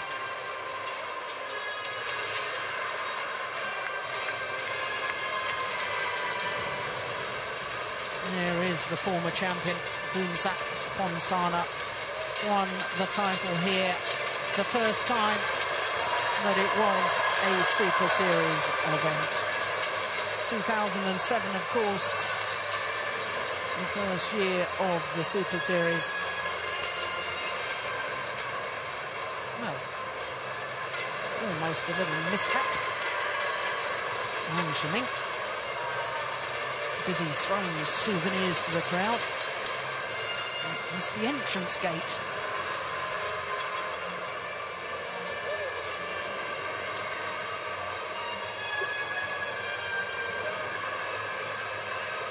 The men's singles finals, next three players. Representing China, ladies and gentlemen, Wang Shengming.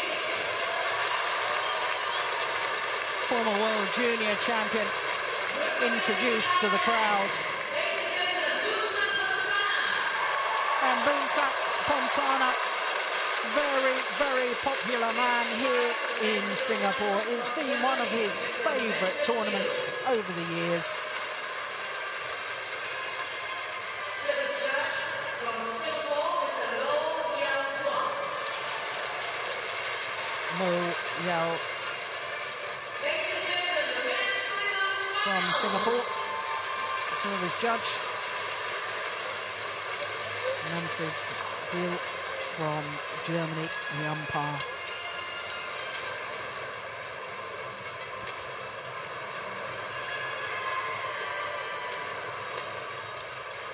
So this is how both Wang Shengming and Boonsak Ponsana have progressed through to today's final. Wang Shengming in the top half of the draw had to dispose of the left-handed Malaysian Chong Wei Feng in the quarterfinal, and the young Dane, the 18-year-old Victor Axelsen, in the semi-final. Both of those matches in 2 straight games.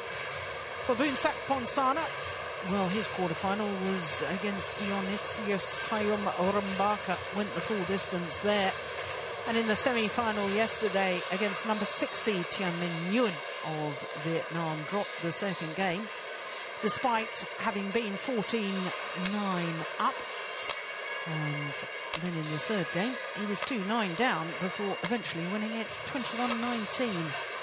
1 hour and 10 minutes for that. But the extraordinary statistic, they've both been on courts for their 4 previous matches for exactly 3 hours, 36 minutes. So for Boonsak Ponsana, that is a worrying statistic. 2 previous encounters, and both of them going to the Chinese former World Junior Champion. Of course, he won the World Junior Championships in India in 2008. And the last time they met, it was very comfortable indeed.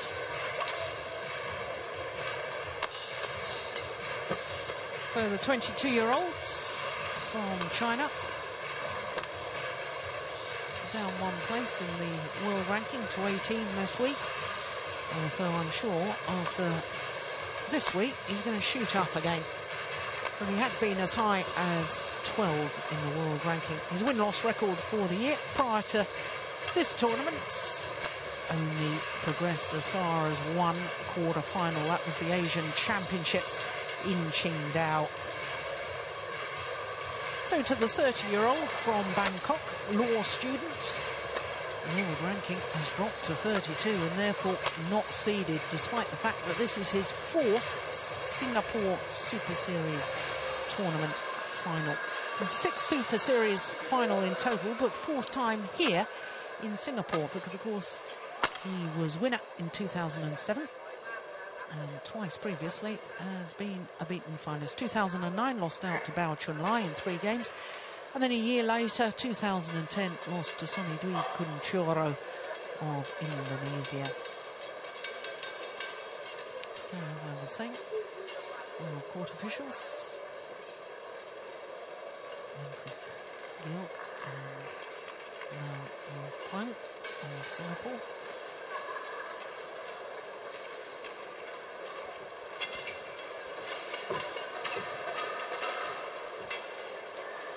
Well, he looked very impressive yesterday, did this young man from China, when he disposed of Victor Axelsen.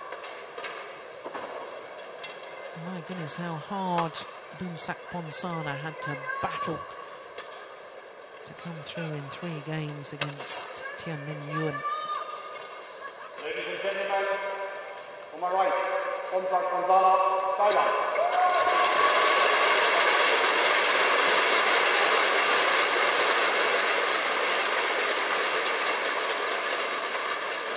On my left, Wang Chenming, China.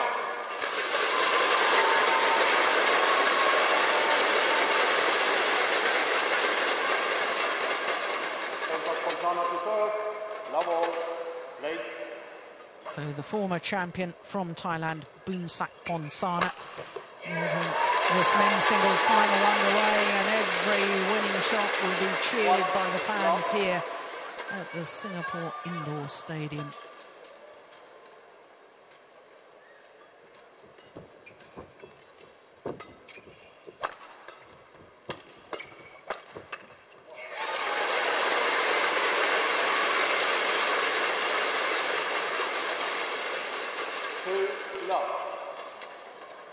Well, prior to arriving here in Singapore, Boonsak Ponsana had played in the 5 previous Super Series events, and over those 5 tournaments had only won 1 match. Got through to the 2nd round in India. Apart from that, 1st round exits in all 5 premiers. Sorry, all 5 Super Series events, including the 3 premiers. 1-2. There's a huge improvement on his form so far in 2012.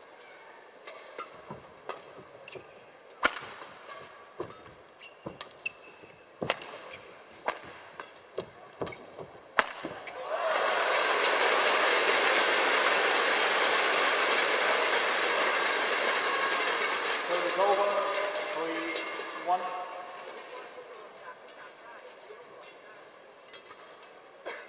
And after that hour and 10 minutes yesterday in his semi-final, Boonsak Ponsana. Problem for the older players is recovery. And the 30-year-old from Bangkok.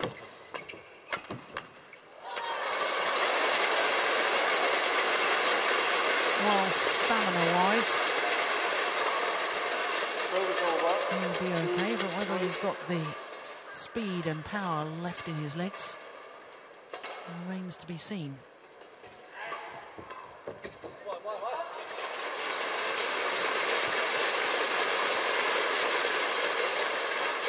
Service over, 4-2.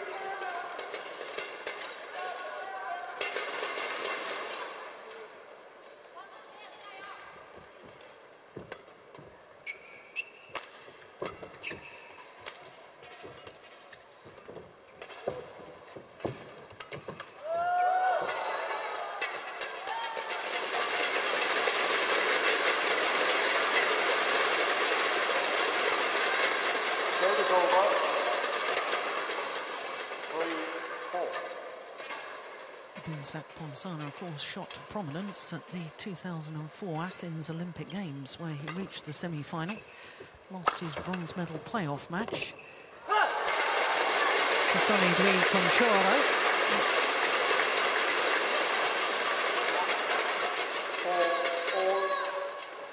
Yeah, the 30-year-old, only one previous Super Series title, and as I say, it was here in Singapore in 2007.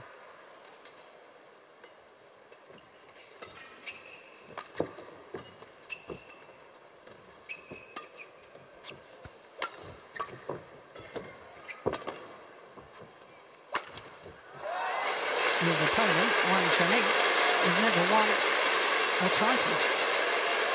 Not a Grand Prix event, or an international challenger.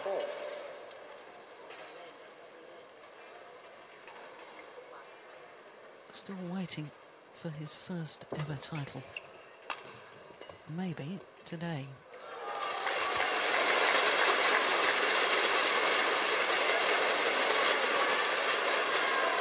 So it's over 5-all.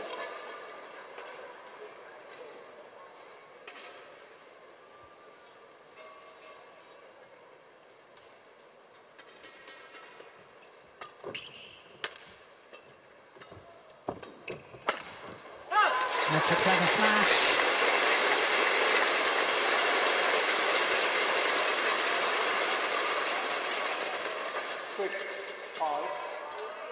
Aiming towards the right hip of Boonsak Ponsana.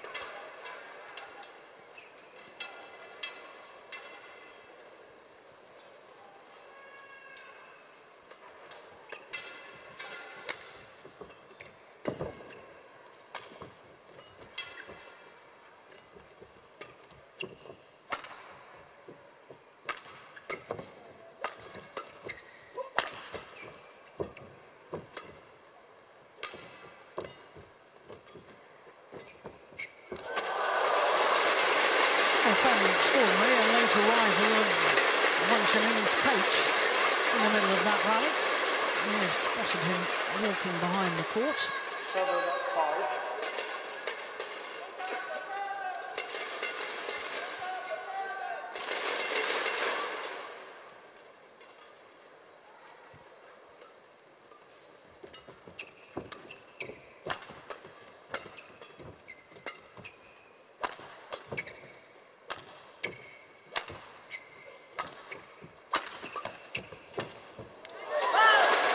Well-constructed point by Wang Xiaoming.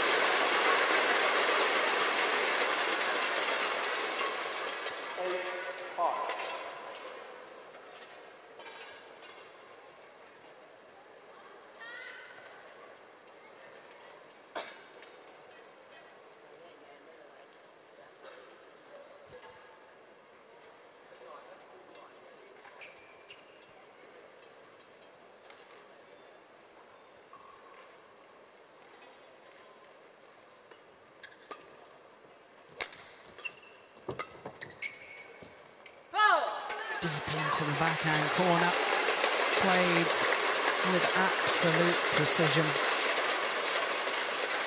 Couldn't really have walked over and placed it any better. That's super.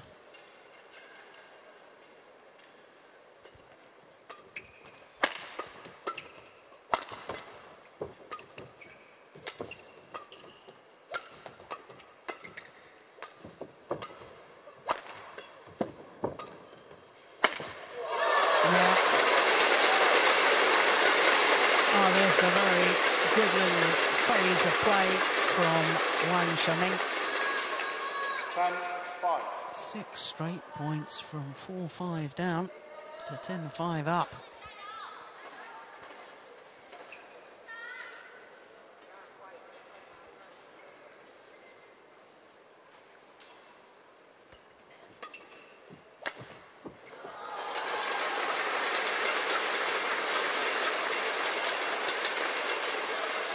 And the run is broken.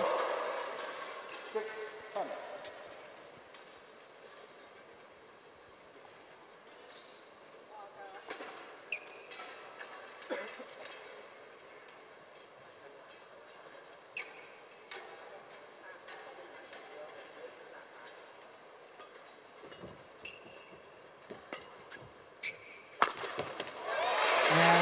smash from Ponsana.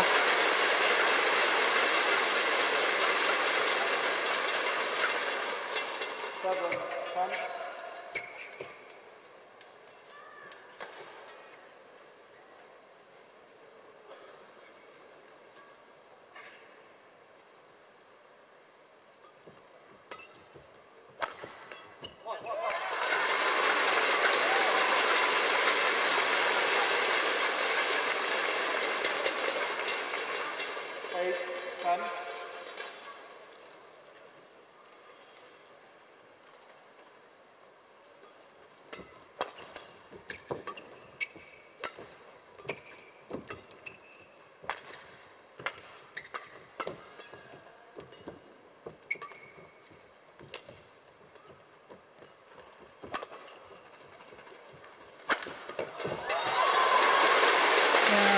Elevation on the jump smash from Wang Xiaoming.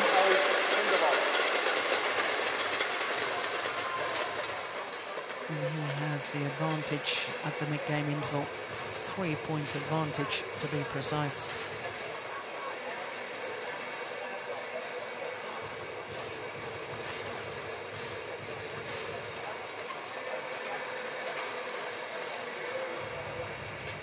Udom, the coach there, always very animated the way he talks to his players. It's a real character. 20 seconds. 20 seconds. And Sompol, the other coach, former #1 player from Thailand, Sompol. Lovely little left-handed player.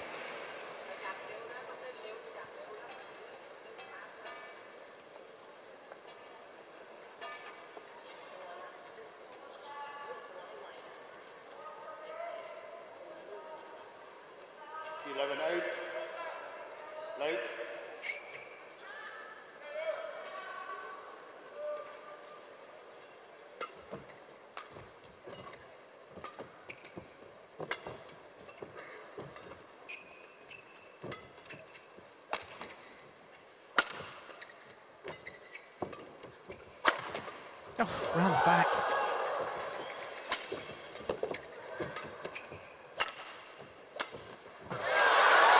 Well, it was worth the trickery. Wins the rally in the end. So it's over. 9-11. Now we're seeing the end of the rally, but start of the rally there was behind the back shot from Ponsana.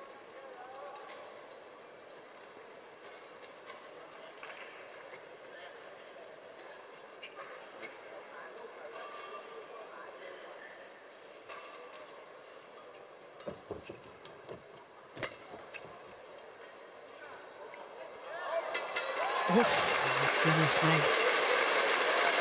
That was poor judgment. 10-11.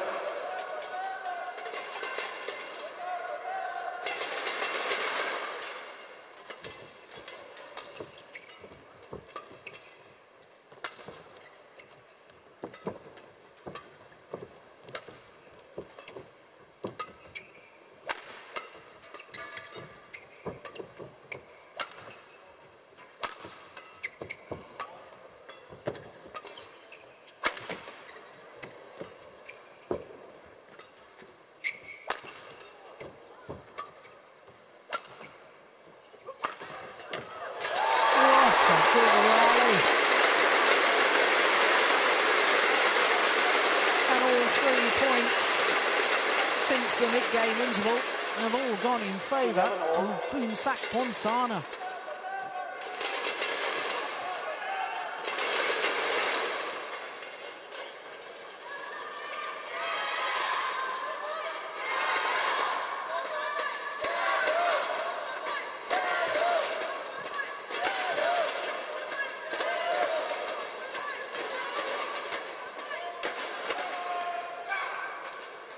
This is Ponsana's first final for exactly 2 years, since he was beaten in the final here in 2010.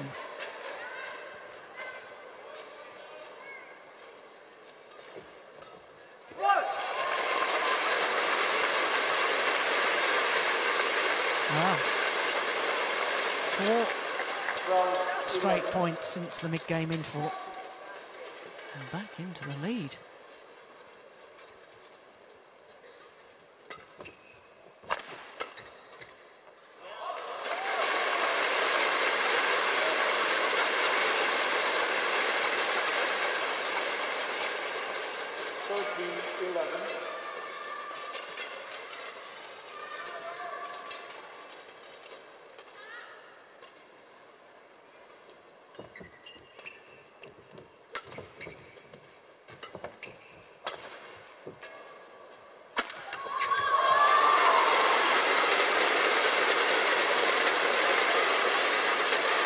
Five straight points. And the run comes to an end with a good smash from Yang Xiaoming.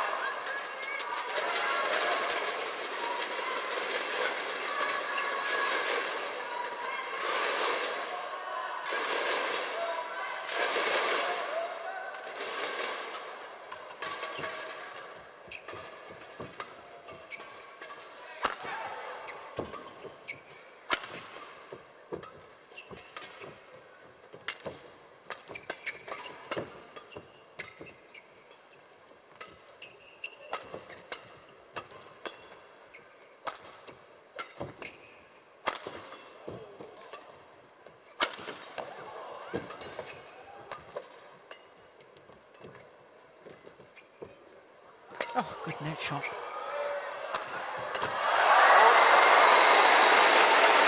And an even better angled smash. Wonderful rally once again.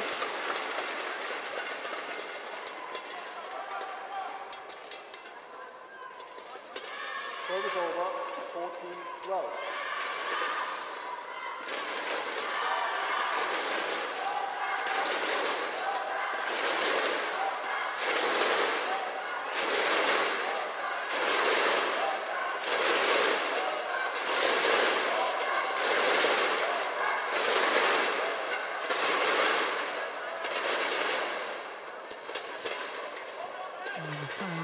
Thoroughly enjoying this contest, and so they should.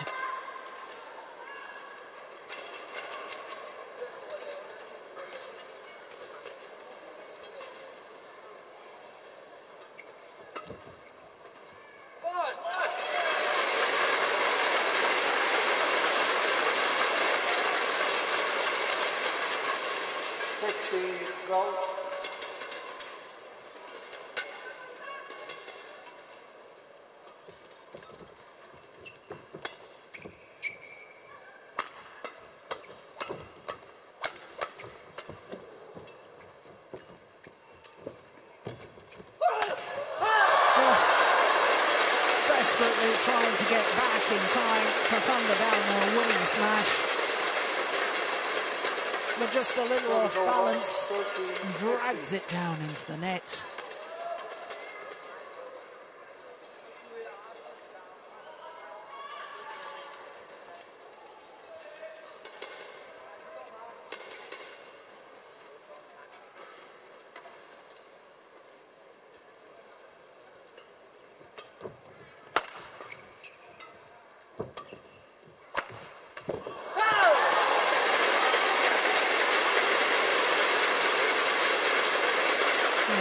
Perhaps a little bit concerning for fans of Bunsak Ponsana. But whilst it was a pretty good smash, Ponsana didn't move his feet at all. Yes, the dive looks spectacular. You need players to be moving their feet towards the shuttle. You get your feet there, you're going to be in good position.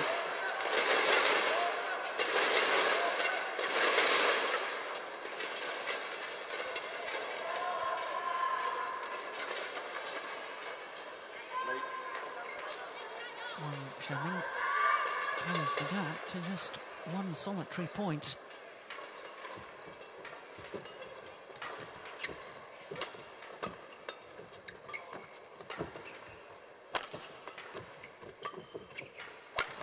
Oh dear.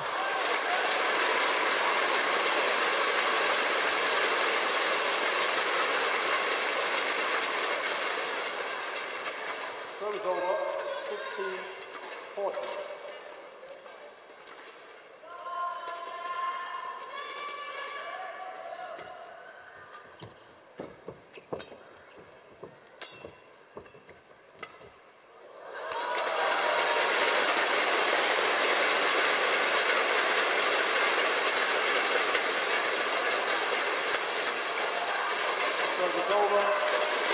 A little shake of the head from Boonsak Ponsana.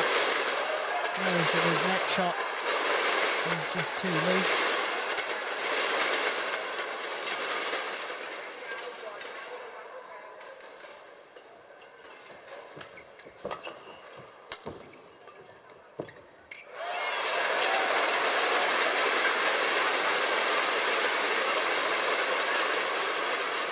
Service over, 17-15.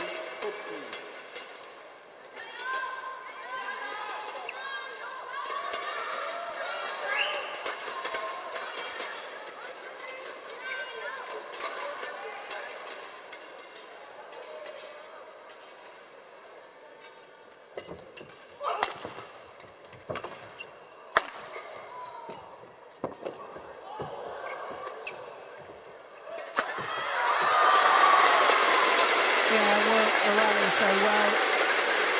Good one, Shaneng. There, that was the one that really did the damage. Then the tight spinning net shot forces the short lift, and therefore the opportunity, once you've worked the rally, got your opponent out of position, that's when you can go for the winner.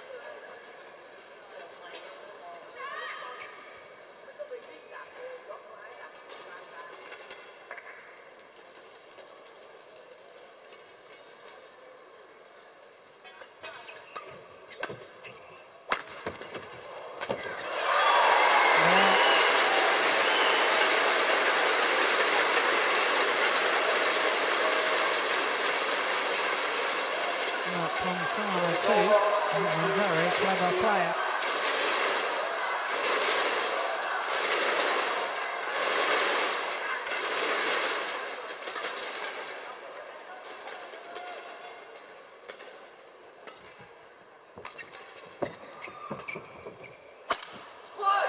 It's gone wide.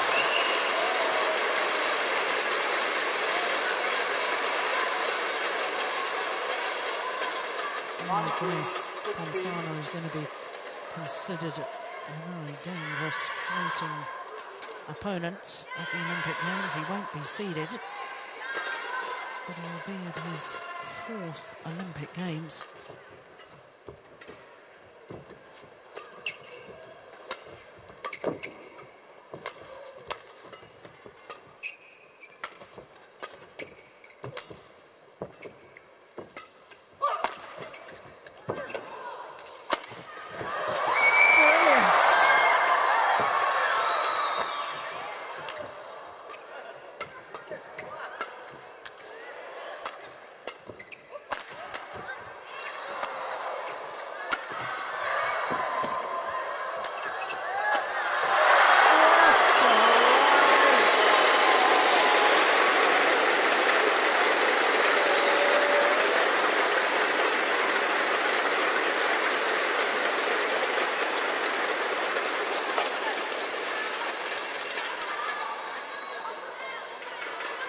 Service over, 17-19.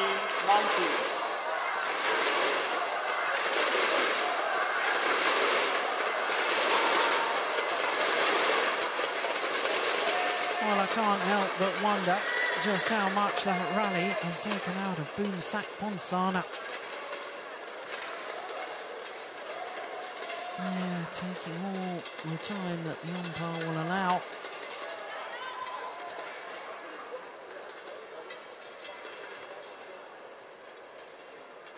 Yeah, another little grazed finger, I suspect.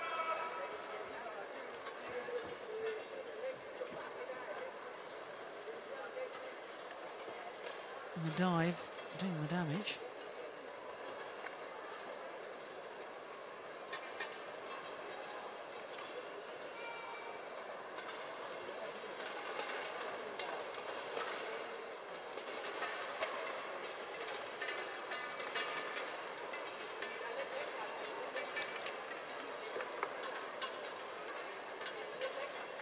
did well to control that defensive shot and then to play a magnificent net shot straight after.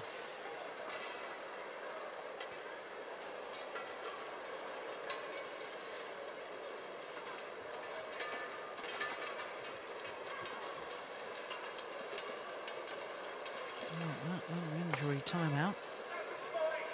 That's giving the opportunity for both players. Have a little recovery.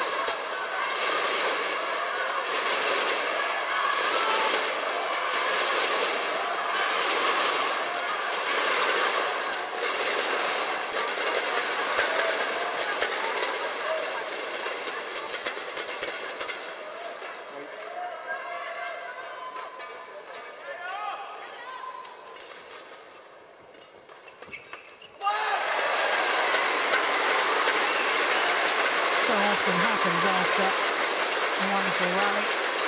A much shorter rally follows, but as far as Ponsana is concerned, he won't mind that one iota.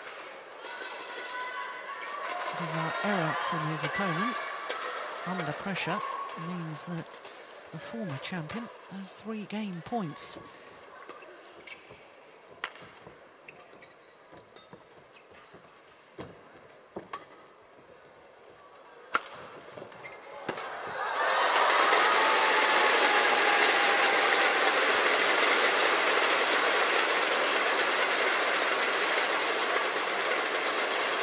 To say, the younger of the two men does look the fresher of the two.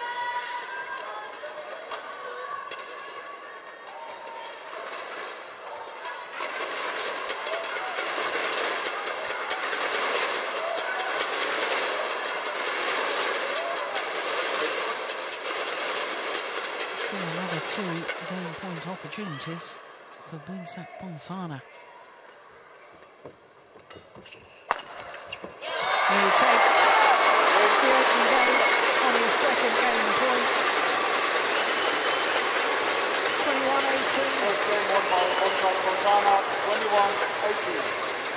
But that opening game lasting 25 minutes.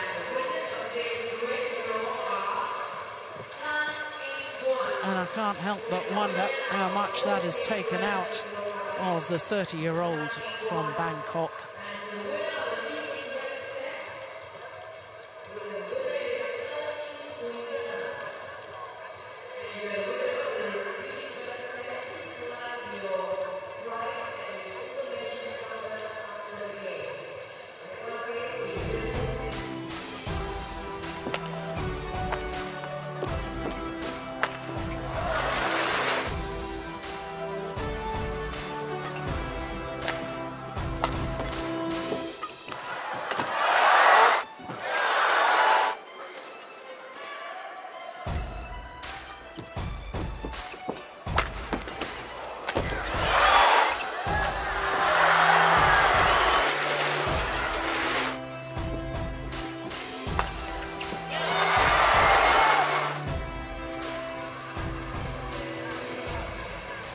Well, the fans here in Singapore are absolutely loving that opening game.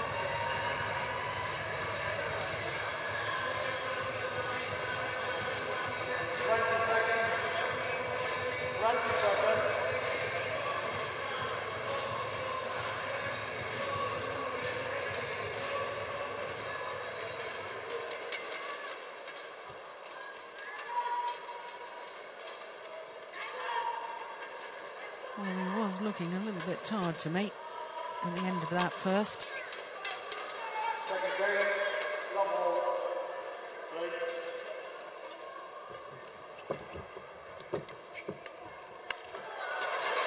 Yeah, opening rally.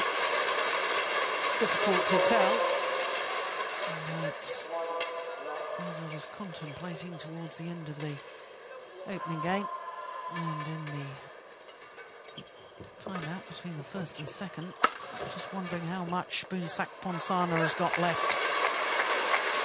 Well, he will know that this is one of his, possibly one of his last ever chances to win a Super Series title. The 30-year-old, there's been lots of talk of lots of players retiring after the London Olympics. I think Ponsana is certainly one who's contemplated such action, in which case he will know the importance of giving absolutely everything to this.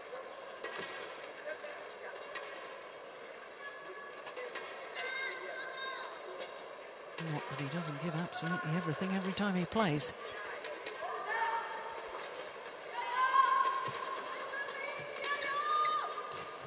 He's played in 8 World Championships. Missed one of them, 2007, because it clashed with the World Student Games in Bangkok, where he won the gold medal. He's been a real regular on the World Tour, and a regular threat to all the top players.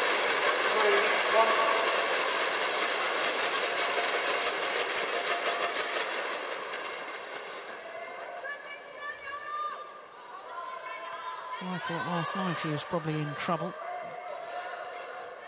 after he won the opening game against number 6 seed Tianmin Nguyen.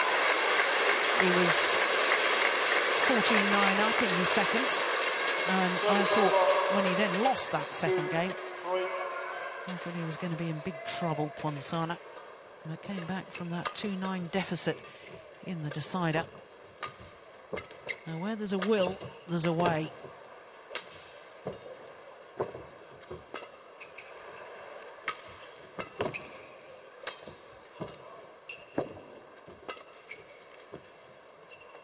Good judgment. Lets it drop wide.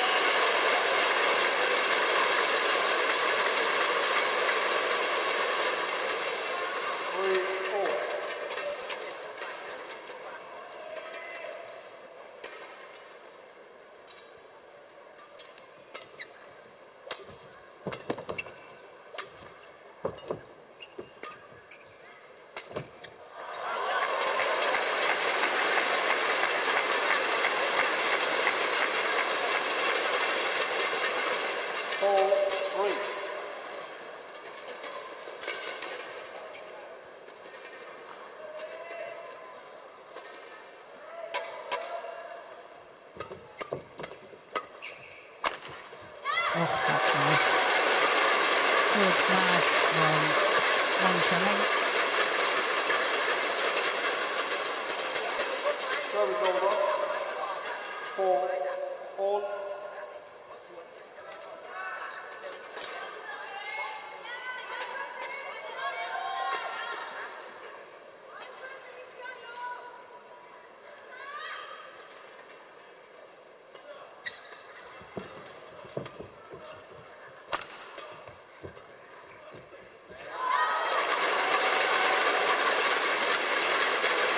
Didn't seem to stay with that net shot. I was thinking a shot further in front, but would play the net shot, get back, perhaps for the lift.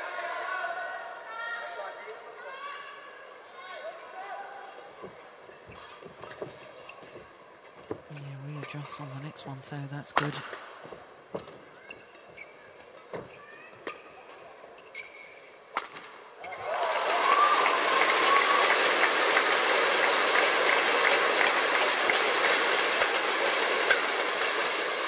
Over. 5 all.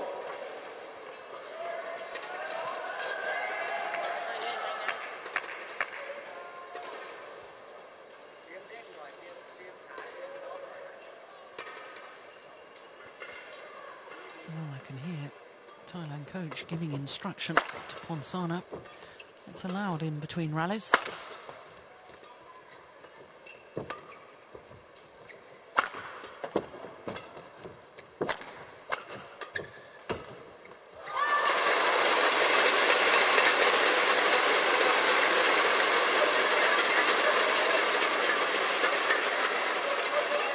Service over.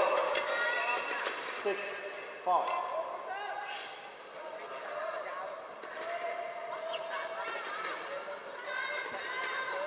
Yeah, there he is. Still lots of instruction. There always is. Udom, the coach.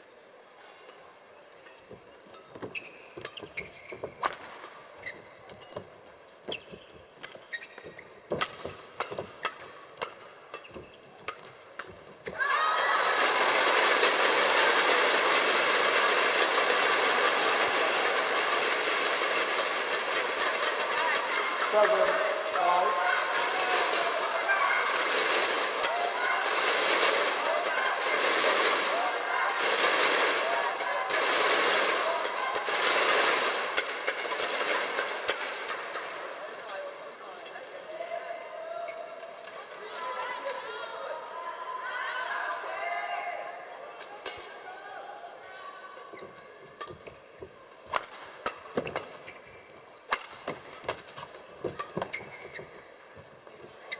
Oh, it's called good.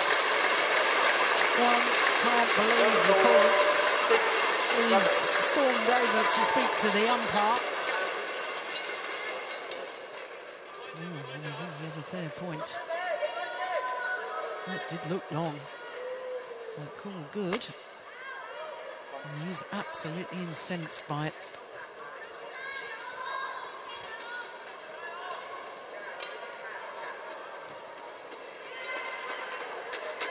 The coach unimpressed too. And a little shake of the head.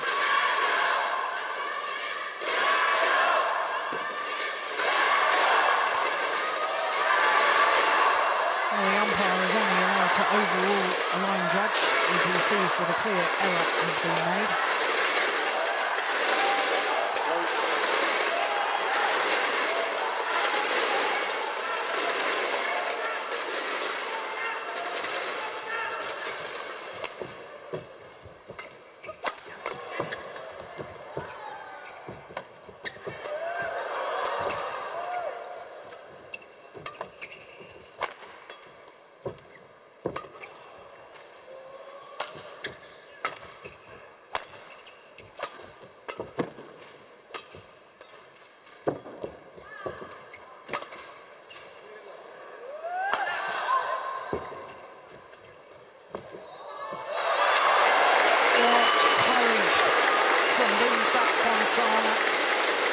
To play the net shot off his opponent's net shot. This one looked as if he was going to lift the shuttle, and instead, as calm as you like, just glides it back to the net.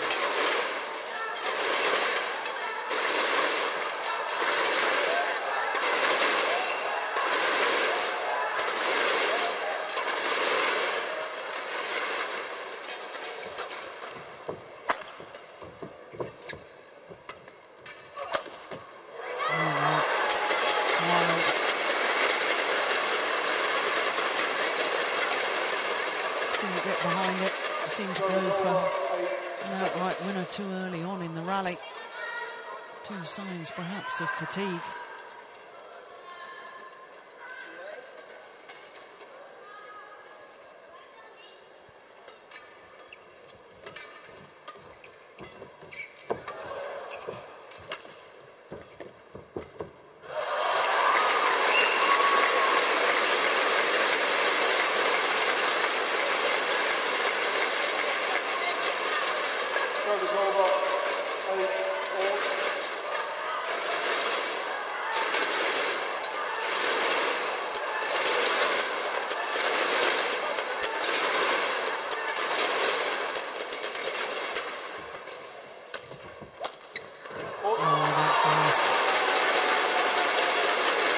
Acute angle from Li-Ning.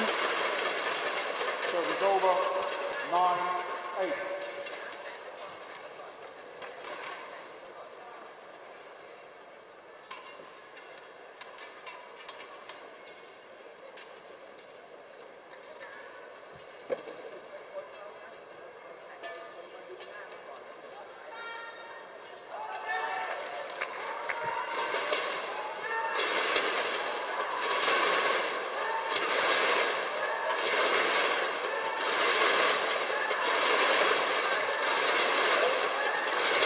He's been wearing that support on his right calf muscle.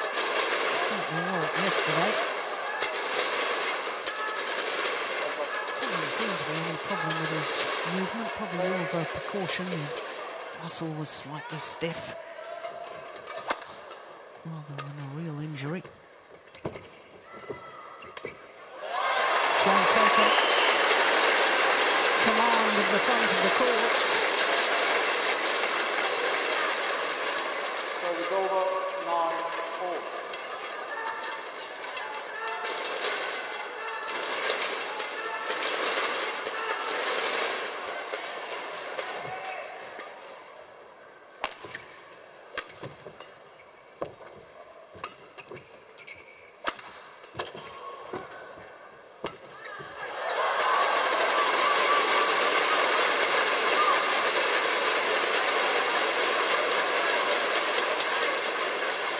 Service over, 10-9. Line judge.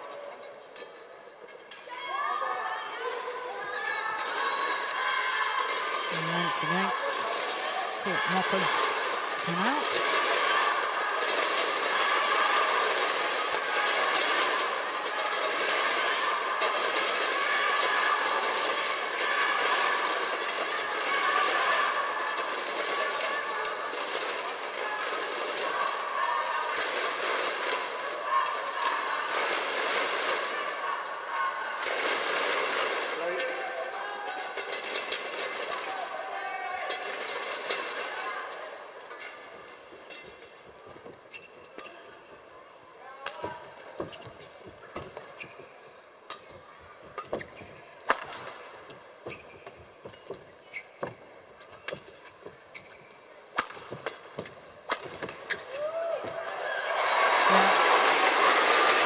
Put away in the end, short sharp movement of the racket head, letting the shuttle will go down so steeply, no big swing. Service over, 10-all. Hard work had already been done. There we go, little tap of the shuttle, so all was required.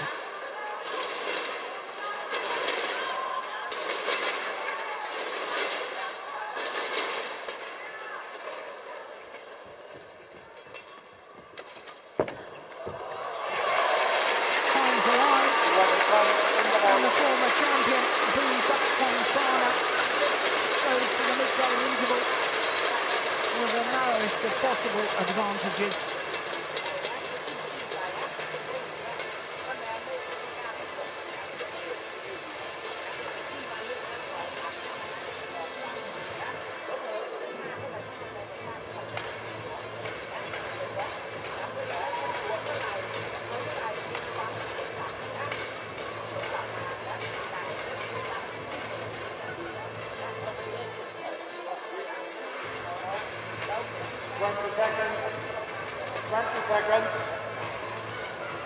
Well, of course, this new territory for Wang Zhengming. First ever Super Series tournament final. 11-10. Late. But he's got to put that out of his mind. Easier said than done.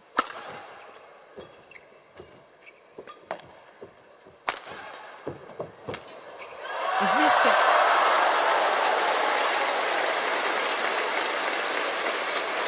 Ponsana on his knees. 12-10.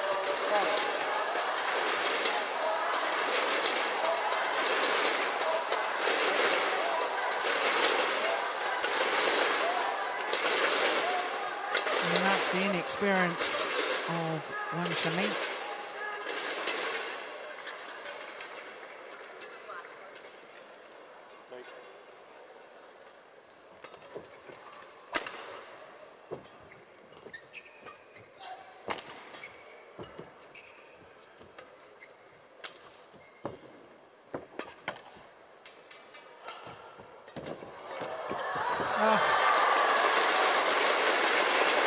Well, there's no doubting the commitment levels of this man.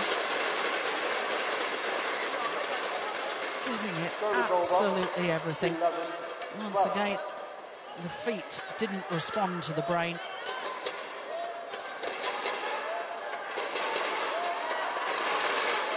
Just diving towards the shuttle. Gotta have the mental discipline, keep those feet moving.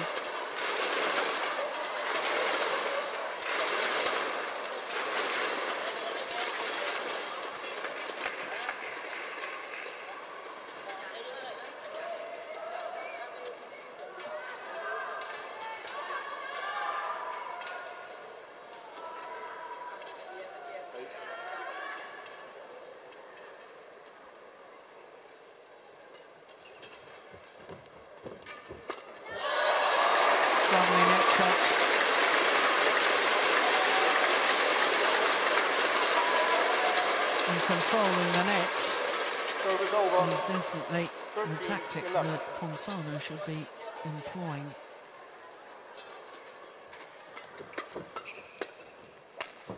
Oh, that's nice. And when you give this man the opportunity to attack, a youngster from China, Over. 12, 13. perhaps more agile, perhaps more energy left.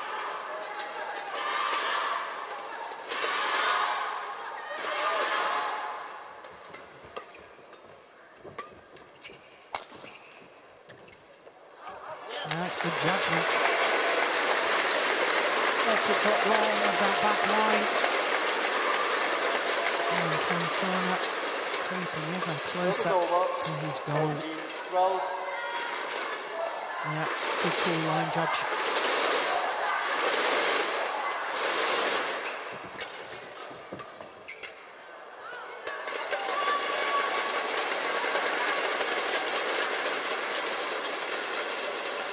Service over. 13, 14.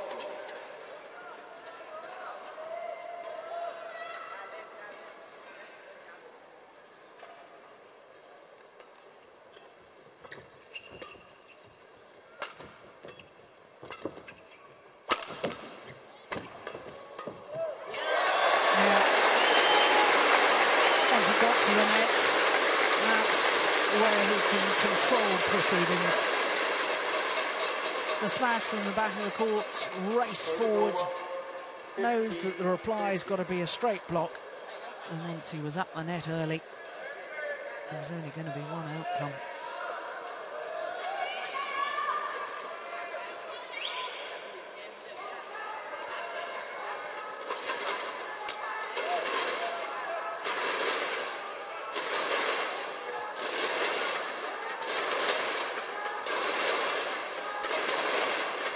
Well, the medic has been called again.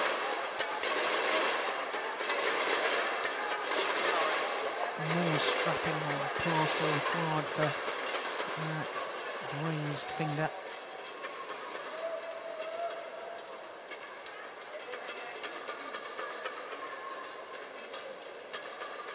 Certainly gives both players the opportunity to just recover for a little bit longer.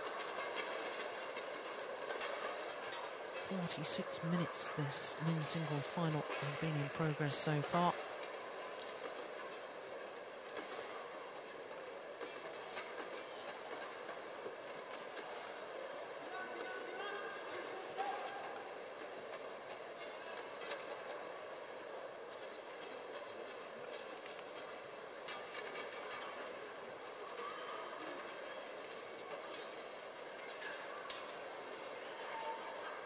Yeah, you don't want too much of a bandage on there. Strict movement. Most badminton players hold the racket in the fingers, while tennis players hold their racket in the palm of the hand.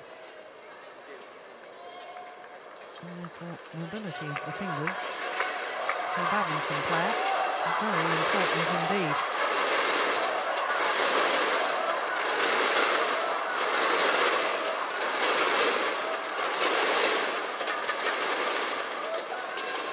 Fifteen, 13. Right.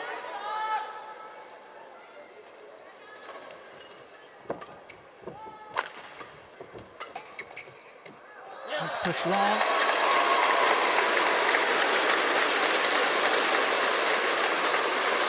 And a 3-point cushion.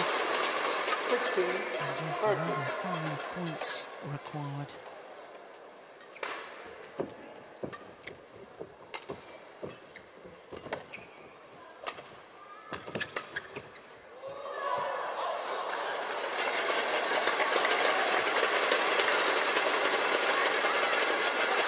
Service over. 14, 16.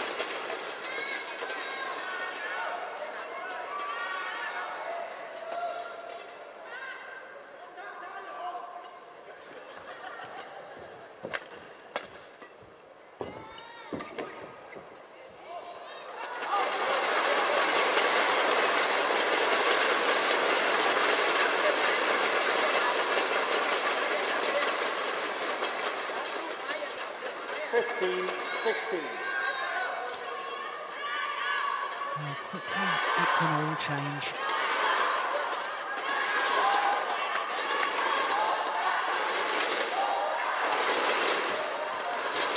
Oh, good net shot on the return of serve.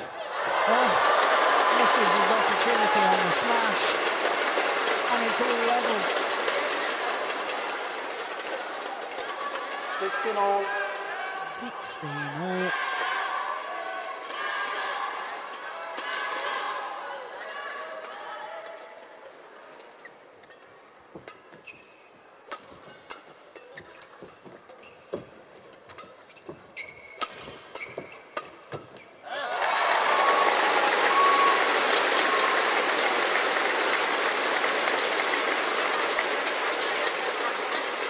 But Ponsana just keeping his nose in front.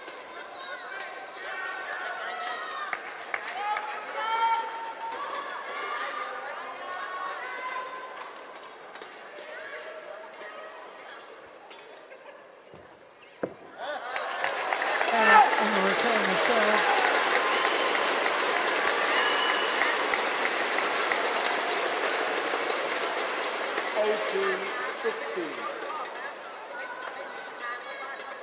That could be costly for Wang Xiaoling.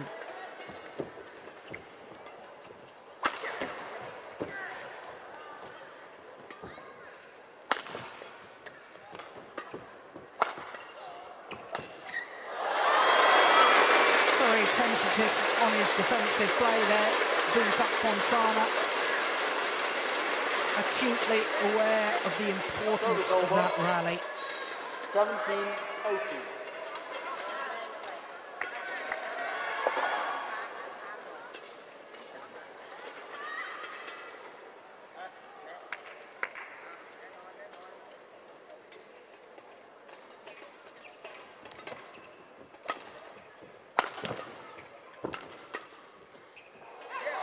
Has gone long, and once again, back level.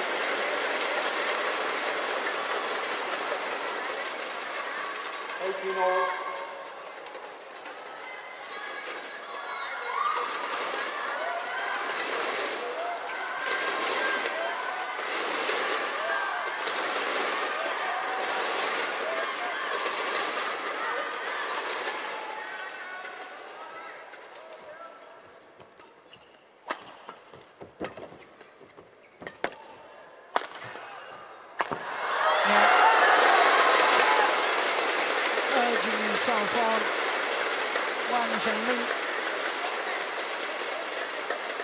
And once again, tentative defensive play from Boonsak Ponsana. And at this crucial stage, the youngster from China just eases into the lead.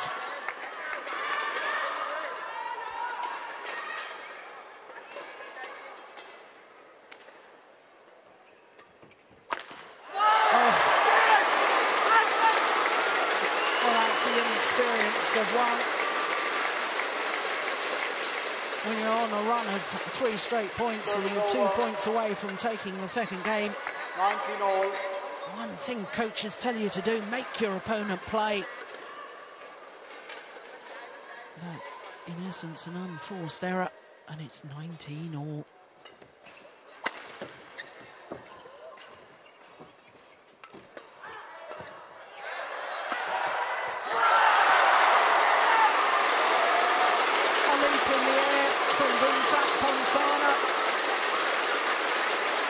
Because he knows that he's just 1 point away from regaining the title here in Singapore. 20, match point 19.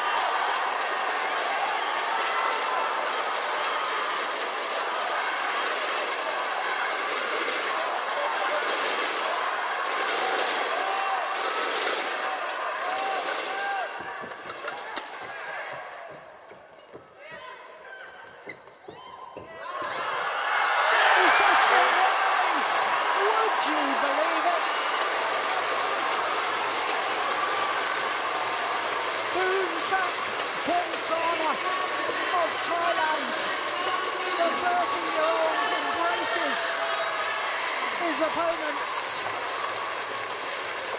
His fourth Singapore Super Series final, his second title. Thanks the fans, thanks his opponent, thanks his coaches, thanks the match officials. What a remarkable comeback. 32 in the world ranking. He's dropped to having been as high as number 4. The moment of victory for Ponsana, and a moment that he will treasure for a long, long time. There's confirmation of the score, 21-18, 21-19, in a match lasting 6 minutes shy of the hour mark.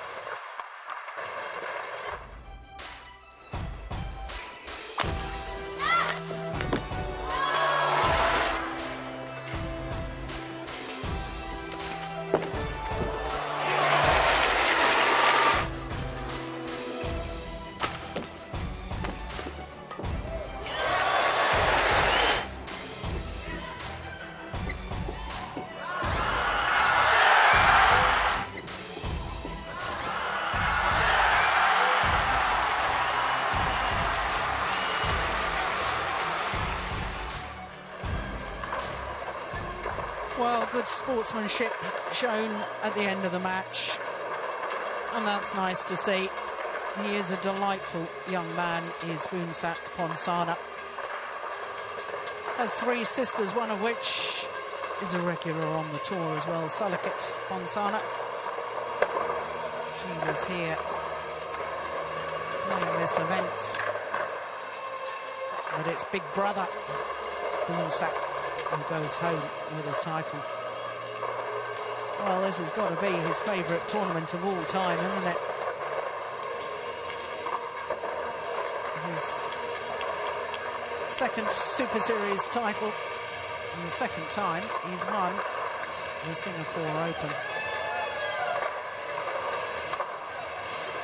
Well, who would have thought that when he was 2-9 down in his semi-final final game? Not many, but an indication of the character of the man.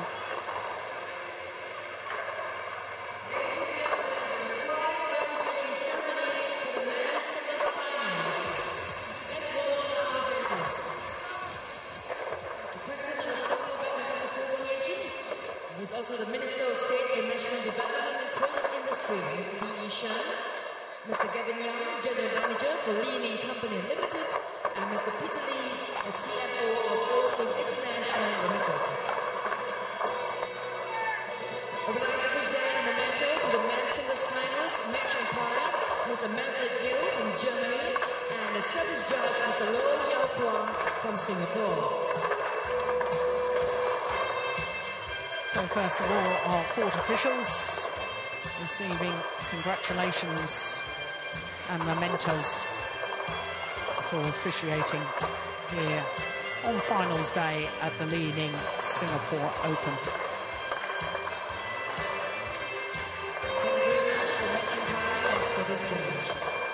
Ladies and gentlemen, the men's singles runners-up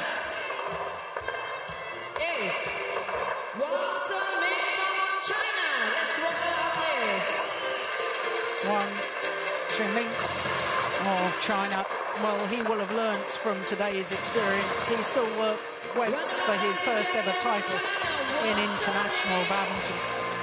But today was a big leap forward, his first Super Series tournament final.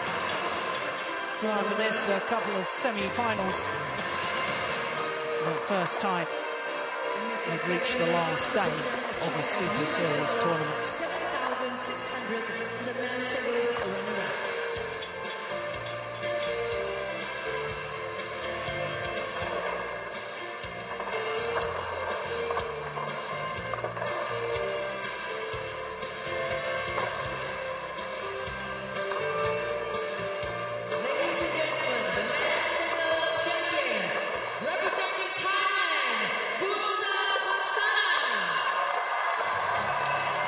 So, for the second time in his career, Boonsak Ponsana stands on top of the podium here at the Singapore Open. 5 years after first winning this title, he's back on top again.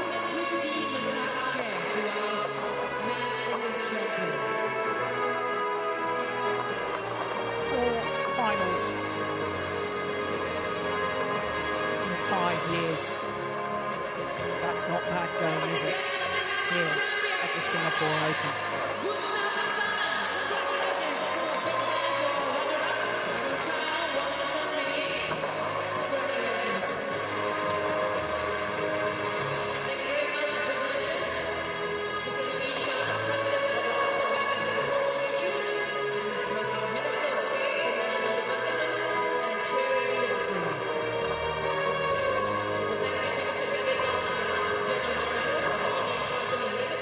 So the two finalists pose for the photographers. Thank you very much, our presenters. Thank you.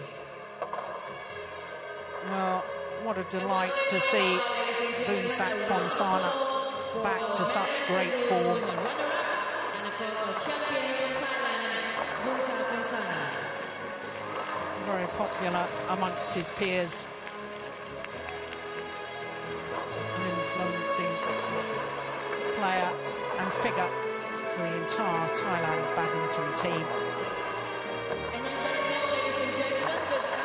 Well, of course, with Boonsak Ponsana taking the title, it means that all 5 titles here in Singapore for a second consecutive Super Series tournament. Of course, Indonesia Premier Super Series a week ago. All 5 titles going to different nations, as indeed they did in Jakarta. What a healthy sign for world badminton. My name is Doreen. Thank you for making this event possible. Have a good evening, and we'll see you the next time.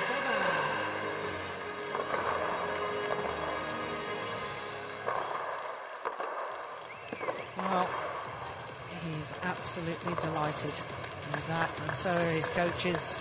They too want photographs to treasure.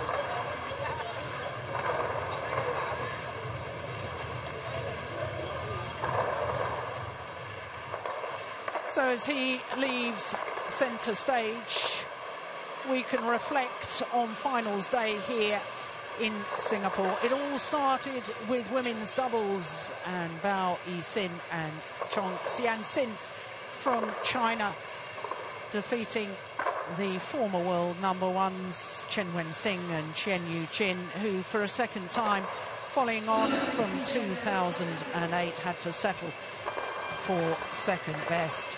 Then Juliana Schenk in the women's singles, winning her first ever Super Series title in her 4th Super Series tournament final.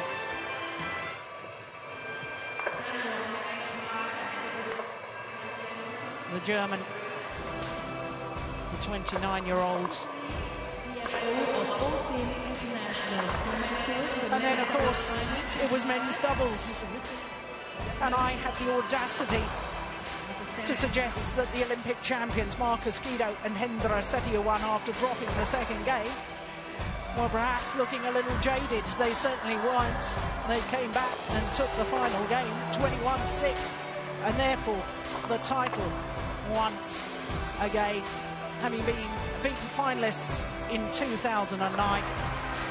They then became the champions. And as for the mixed doubles, well, Chen Hongling and Chen Wen-Sing, who were beaten finalists a year ago, went one better this year against Ikeda and Shiota.